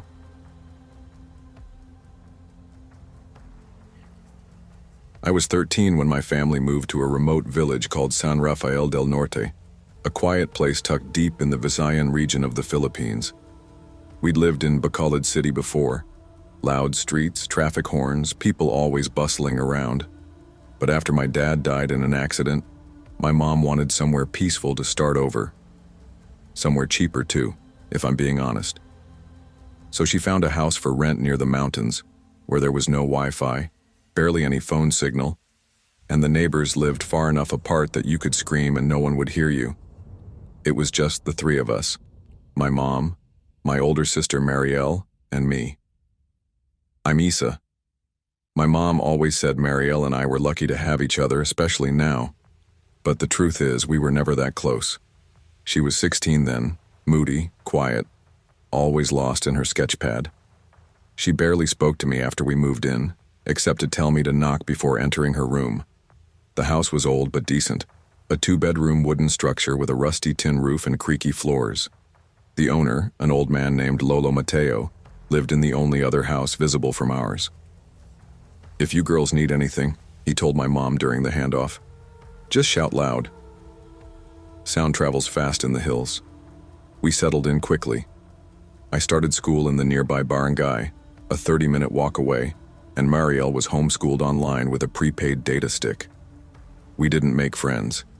There weren't many kids nearby and we mostly stayed indoors, especially after dusk. The first time something strange happened, it was so subtle I thought I imagined it. It was late August, around 10:30 p.m. I'd gone to the kitchen for water when I heard Marielle talking in her room. That wasn't weird. She sometimes called her friends or watched K-dramas on her phone, but her voice sounded wrong, slurred, like she was trying to speak underwater. I crept closer, listening through her door. "Marielle?" I whispered. Silence. Then, softly, I heard her say, "Don't open the door." I froze. Her voice came from the other side, calm but firm. "Go to sleep, Isa." My heart kicked. I didn't say anything. Nothing. I stood there for a while, staring at the wood grain, before quietly backing away. The next morning at breakfast, she didn't mention it. I asked if she was okay, and she just looked at me like I was annoying her. "Why wouldn't I be?" she said, stabbing a spoon into her rice. So I let it go. But that night changed everything. About 2 weeks later, on a Sunday night, I stayed up late watching a K-drama on our small living room TV.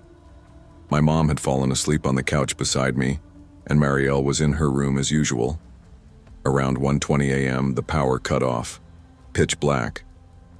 I sat frozen for a second before grabbing the flashlight from the drawer. Just as I switched it on, I heard scratching, light scraping, like nails on wood. It came from Marielle's room. Then her voice. "Isa." It was a whisper, barely audible through the thin door. "Isa, come here." I felt something cold crawl up my spine. My feet moved before my brain could stop them. I approached slowly. She whispered again. "It's in here with me." "What is?" I whispered back. Silence. "Marielle?" Still no answer. I placed my ear to the door, listening. Then I heard her breathing, ragged, shaky, like she was crying. I reached for the doorknob. "Don't open it!" she screamed. I jumped back. My flashlight flickered. That scream woke my mom, who stumbled into the hallway, rubbing her eyes. "What's going on?" I stammered. "Marielle said something's in her room," she screamed. My mom tried the door. Locked. "Marielle," she shouted. "Open this door." Nothing. After a few tense minutes, we heard the click of the lock. The door creaked open. Marielle stood there, her face pale, her hands trembling. There was something by my window, watching me. We rushed inside. Her curtains were drawn, and when my mom flung them open, nothing was there. But the window latch was unhooked. My mom checked outside with a flashlight. No footprints. Nothing out of place. We all slept in the living room that night, or at least tried to. Over the next few days, Marielle changed. Not in huge, dramatic ways, just little things that I noticed first. She started drawing things she never used to. Dark forests, shadows behind windows, people with blank faces. She barely ate. Her eyes looked heavy, like she hadn't slept. When I asked if she was okay, she'd smile, but not with her eyes. Then came the voice.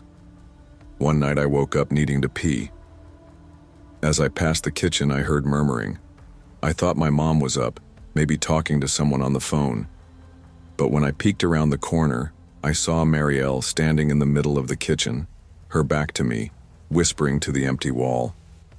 I couldn't hear what she said, but the tone was different, loving, almost affectionate. She leaned in close to the wall as if listening to something whispering back. Then she slowly turned around. Her eyes found me instantly. "Issa," she said, "you shouldn't be up." I didn't answer. I just backed away. I said, "Go to bed." I obeyed. Things got worse quickly. My mom started noticing too. She'd find her drawing obsessively at 3 a.m., muttering words that made no sense. One day, Marielle refused to eat or speak the entire day. That night, she attacked my mom, scratched her arm so hard it bled when she tried to take her phone away. "I'm not done talking to her," Marielle had growled. "Who?" I asked. "The one who looks like you," she whispered. The breaking point came a week later. I woke up to screaming. Not Marielle's, but my mom's. I bolted into the hallway and found her standing outside Marielle's room, her face white with shock. The door was wide open. The room was trashed, papers scattered, dresser knocked over, curtains shredded. But Marielle was gone. We searched everywhere. Called Lolo Mateo, called the neighbors, called the barangay captain. Nothing. She'd vanished, until sunrise. That's when I found her, standing in our backyard, barefoot, covered in mud. She was staring up at the mango tree like she saw something none of us could. When I touched her shoulder, she turned to me slowly. "It's not done with me yet," she whispered. We brought in a mananambal, a local healer recommended by Lolo Mateo. He did a ritual in Marielle's room, burning herbs and chanting in Visayan. He told us something dark had attached itself to her, something old. "It came to her the night you heard the whispering," he said. "Spirits like that, they mimic voices. They make you trust them." He told us it might leave on its own or it might not. "If she listens to it again," he warned, "it could take her soul for good." It's been almost 2 years since then. We moved out 6 months later, back to Bacolod, once we had enough money. Marielle's better now, mostly. She doesn't draw anymore. She barely talks, but at least she sleeps through the night. Sometimes, though, I still catch her staring at dark corners of her room, like she's listening for a voice I can't hear. And once, just once, I caught her talking in her sleep. "It's still here," she mumbled, eyes shut. Then she smiled.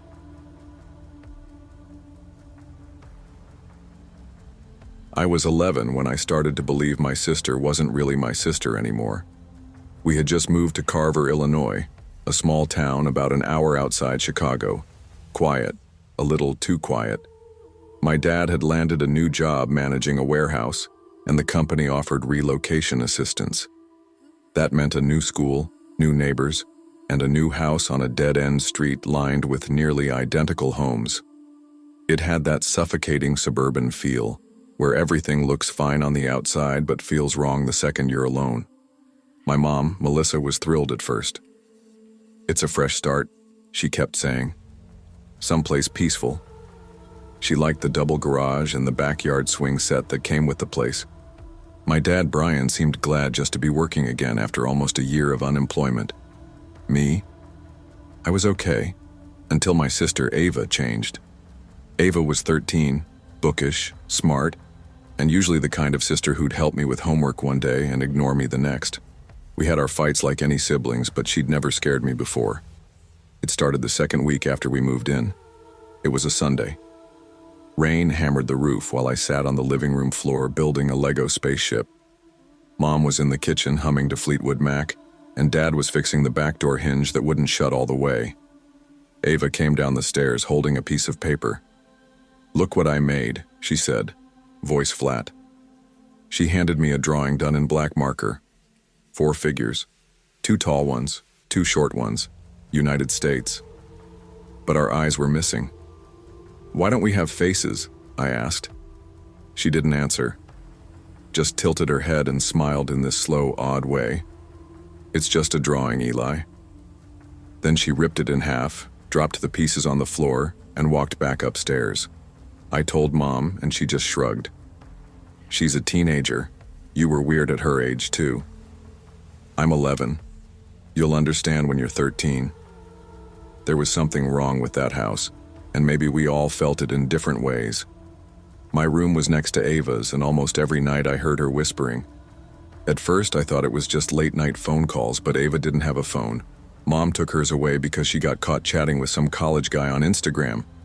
Sometimes I heard giggling. Other times it sounded like chanting, not English, not anything I recognized. I told Dad once. He walked upstairs, knocked, and opened her door.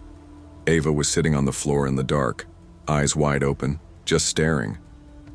"No music, no whispering," she said before he even asked. He looked back at me and rolled his eyes. "You're dreaming, kiddo." But I knew I wasn't. 3 weeks in, my parents hired a housekeeper named Yolanda to help clean while they were at work. She was this warm woman in her 50s with a southern accent and a big, loud laugh that echoed through the house. I liked her immediately. Ava hated her. First day, Yolanda came out of the upstairs bathroom looking confused. "She got something strange in there," she said to my mom. "What do you mean?" Mom asked. "Little bundles wrapped in red thread under the sink, like dolls or something. Kinda smells like copper." My mom went upstairs, checked, and came down pale-faced. "Just toss them out," she told Yolanda. "Probably something from the previous tenants." Yolanda didn't argue, but she didn't smile much after that either. 2 days later, she quit. "No offense, ma'am, but there's something wrong in that house, especially that girl's room." We didn't get another housekeeper after that. The accident started small. Mom cut her hand badly slicing lemons. Dad slipped on the basement steps and bruised his ribs. I cracked my head open when the shower rod fell while I was bathing. And Ava always seemed to be standing just a little too close, like she was watching. We brushed it off. What else can you do? But then Ava started getting hurt too. She showed up at breakfast one day with 3 long scratches on her back. "Where'd you get those?" Dad asked. "In my sleep, I guess." That same day, I found her drawing again. This time, it wasn't us. It was our parents. Just them. Lying in beds with red circles drawn over their faces. The paper was hidden behind her mirror. The worst night came 2 months in. I was lying in bed, facing the wall. Ava's room was quiet, but I had that crawling feeling like I was being watched. When I turned over, there was a figure in the hallway. A girl, long black hair, a pale nightgown, standing still, too still. My heart stopped. It was Ava, or it looked like her, but her mouth was open like she was silently screaming, and she wasn't moving, just staring. I screamed and she vanished. My parents ran in and turned on all the lights. Ava was in her bed, asleep. I saw her, I kept saying, in the hallway. My dad checked every room. The doors were locked, windows shut, alarms still armed. "You were dreaming," Mom said. I wasn't. A week later, Ava stopped eating. She sat at the table and just pushed food around. Wouldn't talk, wouldn't blink much. She kept staring at her own reflection, mirrors, windows, the microwave, like she was afraid it would move without her. One morning I found her in the bathroom, just standing there. "You okay?" She turned slowly. She likes it when I'm quiet. "Who?" She didn't answer. That night, the mirror in the hallway cracked from the inside, like something had punched it. I cornered her in the garage 2 days later. "Tell me what's going on," I said. "What's wrong with you?" She didn't yell. She didn't cry. She just looked at me like I was stupid. She asked me to. "Who?" "She's under the house. She talks through the floor when it rains." I laughed because it was too weird to believe. "I made a trade," she whispered, "so we could stay here, so things would be okay. But she wants more now." "What did you give her?" She smiled. "You'll see." 2 nights later, the kitchen caught fire. No one knows how. Dad said it must have been a faulty toaster, but it wasn't plugged in. We made it out okay, but Ava didn't come out until the last second. When firefighters dragged her out, she was still holding that same drawing. 4 figures. This time, 3 were burning. 1 was whole. Guess which one? We left Carver a week later. My parents didn't say much. Ava was admitted to a psychiatric care facility after she tried to hurt herself. She said the girl under the house was still waiting, that she hadn't finished what she started. Therapists said it was trauma, repressed emotions, imagination. I never believed that. It's been 7 years. We live in Milwaukee now, a smaller apartment, fewer mirrors. I'm in college. I sleep with a nightlight. Ava, she's still in care. Sometimes she talks. Mostly she just stares. Last week I got a letter from her. No return address, just 4 words. She hasn't forgotten you. And a drawing. 2 figures. Me. And something standing just behind me.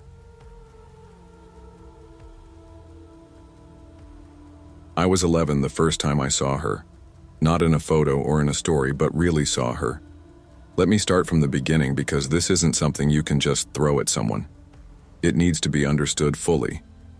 My name is Lena Waller, and this happened in Lamont, Illinois in the fall of 2007. We had just moved there a few months earlier, me and my mom, after her divorce from my dad. I didn't know the full details back then. I just knew that my dad wasn't coming back and that we were starting over. I hated those words. They sounded like cleaning a chalkboard. Cold, flat, empty. The house we moved into was small. 1 floor, 2 bedrooms, a creaky little hallway that always smelled like laundry and something burnt.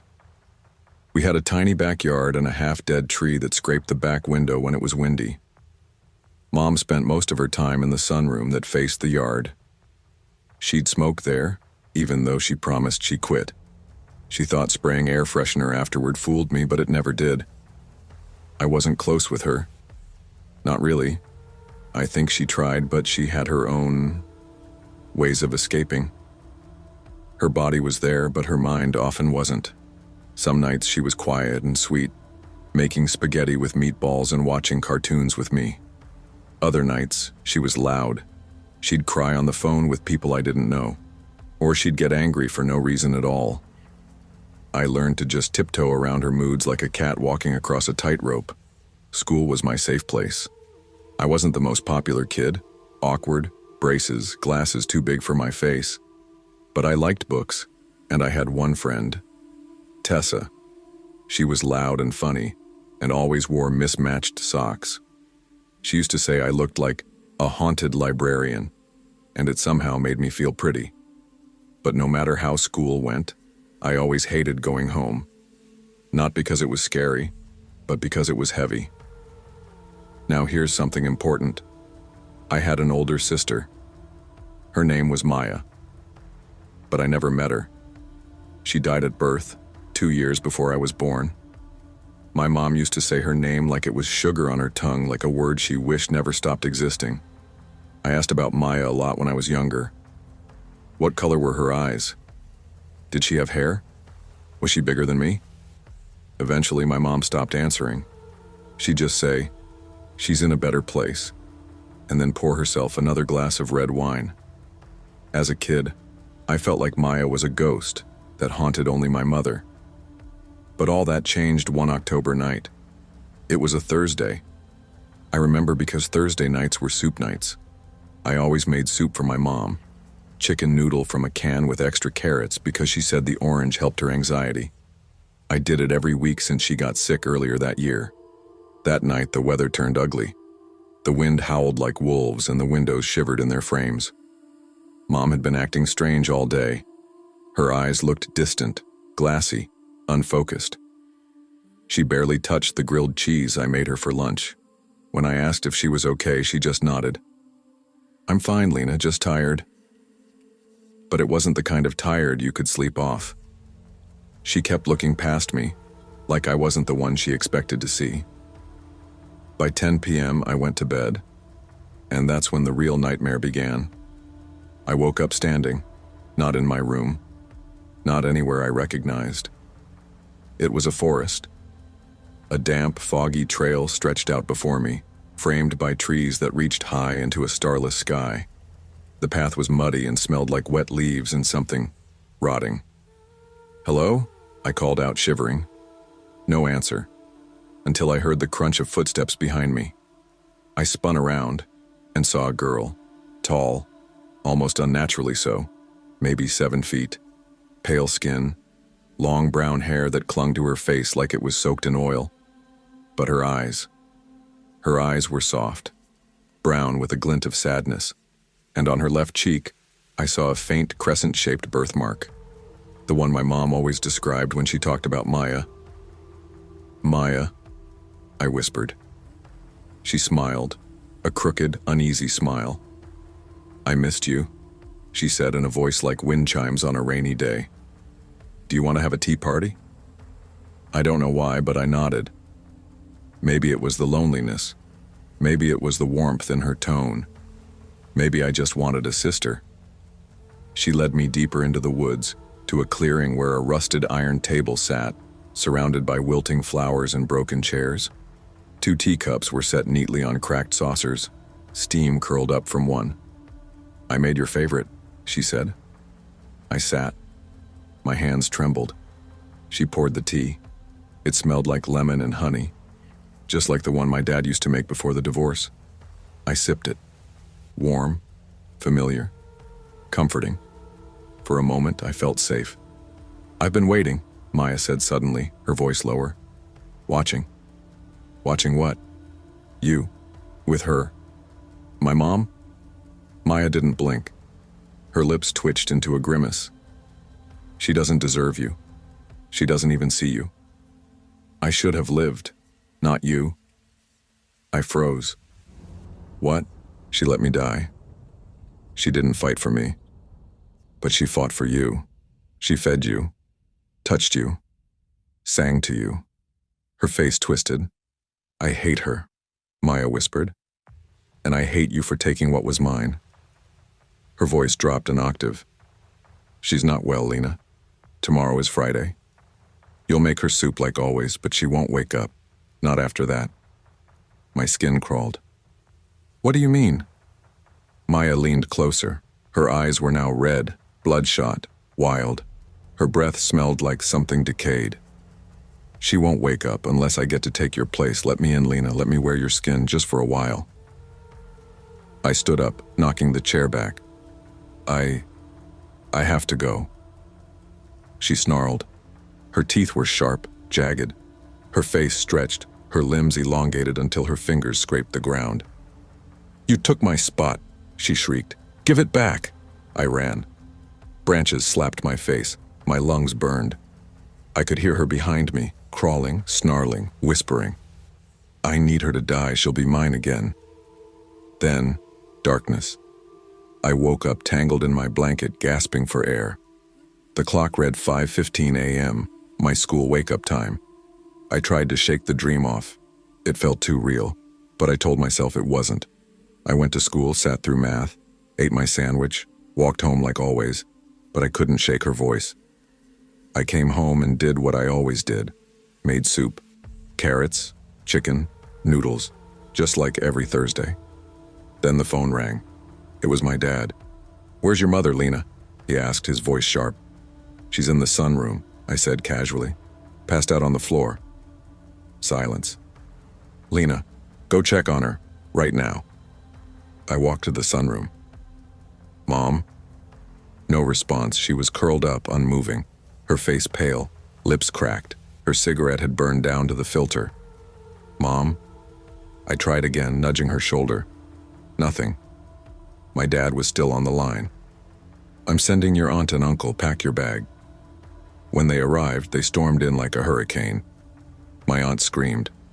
My uncle called 911, and then my mother sat up, eyes open, but not like before. Wild, glowing almost. "I'm not going," she hissed. Everyone froze. The paramedics tried to calm her down, but she fought, teeth clenched. Inhuman. Eventually, they let her stay, but I was taken to my aunt's house. Later that night, my dad came to pick me up. We crept past her room in silence. She was asleep. Peaceful. The next morning, she was back to normal, like nothing had happened. But I couldn't stop thinking about Maya, her voice, her threat. I looked at my mom during breakfast. She smiled at me, but I saw it, just for a split second, behind her pupils. That red glint, that shadow. I never told anyone, not even Tessa, but sometimes, in the fog, I still hear Maya's voice. And sometimes, late at night, my mother hums a lullaby she never sang before. The same one Maya told me about in the woods. I never believed in anything supernatural. Demons, spirits, ghosts. It all sounded like exaggerated stories made up to entertain bored people or justify something tragic. I'm a rational person. I've always been the oldest sibling, the caretaker, the grounded one. But what happened last fall changed all of that. My name is Isla Harper. I'm 24 years old, and I was working remotely from home after finishing my graduate degree. When our parents planned their long-awaited vacation to Spain, I offered to stay back and look after my younger siblings, Ethan and Rain. Mom was hesitant at first, especially with how Rain had been acting recently, but I convinced her. After all, it was just 1 week and I knew them better than anyone. But by the 4th night, I realized I didn't know Rain at all. Rain had always been a quiet, artistic girl. She loved sketching, especially creepy things like skeletons, insects, and mythical creatures. She wasn't antisocial, just different. Last year, she and I were in a bad car crash when I picked her up from school. A drunk driver ran a red light and smashed into us. I had a concussion and a fractured collarbone. Rain? She was clinically dead for 2 minutes. They revived her, and she spent weeks in the ICU. Doctors called it a miracle. Mom cried every day and called it God's grace. But Rain came back, changed. At first, we thought it was trauma. She was quieter, slept more, stopped drawing. Then came the headaches, the odd sleepwalking, the faint smells of something rotten coming from her room, which she blamed on our old house plumbing. Small things easily dismissed, but in that week alone with her and Ethan, the truth unwrapped itself like a wet, rotting bandage. "Text me if anything happens," Mom said on the phone, her voice muffled by wind. "Rain's been doing better, right?" Yeah, I lied. "Go enjoy the beach, I got this." That night was uneventful. We ordered pizza, Ethan played Xbox, and Rain stayed in her room. I peeked in on her once. She was sitting on her bed in the dark, eyes open, just staring at the corner. "Hey, Rain?" She blinked slowly. "Yeah? You good?" "Yeah." That was it. No emotion. Just stillness. I chalked it up to post-crash trauma and closed the door. It started around 2:30 a.m. I heard something tapping, then scratching. I sat up in bed, blinking in the dark. It was soft, erratic. Not mice, not the heater. It sounded like nails on drywall. I tiptoed into the hallway. Ethan's door was shut, so was Rain's. But the noise came from the ceiling. I looked up, and I swear, for just a second, I saw a dark outline pressed against the attic door, like someone was crawling across the ceiling. My heart jumped, but when I blinked, it was gone. Ethan came downstairs, pale. "Isla, something's wrong with Rain," he said quietly. I put my coffee down. "What do you mean?" "She was in the kitchen at like 4 a.m. I thought she was sleepwalking, but she was on the floor, crawling in circles, whispering something." "What was she whispering?" He swallowed. "She was saying my name." I looked at him carefully. He wasn't joking. That night I placed a baby monitor in Rain's room while she was brushing her teeth. I hid it behind some books on her shelf.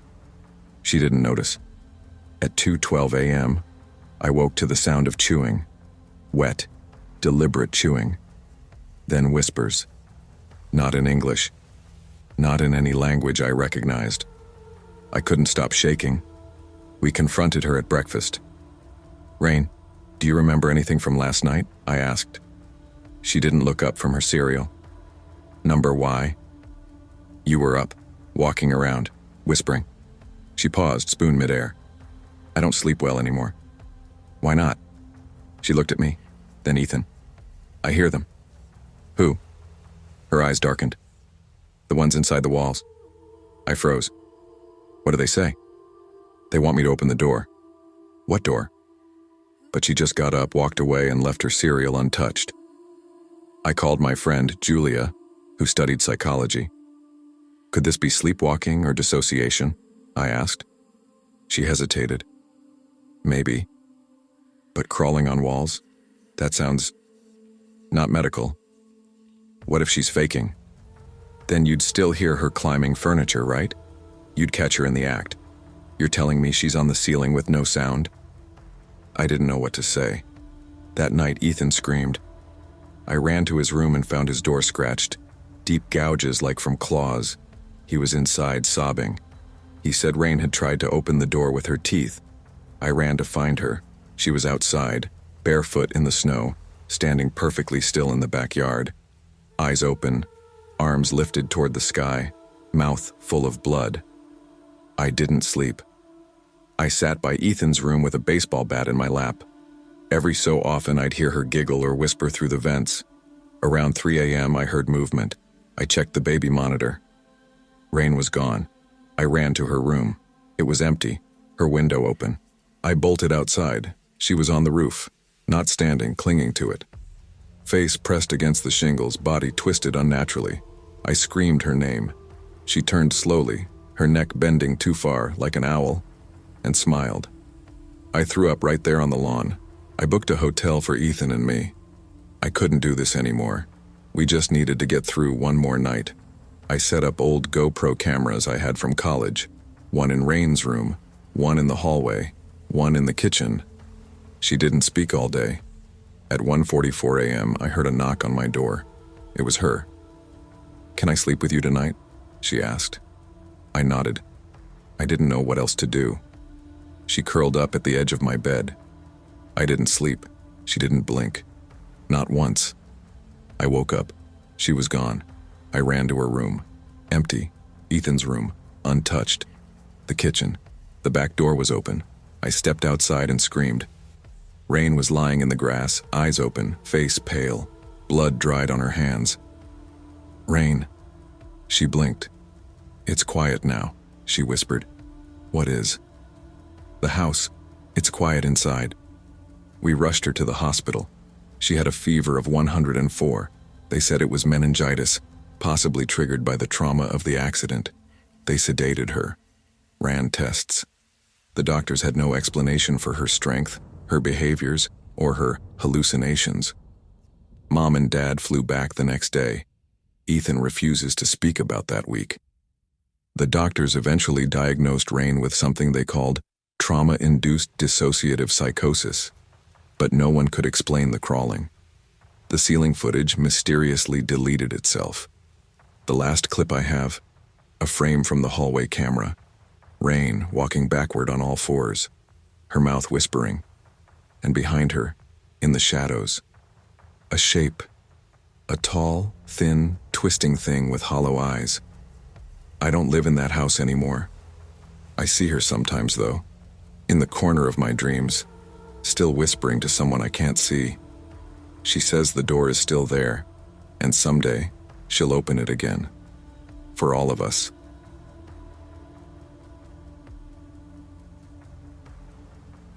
Welcome, sleepy soul. I'm your storyteller tonight, here to help you drift into deep, peaceful sleep. Before we begin, don't forget to like the video and subscribe for more bedtime stories. Let me know in the comments where you're watching from and what time it is. And if there's a story you'd like to hear next, I'd love to know that too. I never thought a simple sleepover would be the night that changed everything for me. When I was a kid, Friday nights were sacred. No alarms for the next day, no homework deadlines hanging over my head, just pure, unfiltered freedom. Sleepovers were the best part of that freedom. Staying up all night eating enough junk food to kill a horse, laughing until our stomachs hurt, those nights felt endless. Back then, my best friend was Ethan Walsh. We met in 3rd grade, and by middle school we were practically glued together. Ethan was one of those kids everyone envied. His house was huge, his parents were laid back, and he had all the latest video games before anyone else. But the real gem of his house wasn't the games or the snacks, it was his basement. That basement was like a kid's dream world. A big open space that looped in a circle, with a pool table on one side, an air hockey table on the other, and in the far corner, a little laundry room with a heavy white door. There was a bar, a mini fridge, and 2 massive couches facing a flat-screen TV. We spent so many nights down there that it felt like our second home. That November night started like all the others. It was the start of a 3-day weekend, and my mom dropped me off after dinner. I remember the bite of the cold air when I stepped out of the car, clutching my overnight bag. The Walsh house glowed warmly against the dark, its big windows spilling golden light onto the driveway. Ethan flung the door open before I even rang the bell. "Dude, finally!" He grinned, his hair sticking up like he'd run his hands through it 100 times. "Traffic," I said, rolling my eyes. "Your mom here?" "Yeah, she ordered pizza. Come on, everyone's downstairs already." Everyone was Tyler and Marcus, 2 other guys from our grade. They were already in the basement, controllers in hand, the sound of gunfire and explosions blasting from the TV. The smell of pizza and something sweet, maybe cookies, drifted down the stairs as I followed Ethan. The basement was warm and alive with noise.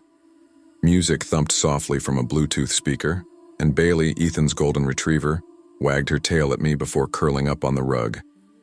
Hours slipped by in a blur of video games, junk food, and laughter. Tyler told some ridiculous story about a teacher getting locked in the supply closet, and Marcus nearly choked on a Dorito laughing. We made plans for the next day. Basketball at the park, maybe a movie later. It was one of those nights that felt so normal, so safe. You couldn't imagine anything ever going wrong. Around midnight, Tyler crashed first. He claimed the couch closest to the TV and pulled a blanket over his head. Marcus wasn't far behind, mumbling something about being done for the night before rolling over and snoring softly. That left Ethan and me still wired, sitting cross-legged on the carpet, controllers in hand. "You ever notice?" Ethan said suddenly, eyes flicking toward the far corner. "How creepy that laundry room looks at night." I glanced over. The laundry room door was cracked open, a sliver of blackness cutting into the warm glow of the basement lights. "Thanks for that image," I muttered. "I'm serious," he said, lowering his voice. "Sometimes I hear stuff coming from there at night." Like what? Like banging or scraping. My dad says it's the pipes or the dryer cooling down, but he trailed off with a shrug. A tiny shiver ran through me. Close it, I said. Ethan smirked, but got up and nudged the door shut. It didn't latch completely, just rested against the frame. We played for another half hour, but I couldn't stop glancing at that door. At one point, I could have sworn it shifted just a fraction. My chest tightened. "Did you see that?" I whispered. "What?" "The door. It moved." Ethan paused the game, eyes narrowing. The door stood still. He laughed nervously. "You're losing it." Eventually, we gave up on gaming and decided to crash. Tyler and Marcus were dead to the world, so Ethan took the other couch near them. I claimed the one by the bar, the one closest to the laundry room. Big mistake. I woke up in darkness, the kind that feels heavy, pressing against your eyelids. No glow from the TV, no light seeping through the basement windows. For a few disoriented seconds, I didn't know where I was. Then the smell of carpet cleaner and cold pizza brought it back. The basement, the sleepover. But something was wrong. The air felt different, colder, stiller, and then I felt it. That prickling sensation on the back of my neck, like eyes were on me. "Ethan," I whispered. My voice sounded too loud. No answer. I sat up slowly. The other couch was empty. My stomach sank. That's when I heard it. Click.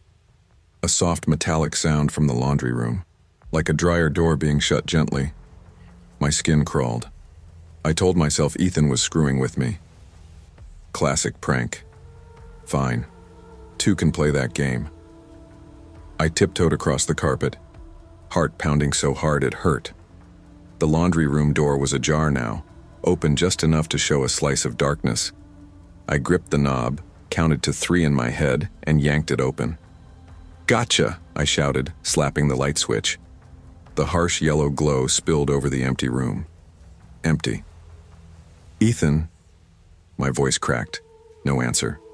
Then I saw it. Through the dryer's round glass door, blurred, tinted, but unmistakable, a face stared back at me. Not Ethan, a man. Curled inside the dryer like a grotesque doll, knees pressed to his chest, eyes wide and unblinking. His face was pale, his lips stretched in a smile that didn't belong to a sane person. For a heartbeat, I couldn't move, couldn't breathe. Then the man's lips moved, just a whisper muffled by the glass. "Shh!" I screamed so loud it tore my throat raw. Spun, slammed into the bar stool, and bolted for the stairs. "Ethan, wake up!" I shrieked, taking the steps 3 at a time. The hallway lights flicked on upstairs. Doors opened. Ethan's parents stumbled out, disoriented. Ethan was there too, coming from his bedroom. "What the hell is going on?" His dad barked. "There's a man," I gasped, pointing toward the basement. "In the dryer. There's a man in the dryer." Before anyone could react, a blur shot past us, through the living room and out the front door. Ethan's mom screamed. His dad tore after him in slippers, but it was hopeless. The man vanished into the night. The cops came. They searched the house, the yard, the street. Nothing. All I could tell them was that he wore dark clothes. That's it. No clear face, just those eyes burned into my memory. I didn't sleep that night. Didn't sleep for a long time after. Ethan's parents installed cameras, deadbolts, everything. We never had another sleepover. Not at his house. Not anywhere. Years later, sometimes I wake up in the dark and swear I hear it. That soft metallic click. And every time I see those eyes, that smile, like he knew something I didn't. Like maybe it wasn't the first time he'd done this, or the last.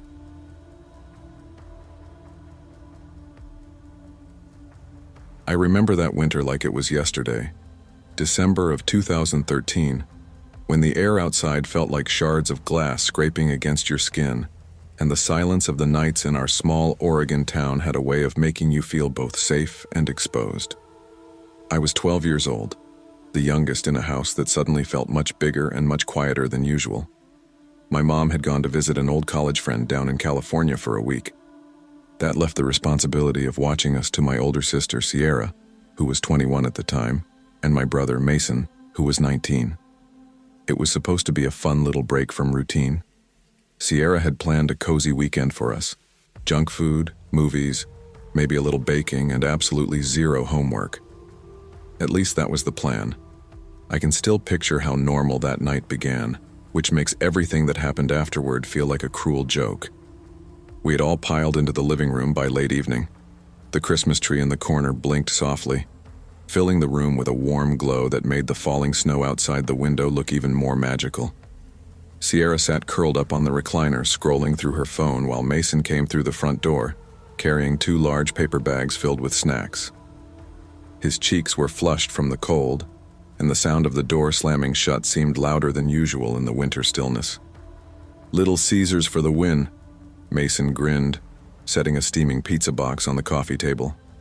"Also got you guys Slurpees because apparently I'm the best brother in existence." "Only when you're spending money," Sierra teased, not looking up from her screen. I laughed from where I was sitting cross-legged on the rug. "What did you get for me?" "Blue raspberry, the one you always steal from me anyway," Mason said, tossing me the cup. He ruffled my hair when I caught it, and I swatted his hand away. Chloe and Bella, my 2 younger sisters, came barreling in from the kitchen carrying bowls of popcorn and candy. Chloe was 10, already acting like she was 15, while Bella at 8 still had that innocent sparkle in her eyes that I envied.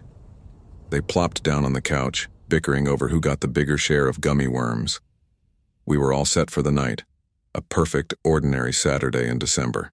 The game was on TV, the kind of background noise you don't really pay attention to unless someone scores. It was during the 3rd quarter, I think, when I first noticed it. It was faint, almost easy to ignore at first. A light scratching sound coming from somewhere behind the walls. I remember tilting my head slightly, trying to figure out if it was just the wind brushing against the side of the house. "Do you guys hear that?" I asked. "Hear what?" Sierra didn't even look up from her phone. "That scratching," I said. "Like something in the garage." Mason paused mid-bite into a slice of pizza and frowned. "Probably one of the cats. They sneak in there sometimes." "Both cats are in the basement," Chloe said. "I just saw them. They're sleeping on the laundry pile." That made Mason raise an eyebrow. "Then maybe it's Luna or Rex." "The dogs are in the basement too," Bella added softly. "They were laying by the furnace." I felt something cold settle in my stomach. Sierra finally looked up, irritation flashing in her eyes. "It's probably nothing. Wood expands in the cold. Houses make noises. Don't freak yourself out." But the sound didn't stop. If anything, it became more deliberate. Scratch, pause, scratch, scratch, like someone dragging their nails across wood, slowly, carefully, testing something. Mason set his plate down and stood up. "Okay, now that is weird," he muttered. "Stay here. I'll check the garage." Sierra got up too. "I'm coming with you." I wanted to tell them not to go, but the words stuck in my throat. I sat there frozen as they walked down the short hallway toward the garage door, Mason flicking on the light before twisting the knob. I followed them halfway without realizing it, my bare feet cold against the hardwood floor. The garage light flickered to life, throwing long shadows across boxes and stored holiday decorations. The ladder to the attic space above the garage was still folded up and leaning against the wall. Nothing seemed out of place, no movement, no sound. "See? Nothing," Sierra said after a moment, her voice firm like she wanted to convince herself. Mason exhaled slowly. "Yeah, must have been, I don't know, pipes or something." But as we turned back toward the living room, I could swear I heard something overhead. A faint shift, like weight on wood. The attic space above the garage wasn't huge, but it was enough to store old boxes and seasonal junk. Mason froze too, glancing upward. "You hear that?" I whispered. Yeah, he said under his breath. Stay here. Before either of us could stop him, Mason unfolded the ladder and started to climb. Sierra grabbed his arm. Are you insane? What if it's... What? A raccoon? Mason shot back. Better to know now than... He disappeared into the attic, his head and shoulders vanishing into the darkness above. For a few seconds, all I heard was the sound of him moving things around, his boots scraping the wood. Then silence. Mason? Sierra called, her voice shaky now. You good? A pause. Then his voice. Yeah, just a bunch of boxes. Nothing. The sound cut off suddenly, not because he stopped talking, but because something slammed. Hard. A noise like a heavy box tipping over, followed by Mason cursing. I'm fine, he called quickly. Just knocked something. That's when we all heard it. The sound of the garage door, our main door leading back to the kitchen, closing, slowly, click. But Sierra was standing right next to me. What the hell? Sierra whispered. She ran back toward the door, twisting the knob. Locked. Mason, did you lock this? No. Mason's voice came muffled from above. I'm still... Wait. The light in the garage went out. Everything happened at once. Sierra yanked me back as the scratching sound returned, louder this time, right above us. I swear I heard a low chuckle, just for a second, before Mason's voice erupted. Get back! Get... A loud thud like a body hitting the floor. Then silence. Mason! Sierra screamed. That's when the house went completely dark. The TV in the living room shut off. The Christmas tree lights died. The hum of the furnace stopped. We were plunged into a darkness so thick it felt alive. Panic erupted. Chloe and Bella started crying from the living room. Sierra grabbed my wrist so hard it hurt and dragged me toward them. Basement. Now go. We stumbled down the steps in the dark, our breaths ragged, the dogs barking wildly as if they sensed something we couldn't see. Luna and Rex were at the bottom of the stairs, teeth bared, their growls vibrating through the floor. We huddled in the first basement bedroom, shoving a dresser against the door. Sierra tried calling 911, but there was no signal, no Wi-Fi, nothing. And then we heard it. Slow footsteps above us. Deliberate. Heavy. Each one making the floor creak in a way that felt like it was sinking into my bones. A man's voice followed, calm but deep, almost cheerful. Ivy, Sierra, Chloe, Bella, Mason. He said our names. Every single one. Then, softly, as if leaning right over the vent in the floor, he whispered, I brought candy canes. Bella sobbed into her hands. Sierra mouthed, Don't make a sound. My heart was pounding so loud I was sure he could hear it. The footsteps moved down the hall, then back, then stopped. For a long moment there was nothing. Then the sound of the basement door opening above us. The hinges groaned like they were screaming. The dogs went ballistic. I don't remember how long it lasted. Seconds felt like hours. The door we had blocked started shaking violently, the wood cracking as the man pounded on it. Let me in, he snarled now, voice no longer cheerful. Don't make me hurt the little one. Rage flashed across Sierra's face. She grabbed the metal pole from the broken bed frame and held it like a weapon. If he comes in, run, she whispered to me. Run, and don't look back. The pounding stopped. Silence fell like a trap. Then, glass shattering from the small basement window. A hand reached through, unlocking the latch. Before Sierra could react, Rex lunged, teeth sinking deep. The man screamed a guttural animal sound, and Sierra swung the pole down with everything she had. I scrambled for the stairs, dragging Bella and Chloe with me. The last thing I saw before bolting up was blood, splattered across the dresser, across Sierra's hands. The cop said we were lucky, said if Mason hadn't come to when he did and tackled the guy from behind, it would have ended differently. They arrested him in our kitchen, bleeding from his arm where Rex had torn into him. His name was Daniel Cole, 43 years old, no fixed address.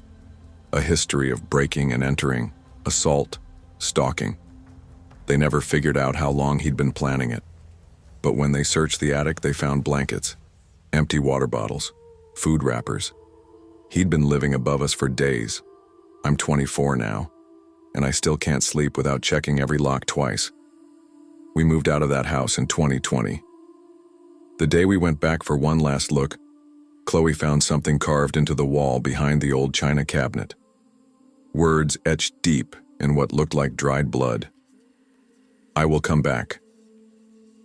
Daniel Cole was sentenced to 12 years. That was 10 years ago.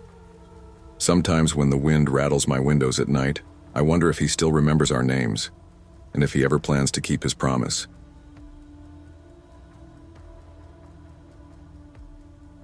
I still remember the night like it's stitched into my bones, a scar that never fades no matter how many years pass.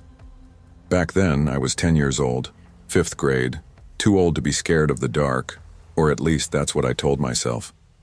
My parents trusted me enough to let my best friend Ethan sleep over that weekend. He was one of those kids who could turn a boring night into something wild just by being around. We had been best friends since 1st grade, always chasing adventures, even the kind we probably shouldn't have. That Saturday had started out like any other. My mom made pizza rolls for us. We played a few video games, and then we sprawled out on the couch scrolling through Netflix, trying to find a scary movie that didn't look completely fake. The house was warm, lights low, the kind of night where the shadows stretched long and made the corners of the room feel further away than they really were. Halfway through some cheesy horror flick, Ethan got bored. He always did. He was the type who hated sitting still for too long. He turned to me with this mischievous glint in his eye and said, "Dude, you know that old house, the one down near Millbrook Road?" I felt my stomach knot immediately. Everyone in our neighborhood knew that place, the Henderson house. It had been abandoned for years, rotting into the ground like some forgotten corpse. Windows shattered, paint peeling off like skin, rumors crawling out of it like bugs. People said it was haunted. Others said a crazy guy lived there, hiding from the cops. My older cousin once swore he saw candlelight in one of the upstairs windows when he biked past at night. "Yeah," I said slowly, already regretting it. Ethan grinned. "Let's go check it out." I laughed, thinking he was joking. "At 10 o'clock? Are you insane? My mom will kill me." "She's asleep," he said. "Your dad's on night shift. No one's gonna know. We'll take the bikes, be back in like an hour." Every cell in my body screamed no, but Ethan was relentless. He was the kind of friend who made you feel like a coward if you backed down. After a few minutes of him calling me chicken, I caved. We slipped out the back door like thieves, trying not to wake my mom. The air outside was cold, sharp enough to sting my nose. Our breath puffed out in little white clouds as we hopped on our bikes. The streets were dead quiet, only the hum of far-off traffic and the occasional bark of a dog breaking the silence. Millbrook Road was about 2 miles away. In daylight, it would have been nothing. At night, with just our cheap flashlights and the pale glow of the moon, it felt like a journey into another world. The further we went, the fewer houses there were, until it was just dark fields on both sides. My stomach churned with every pedal stroke. "Almost there," Ethan whispered, when the silhouette of the Henderson house appeared in the distance, crouched like a giant spider at the edge of the woods. We ditched our bikes near the entrance of the cracked driveway. My flashlight beam shook in my hand as I aimed it at the house. The place looked worse up close. The roof sagged, the windows gaped like empty eye sockets, and ivy clung to the walls like veins. Across the road, I noticed an old detached garage. Its door hung crooked, and inside, I could see what looked like shelves lined with tools. "I say we hit the house first," Ethan said, already moving. I swallowed hard. "You sure this is a good idea?" "Relax. It's just an old house." He flashed me a grin and pushed on the warped front door. It groaned like something alive. The moment that door opened, the smell hit me. Thick, sour, like rotten eggs mixed with something worse. Something dead. My stomach lurched. "God, what is that?"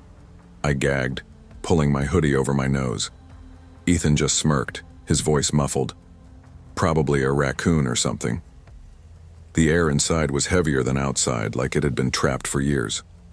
Our phone flashlights carved narrow tunnels of light through the darkness, bouncing off peeling wallpaper and broken furniture.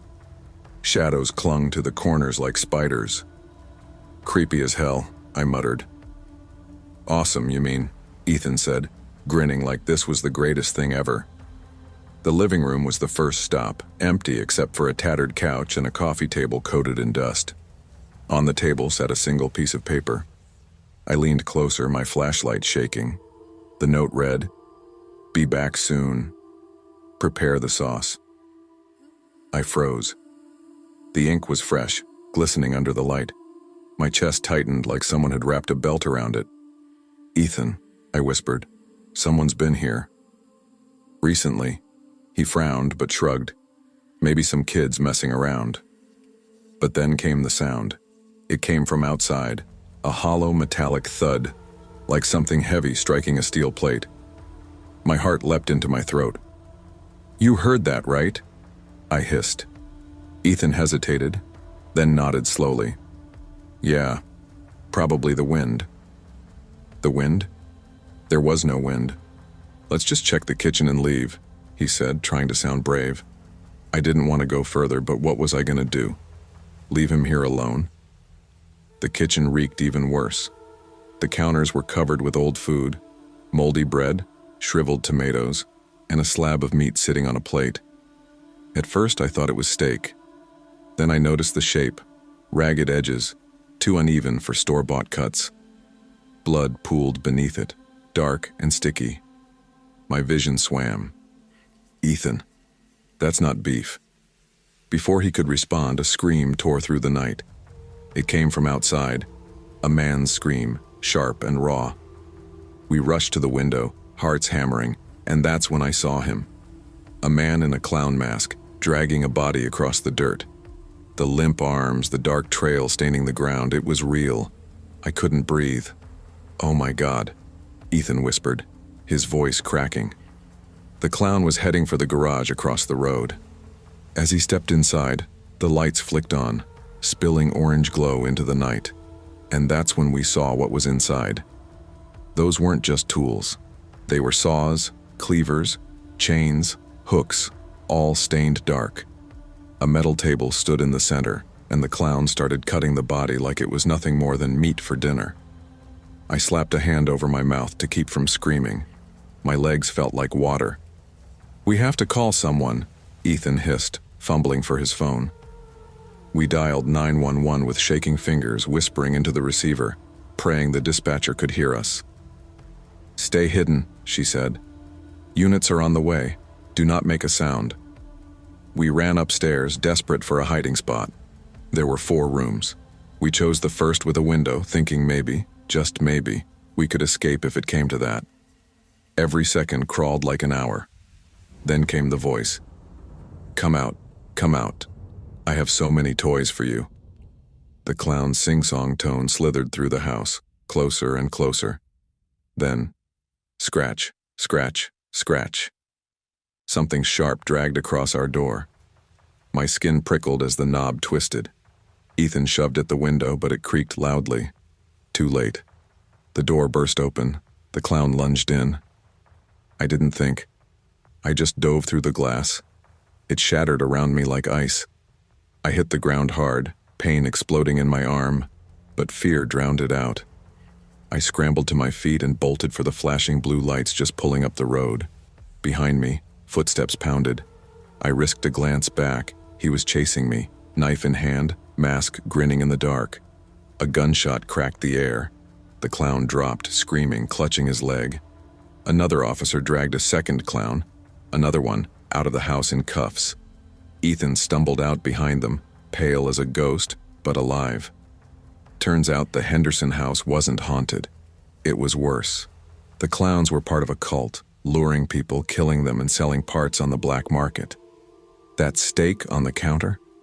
Human flesh. They got life sentences. As for me, I never went near an abandoned house again.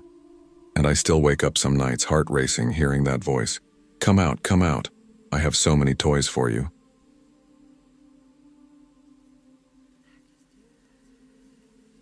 I still remember the night that changed everything for me. I was 15 at that awkward age where weekends meant freedom. No parents, no rules, and definitely no curfew. At least that's how it felt back then. My best friend since elementary school, Liam, had texted me earlier in the week. "Parents out all weekend. You coming over Friday night?" It didn't take much convincing. Sleepovers at Liam's were always the best. His house was one of those old 2-story homes on a quiet street, not too far from the edge of town. He had the basement practically to himself, a perfect hangout spot with an old TV, a beat-up couch, and every gaming console you could imagine. By Friday afternoon, I was practically counting down the seconds until I could get there.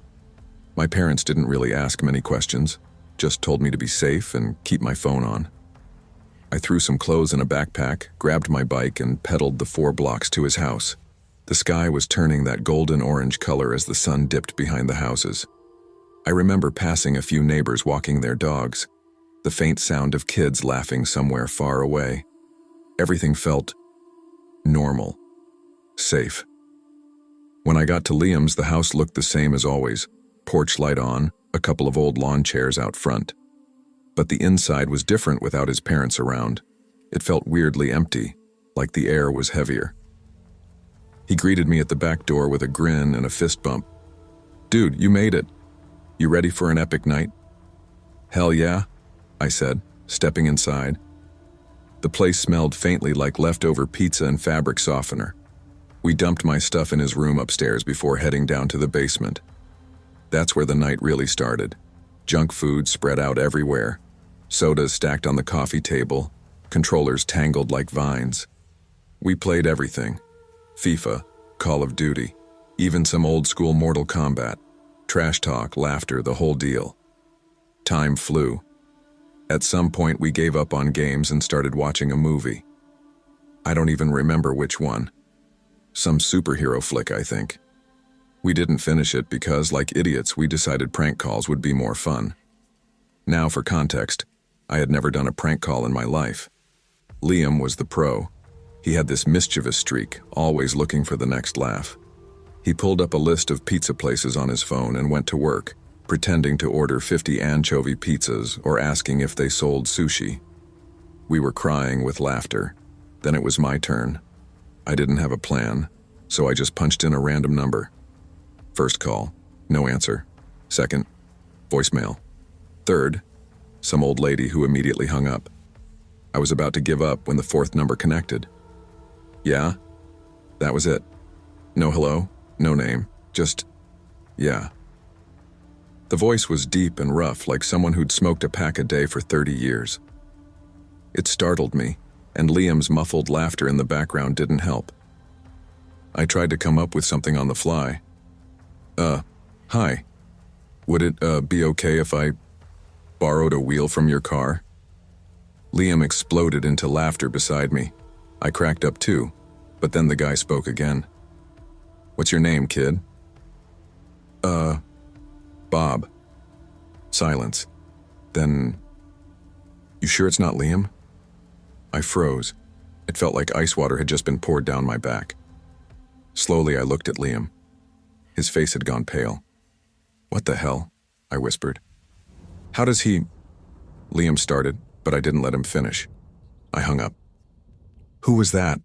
I asked, my voice shaking. I don't know," Liam stammered. "Does your phone show your name on caller ID or something?" "No, it shows my dad's name." "But how did he know mine?" That was the first time I felt something was really wrong. We spent the next 20 minutes on his laptop, trying to figure out if there was any way someone could pull his name from just a phone number. Everything we read said no, unless you had access to some serious database. And Liam was 15. He wasn't on any public records, no social media under his real name. It didn't make sense. I told him we should call his dad, but he panicked. "I'm not supposed to have anyone over," he said. "If I call him, I'm screwed." So we just tried to shake it off, turned the movie back on, pretended everything was fine. It wasn't. About an hour later, right when I had almost forgotten about the call, We heard something. A sound that didn't belong. A soft creak from upstairs. Liam muted the TV. We stared at each other. Then came another sound. The front storm door opening. The knob to the main door started to turn. It stopped halfway, the lock held, but someone was trying to get in. Liam's face drained of color. He killed the lights, and we both crouched low, barely breathing. I crawled to the small basement window and tilted the blinds just enough to peek outside. A man stood on the porch. Tall, broad shoulders. He wasn't wearing a jacket even though it was chilly out. He turned his head slowly and looked right at me. I dropped the blinds so fast they slapped against the glass. My stomach twisted into knots. He saw me, I whispered. "What do we do?" Liam asked, voice trembling. Before I could answer, we heard the creak of the side gate. The backyard. "Oh my God," I muttered. "The back door, did you lock it?" Liam's eyes widened. I don't remember." I ran toward the stairs that led to the kitchen. The hallway to the back door felt like a tunnel. I was halfway there when I froze. There was a silhouette behind the glass, a man, standing still, watching. My pulse hammered so loud I could hear it in my ears. I backed away slowly, praying he hadn't seen me. But then, the handle turned. The door opened. He stepped inside. I bolted back down the stairs, almost tripping over myself. Liam was waiting at the bottom, eyes wide. I grabbed his arm and hissed, "Upstairs." Now.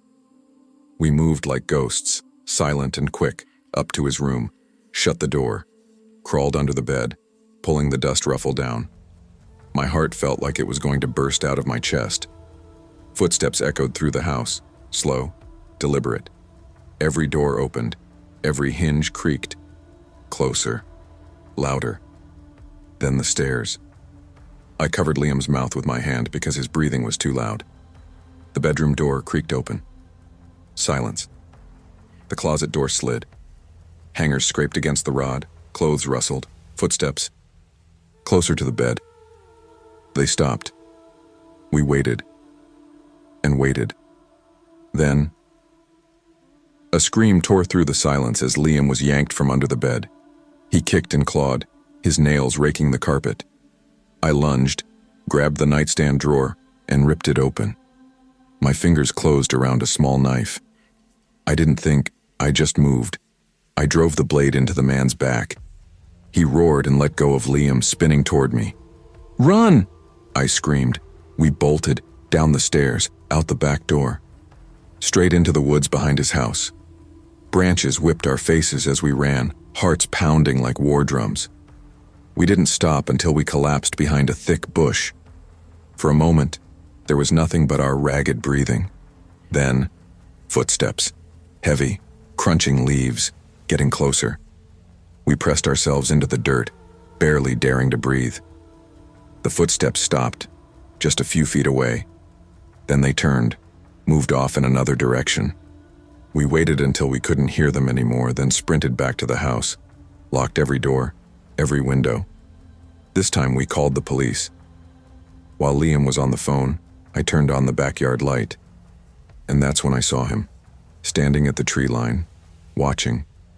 Then he melted into the darkness. That was the last time we ever saw him. No knocks on windows, no weird calls, nothing, just silence. It's been 5 years. I don't know who he was or how he knew Liam's name. Maybe it was the call, maybe it was something else. But every time I think about that night, I wonder, what if we hadn't hidden fast enough? What if I hadn't grabbed that knife? Would we still be here?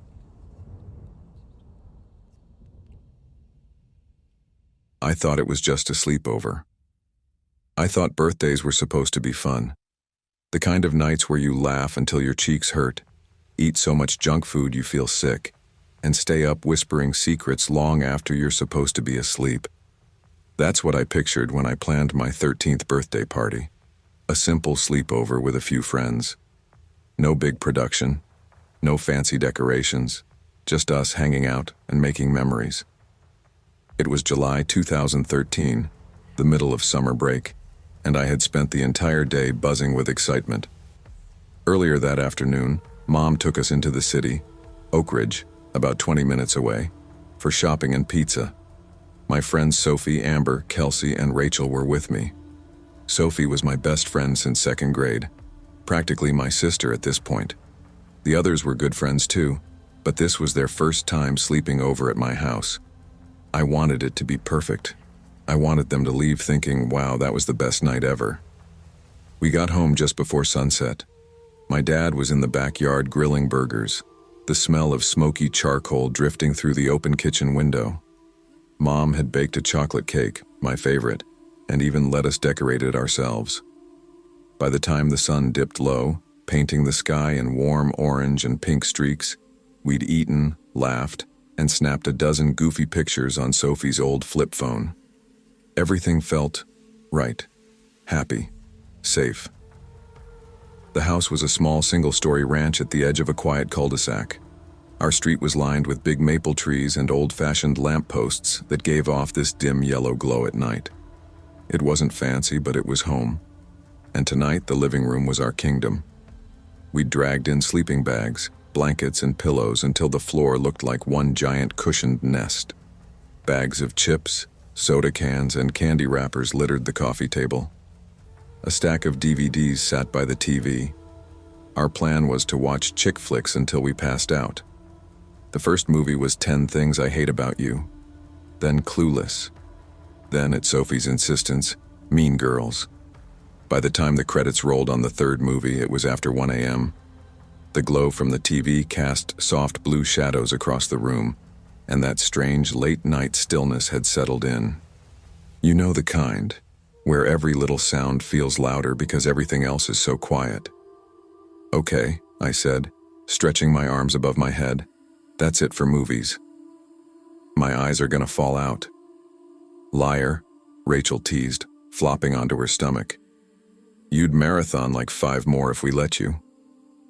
I grinned, but truthfully I was tired. Not that I expected anyone to sleep yet. Sleepovers were 90% whispering in the dark and 10% actual sleep. We killed the main lights, leaving just a small lamp glowing in the corner because Sophie refused to be in complete darkness. Then came the usual gossip, jokes, that stupid which celebrity would play you in a movie game. At some point, someone suggested the zombie apocalypse question. Classic middle school nonsense. If zombies attacked right now, who would survive? I would, Kelsey declared, sitting up like she was giving a TED talk. Because I run track. You guys would be done for. Excuse me? Amber shot back, tossing a pillow at her. I take gymnastics, thank you very much. I could literally backflip over a zombie. Right, Sophie snorted. You'd trip on your own ego and die first. We were all laughing when it happened. Knock. One sharp, deliberate rap against the big front window. Instant silence. We froze, every head snapping toward the sound. For a second I thought maybe it was the TV, even though it had been off for 10 minutes. But then came another sound, softer this time. A slow dragging like fingers trailing along glass. What was that? Amber whispered, her eyes wide. Probably nothing, Kelsey said quickly. Like a tree branch or something. There are no trees near that window, Sophie muttered. I forced a laugh, trying to sound calm even as my pulse spiked. It's fine, you guys. My dad does this stuff sometimes. He thinks it's funny to scare me when I have friends over. That seemed to relax them a little. Dad was a prankster. Once he hid in my closet for 10 minutes just to jump out and yell, "Boo!" This had his fingerprints all over it, right? We went back to whispering, though everyone was a little on edge. I was in the middle of telling a dumb story when bang, bang. 2 hard knocks, louder than before, rattled the glass. Amber screamed. Rachel yanked her sleeping bag up like it could protect her. Sophie muttered something under her breath that I'm pretty sure wasn't PG.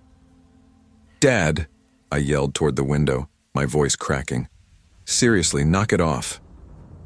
Silence. No footsteps running away. No laugh. Just heavy, suffocating quiet. Something cold crept up my spine. If it was Dad, he would have said something by now. I stood, legs trembling, and crept toward the window. The curtains were drawn, thick and dark, but a thin sliver of moonlight leaked through. I reached out, heart pounding so hard I thought it might burst out of my chest, and pulled the fabric back just enough to peek outside. And that's when I saw him. Not my dad. Not anyone I knew. A man stood inches from the glass. His face tilted up, catching the pale glow of the porch light. Bald head, thin, barely there eyebrows. A smile that revealed a dark gap where a tooth should have been. His eyes, God, his eyes were wide and glassy, like he hadn't slept in days. I gasped so hard it hurt and yanked the curtain shut, stumbling backward. "It's not my dad," I choked out. It's some guy." That was all it took. The room exploded into chaos. "What?" Sophie shrieked. "Call your parents," Rachel cried. "Oh my God, oh my God, oh my God." Amber's voice shook like a loose doorknob. I bolted for the stairs, taking them two at a time, nearly tripping in my socks. My parents' bedroom door was ajar, and when I burst in, Mom was already at the window, speaking to someone outside. "Mom," I gasped. "There's a guy." "I know," she said sharply, holding up a hand to stop me. Her voice was calm but tight, like a rope pulled too hard. I froze, my chest heaving, and listened. The man was asking something in this strange, almost sing-song voice. "Have you seen him? Have you seen Paul? Where's Paul? Is he here?" Paul. That was the name. "I don't know anyone named Paul," Mom said evenly. "You need to leave." He just kept repeating it, over and over. "Where's Paul? Where is he? He was here. I know he was here." Mom's tone hardened. "Sir, you need to leave now. You're scaring my children." He didn't answer right away, just stood there, shifting his weight from one foot to the other like he couldn't stay still. Finally, he turned and wandered down the driveway, disappearing into the shadows. Mom locked the doors. Dad grabbed the phone and called the non-emergency police line. They said they'd send a car to cruise the neighborhood. I went back downstairs to calm my friends, but their fear clung to the air like smoke. We tried to act normal, putting on another movie for background noise, but every creak of the house made us flinch. I thought it was over, but it wasn't. Because 20 minutes later, Mom decided to take the car and circle the block, just to make sure he was gone. She pulled out of the driveway, her headlights slicing through the dark. The street was eerily quiet, those old lampposts barely lighting the cracked pavement. Halfway around the block, she saw movement, a figure darting across the road. She slowed, thinking it was a kid. Then the man, the same man, stepped into her headlights and grinned. And then he jumped in front of the car. Mom slammed the brakes so hard the tires screamed. Her heart lurched into her throat. Before she could even speak, he bolted into the woods. By the time she got home shaking, the police still hadn't arrived. We never saw him again. They said he was probably drunk, or high, or just lost. But I can still see his face when I close my eyes. That missing tooth, those sleepless eyes. And I wonder what would have happened if I'd opened the window, or if he'd found Paul.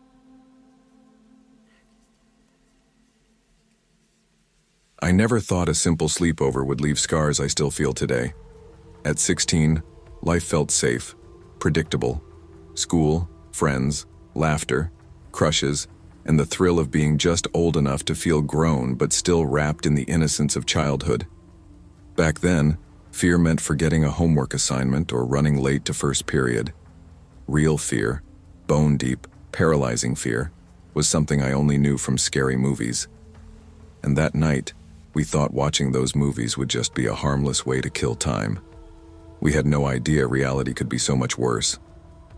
It was the first Friday after midterms. Everyone at school had been talking about parties, weekend trips, anything to blow off stress. I wasn't the party type. Neither were my two best friends, Emily and Sophie. We were the stick-together kind of girls, the ones who sat in the corner at dances and whispered jokes until our stomachs hurt from laughing. Emily had the perfect setup. Her house sat on the edge of a quiet wooded neighborhood about 10 minutes from our high school.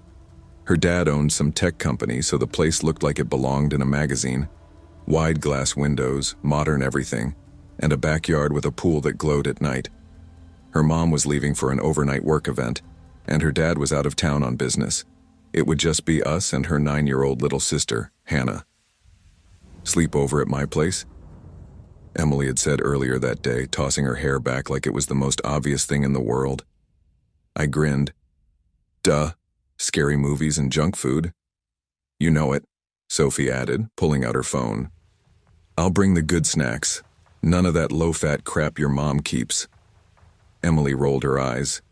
"She's not even going to be here, so you can eat all the real sugar you want." We laughed, oblivious to the weight of those words. By 8 o'clock, we were sprawled across Emily's huge sectional couch, a fortress of blankets around us. Hannah had fallen asleep an hour earlier after demanding we paint her nails pink. We were halfway through our second scary movie, one of those old-school slashers, when the house alarm blared. The shrill, metallic wail shattered the cozy bubble we'd built. Emily groaned and muted the TV. "Ugh, stupid thing. It does this sometimes. Probably a deer or something." Sophie sat up wide-eyed. "Deer set off your alarm?" Emily shrugged, padding barefoot across the polished hardwood to the wall-mounted panel. "I don't know. Mom says it's super sensitive." I pulled my blanket tighter around me. "Sensitive to what? Wind?" Emily punched in the code, silencing the alarm. There, problem solved. But something about the sound had left me uneasy. The alarm wasn't a gentle beep. It was a full-blown someone's breaking-in scream. We tried to shake it off, diving back into the movie, but my ears stayed tuned to every creak of the house, every rustle outside. 10 minutes later, the alarm shrieked again. All three of us jumped. My heart slammed against my ribs so hard it hurt. Emily cursed under her breath and stalked to the panel again. "Okay, what the hell?" She stared at the screen. "It says motion detected outside pool entrance." I looked at Sophie. She looked at me. Neither of us spoke for a moment.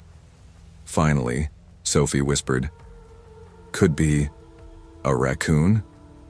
Emily shook her head. "Number it's supposed to ignore animals.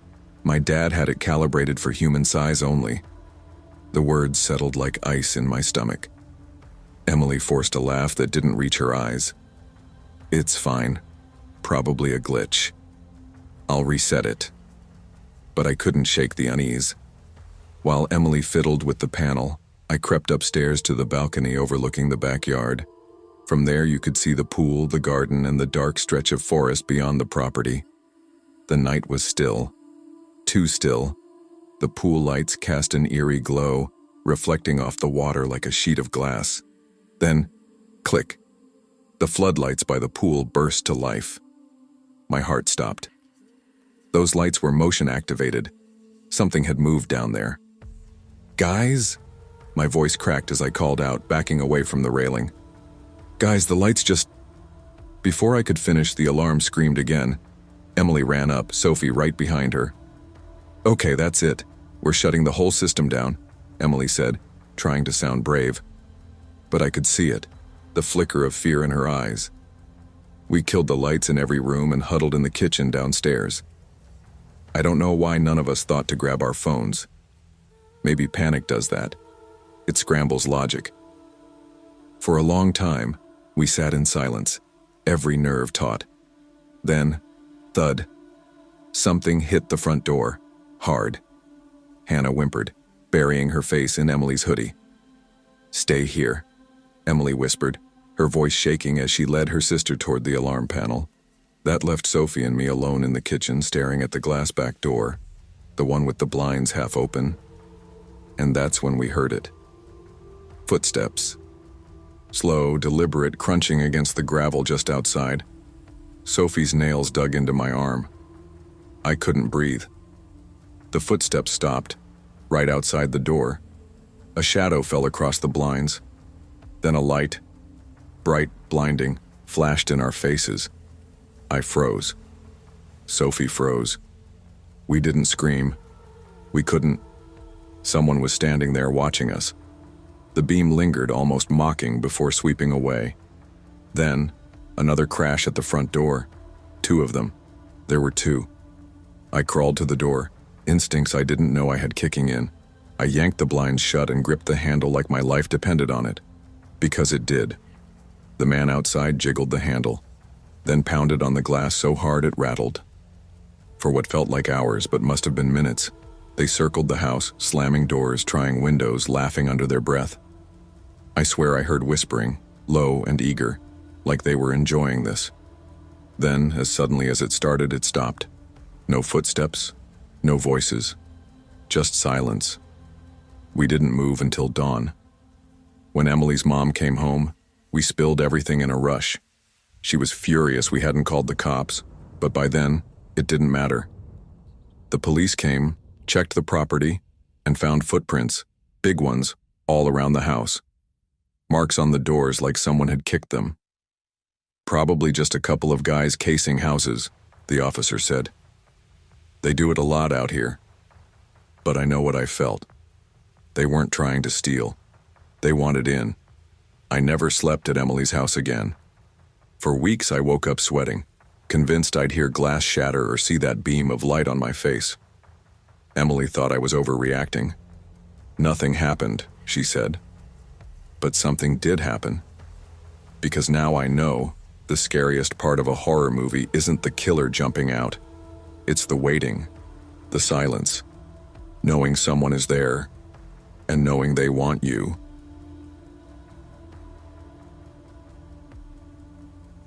I didn't think about that night for almost 15 years. Not once. It was buried so deep in the dusty attic of my childhood memories that it felt like it belonged to another lifetime, like a dream you're sure you had but can't fully recall. And then, last week, while sitting on the couch with my partner, it all came flooding back. He had asked me something simple. "What's your cousin like?" "You've mentioned her, but I don't really know her." It seemed like an easy question. I laughed and told him a few funny stories about the 2 of us when we were kids, like the time we tried to make a haunted house in her garage using old sheets and flashlights, or the summer we got obsessed with Goosebumps books and read them out loud under a blanket fort. Then I tried to describe her in a few words. "She's smart," I said first. "Kind of shy with strangers, and, I don't know, sometimes a little paranoid, I guess." And that's when it hit me, why I thought of her that way. It was like someone had pulled the cord on a projector in my head. Suddenly, I was 10 years old again, standing on a cracked sidewalk in the fading summer light, clutching a plastic bag full of candy while my cousin whispered, "Don't look now, but that man is following us." The summer I turned 10 was one of those endless ones. Days stretched long, humming with the sound of sprinklers and cicadas, the air heavy with heat and possibility. My cousin Hannah was 12, which made her feel so much older, like she belonged to a secret world I hadn't entered yet. She lived in a quiet neighborhood called Brookhaven, right on the edge of town. It wasn't a place with sidewalks full of kids on bikes or families out barbecuing. It was quieter than that, almost too quiet, the kind of place where you always noticed when someone didn't belong.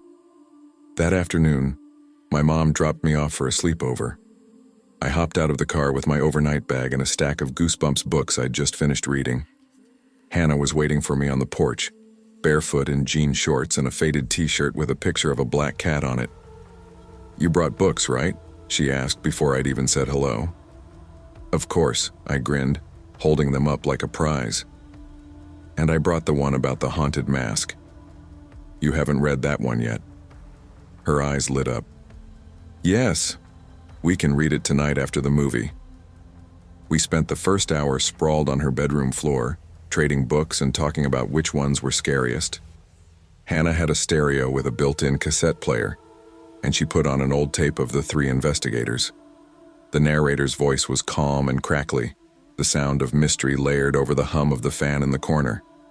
Even now, that sound takes me back to that room, the faded purple carpet, the posters on her wall, the faint smell of her mom's perfume drifting from the hall.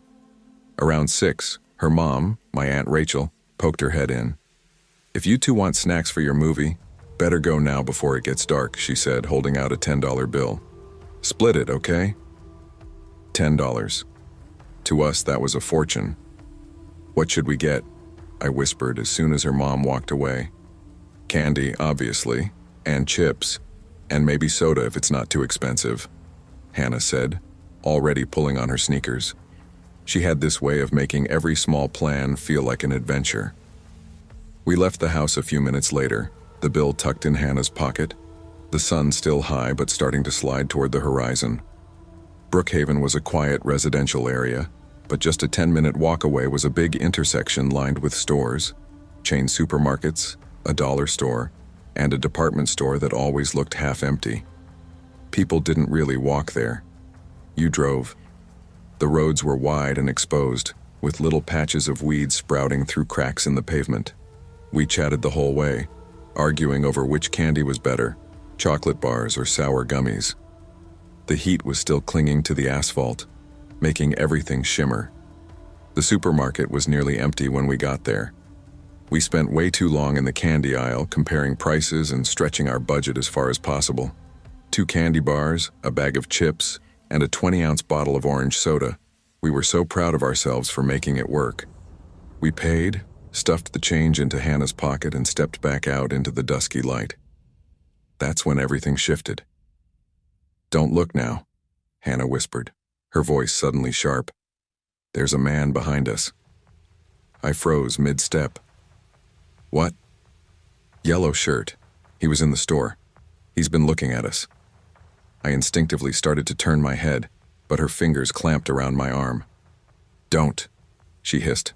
"Just walk. Normal." I laughed nervously. "You think he's following us? Why would he do that?" "I don't know," she said, and her voice cracked on the last word. We walked. I tried to tell myself it was nothing. People leave stores at the same time all the time. But then I heard it. Footsteps. Slow, steady, matching ours.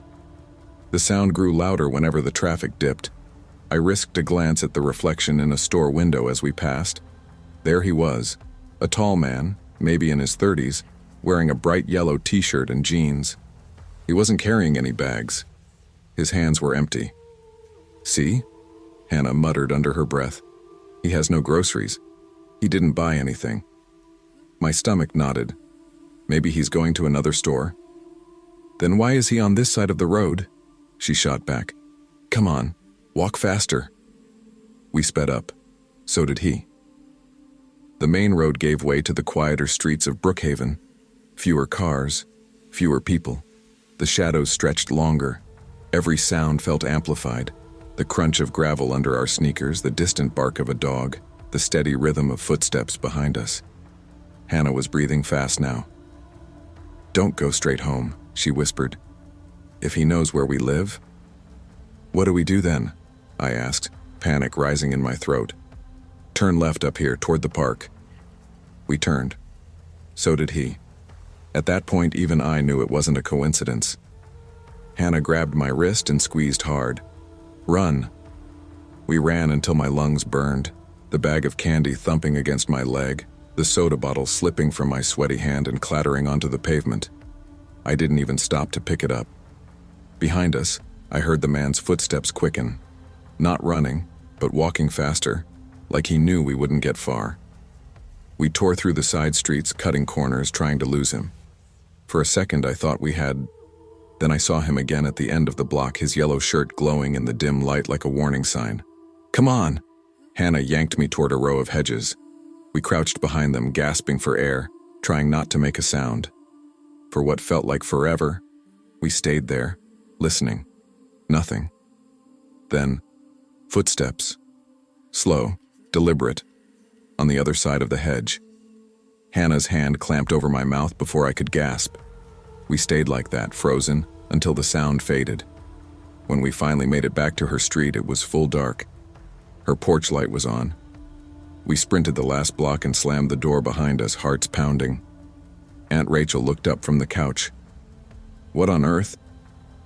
"Girls, what happened?" "Nothing," Hannah said too quickly, her voice shaking. We just..." We ran because it was getting dark. She didn't tell her. Neither did I. That night, we didn't read Goosebumps. We didn't even watch the movie.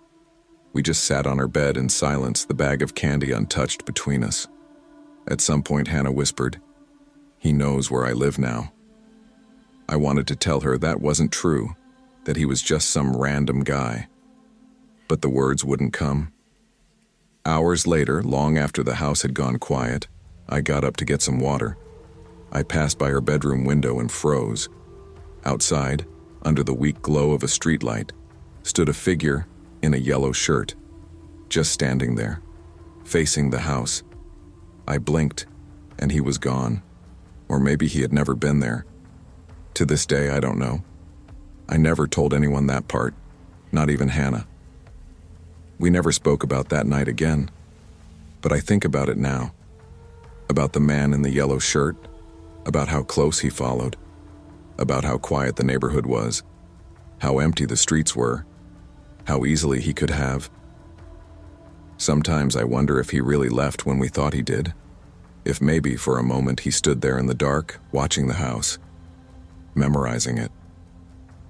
And I wonder what would have happened if Hannah hadn't noticed him first.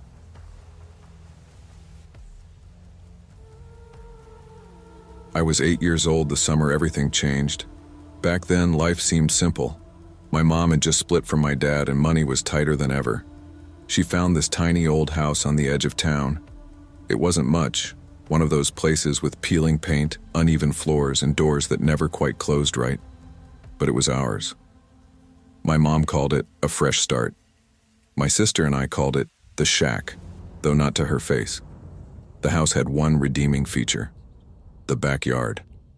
It was huge, way bigger than anything I'd ever had before, and it came with an above-ground pool and a wooden deck that creaked when you ran across it. For 2 kids, that was paradise. There was also a tall wooden privacy fence around the yard. It made the backyard feel like our own secret world, cut off from everything else. My sister's name was Kayla. She was 12 at the time, 4 years older than me, which meant she thought she knew everything. We shared a tiny bedroom, bunk beds crammed against one wall, a single dresser against the other. There was barely room to walk, but Kayla didn't care because she got the top bunk. She always got the top bunk. I was a curious kid. Nosy, as Kayla liked to say. The first thing I did when we moved in was explore every inch of that backyard. And the fence. The fence fascinated me. It was tall, but some of the boards were loose enough that if you climbed on them, you could peek over into the neighbors' yards. That's how I met the boys next door. They lived kitty corner from us, in a bigger, nicer house. Their names were Dylan and Luke. They went to my school, though Luke was a grade ahead of me and Dylan 2 grades below Kayla. They were friendly enough, and before long it became a routine. I'd climb onto the loose plank, peer over, and talk to them while Kayla hung out behind me, pretending she was too cool for it even though she always stayed to listen. That's how we met Randy. Randy was their uncle. He was in his late 20s or maybe early 30s, though at the time I couldn't have guessed an adult's age to save my life. He was always around doing yard work or fixing something in their driveway. He was one of those guys who seemed normal, friendly even. He'd joke with us, ask about school, tell us stories about when he was our age. Kayla liked him too. We'd chat through the fence like it was nothing. Looking back now, there were things I should have noticed, like how he never really talked to anyone his own age, or how he always seemed to be out there when we were. One time he tossed a basketball over the fence by accident. When we offered to get it for him, he waved us off and hopped over the fence like it was nothing. I remember thinking how easy it looked for him. At the time, it didn't feel like anything. Now I wonder if he was testing something. It was Kayla who slipped up. One afternoon, when the sun was sinking low and we were leaning on the fence like always, she mentioned that Mom worked nights sometimes. I didn't think anything of it. Randy just nodded and said, "That must get lonely." Kayla shrugged, and we moved on to talking about school. Nothing seemed different. Until the night everything changed. It was late. Mom was at work and the house was quiet except for the hum of the old box fan in our bedroom. I don't know what time it was. Late enough that the crickets were loud, the way they get in the summer. I was dead asleep when I woke up to a sound I didn't recognize. A soft, uneven tapping, then a low voice. "Kayla. Hey, Kayla. Open up." I froze. My heart started pounding. I thought maybe I was dreaming, but then I heard it again, clearer this time. A man's voice right outside our window. "Come on, Kayla, let me in." I sat up in bed, my chest tight. Kayla was already out of her bunk, her feet hitting the floor. She pressed her finger to her lips when she saw me, her eyes wide and shiny with tears. She had the phone in her hand, her voice shaking as she whispered into it. "Yes, 911. Please, someone's outside my window." The voice outside got louder, angrier. The tapping turned into pounding. "Kayla, open the damn window, I just want to talk." That's when I realized who it was. Randy. He circled the house, his footsteps crunching on the gravel outside, his fists slamming against the siding. Doors rattled, windows shook. He kept calling for her, his voice rising, slurred with something I didn't understand back then, but now know was rage. Or maybe something worse. Kayla locked our bedroom door and crouched next to me on the bottom bunk, still whispering into the phone. I wanted to cry, but I didn't. I just held onto her arm and tried to make myself small. The pounding went on forever. By the time the cops got there, he was gone. Of course he was. All he had to do was hop that fence. The police knocked on his door, but he denied everything. They said there was nothing they could do without proof. Mom was furious. She started having us sleep at our grandpa's house when she worked nights. And for a while, things were quiet. Years passed. I stopped talking to the boys next door. Randy became a name we didn't say out loud. I thought we were safe. I was wrong. The second time was worse. Kayla was 15 by then, and she had a few friends over for a sleepover. It was summer again, sticky and hot, and they were all piled in the living room playing board games and eating junk food. I was in my room, half asleep when I heard a scream. I ran out and saw all of them huddled together on the couch, pale as ghosts. "What happened?" I asked. Kayla's friend pointed to the sliding glass door. He's right there." I looked. The blinds were mostly closed, but one had been broken for weeks, leaving a narrow gap. Through that gap, I saw a face, pressed against the glass, staring in.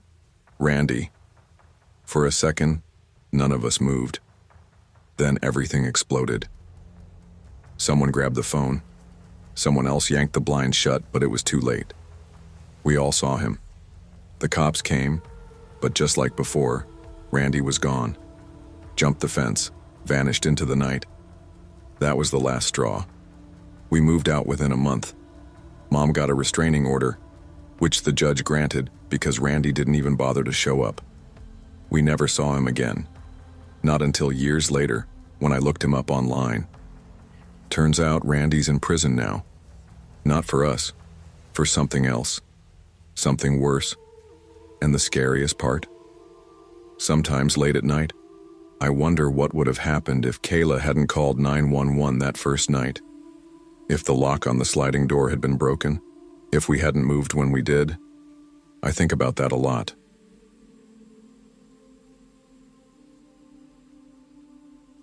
I still remember that night like it was burned into the back of my mind, the kind of memory that crawls out when the room goes quiet and you're alone with your thoughts.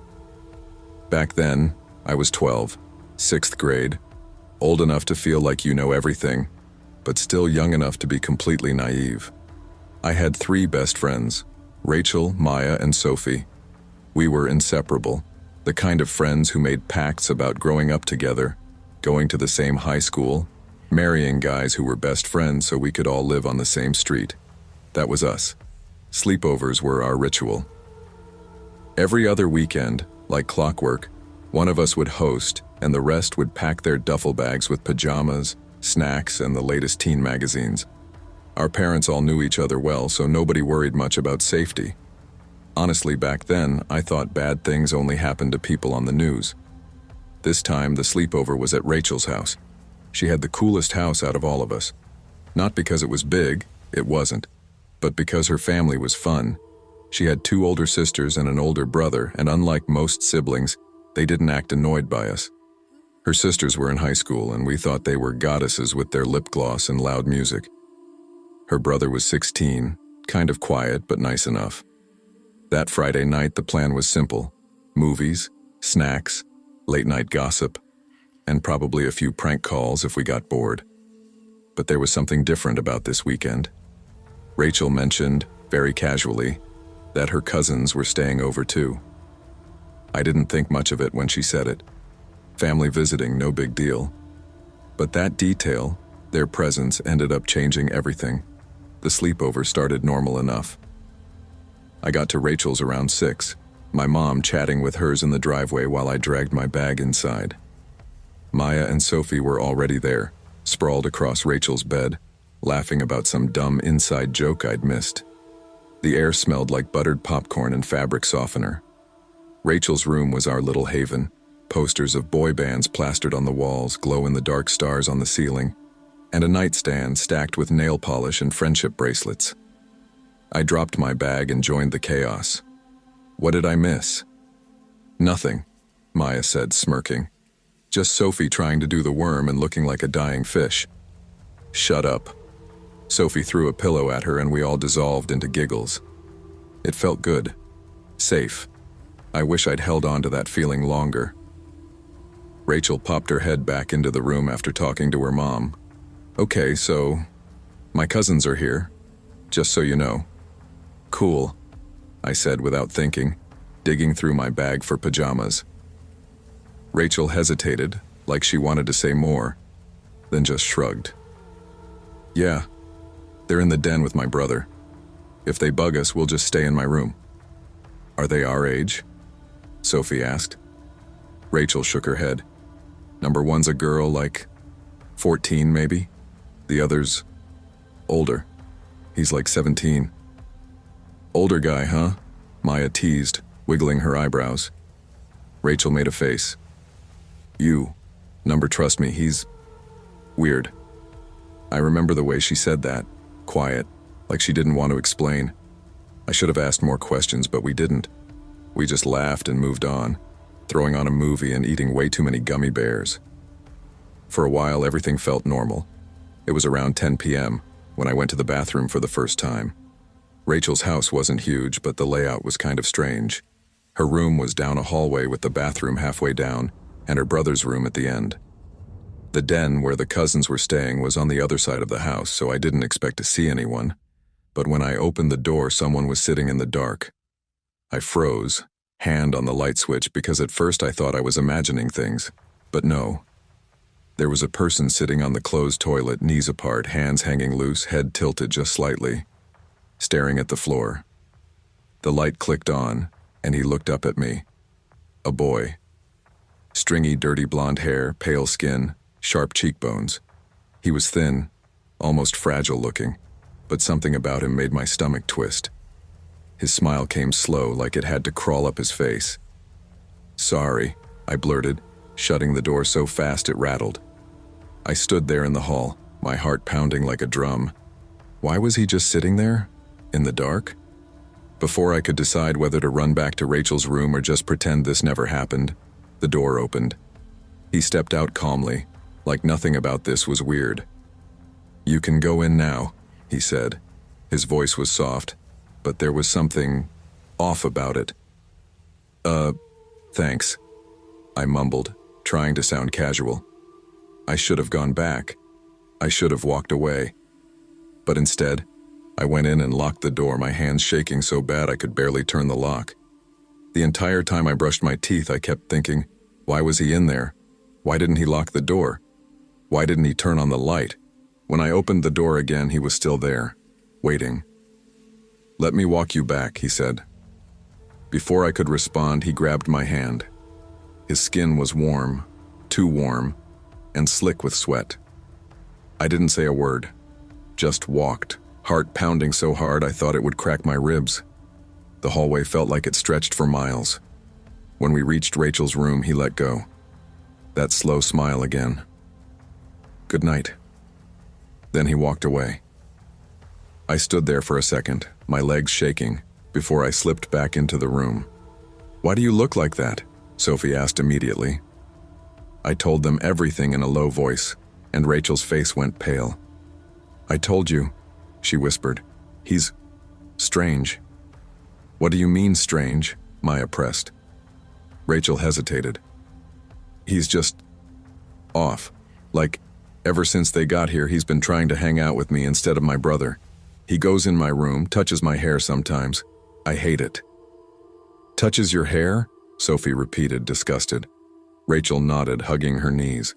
"If I move away, he gets this look, like he's mad, but then he smiles. It's creepy." We all fell silent after that. The laughter from earlier was gone, replaced by a tight knot of unease in my stomach. But we tried to shake it off, tried to act like everything was fine. It wasn't. We weren't allowed to lock doors during sleepovers. Rachel's mom was strict about that, so we piled blankets on the floor and tried to sleep. The glow of the nightlight made everything look softer, safer. I think I dozed off for maybe an hour before I felt someone shaking me. It was Rachel. Her eyes were wide, her face pale. "He opened the door," she whispered, "twice." I sat up, my skin crawling. "What do you mean?" "He just stood there, watching." Her voice cracked. I didn't even have time to process before the door opened again, slowly. No creak, no footsteps, just a shadow sliding into the room. We froze. The only light was from the moon, but I could see the silhouette of his head poking through the doorway. He didn't move, didn't speak, just stared. I held my breath so hard my chest ached. Then, soft laughter, almost like a breath. "Hey, Rachel," he whispered. The door closed. Rachel clutched my arm so tight her nails dug into my skin. Neither of us moved for what felt like hours. He didn't come back. But we didn't sleep again either. When the sun finally came up, I felt like I'd survived something, though I didn't understand what. My mom picked me up early, and I thought that would be the end of it. It wasn't, because that night changed everything I thought I knew about feeling safe. When my mom picked me up that morning, I didn't say anything. None of us did.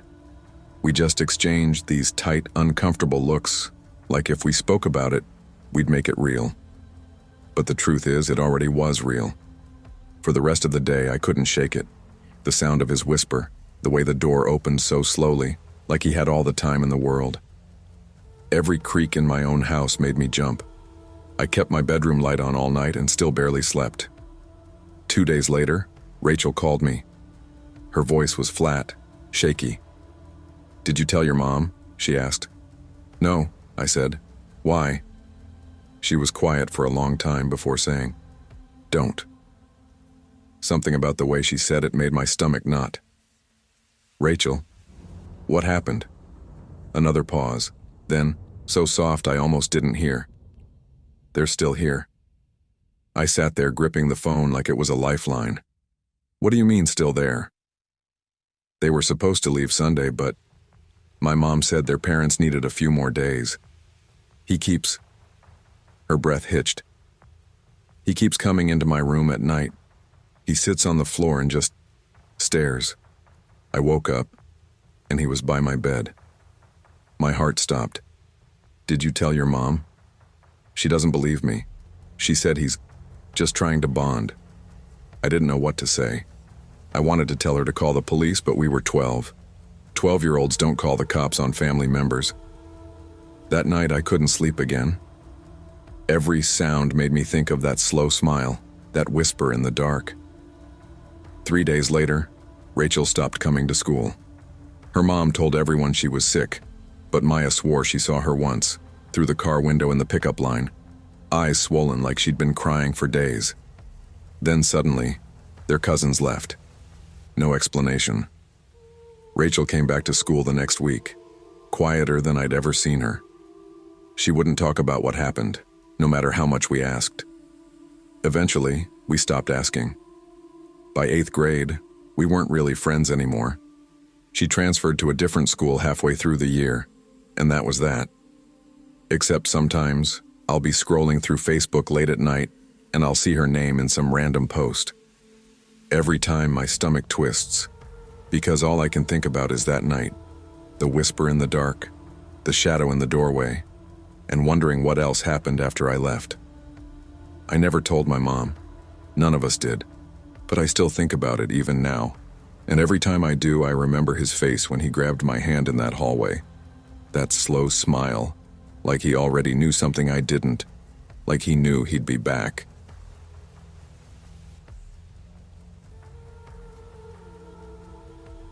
I still remember the sound of the wind that night, soft, almost soothing, like it was lulling the whole town into a false sense of security.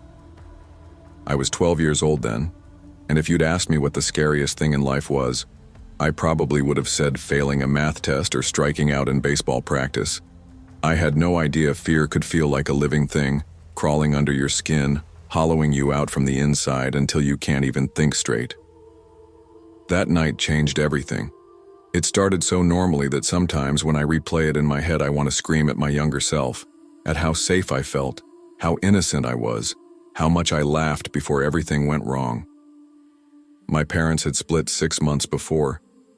It wasn't messy like on TV, no screaming matches in front of me, no plates shattering, but it was still ugly in its own quiet way.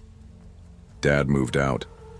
Mom started working double shifts at the urgent care to keep us afloat. Our old house with the big backyard and the tree we used to climb became just a memory.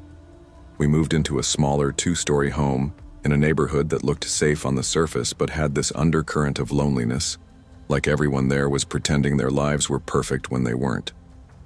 Mom did her best to make it feel like home. She hung up family pictures, cooked my favorite dinners when she had time, and always asked about school, even when her eyes were heavy with exhaustion. I tried to be strong for her, but I missed Dad. I missed the way things used to be. That's why I looked forward to that weekend so much. My best friend Ryan was coming over for a sleepover, the first one since the divorce. He was the kind of friend who made you forget your problems, the kind who could make you laugh even when everything felt gray. We had it all planned. Pizza, movies, video games, staying up as late as we could without my mom losing her mind. Just 2 kids being kids, in a world where nothing truly bad could happen. Or so I thought. Ryan showed up around 5, stomping snow off his boots like he was trying to kill it. He burst through the door with that goofy grin of his and a backpack that looked like it was about to explode. "Dude," he said, shaking his hair like a wet dog, "it's a freaking blizzard out there." My mom was like, "You better text me when you get there, like I'm trekking through the Arctic." I laughed, taking his coat. "You're such a mama's boy." "Whatever." He grinned and unzipped his bag. Got the goods, though. Inside were 2 bags of chips, a family-size pack of Oreos, and a Game Boy Advance with a link cable. "You're a legend," I said. "Don't I know it?" Mom came out of the kitchen then, wiping her hands on a dish towel. Her dark hair was pulled back in a messy bun, and she had that soft smile she saved for when I had friends over. "Hi, Ryan," she said warmly. "You hungry?" "I'm about to order pizza." "Hi, Mrs. Carter. Pepperoni?" "You got it." She winked. "Hot chocolate later, too. Extra marshmallows." Ryan shot me a look that said, "Your mom's awesome." I grinned back. The evening unfolded like every sleepover I'd ever dreamed of. We ate too much pizza, watched Home Alone for the 100th time, and had a ridiculous argument over which starter Pokemon was the best. For the record, it's Squirtle. Don't at me. By 11, Mom kissed my head and said, "I'm turning in, okay? Don't stay up all night." "We won't," I promised automatically. She gave me that look, the one that said she didn't believe me but didn't care enough to fight it, and disappeared into her room. Ryan smirked. "So, midnight Pokemon battle?" "Obviously." We set up in my room, the storm whispering outside, and for a while life felt perfect again. I don't know what time it was when I woke up, but the first thing I noticed was how cold it was. Not the normal winter chill, bone-deep cold, like the kind that makes your teeth chatter even under blankets. The second thing I noticed was the silence. No hum of the heater, No creak of the house settling, just this heavy, suffocating quiet pressing against my ears. I sat up, shivering, and glanced at Ryan. He was out cold in his sleeping bag, his face half buried in the fabric. My mouth was dry, like sandpaper.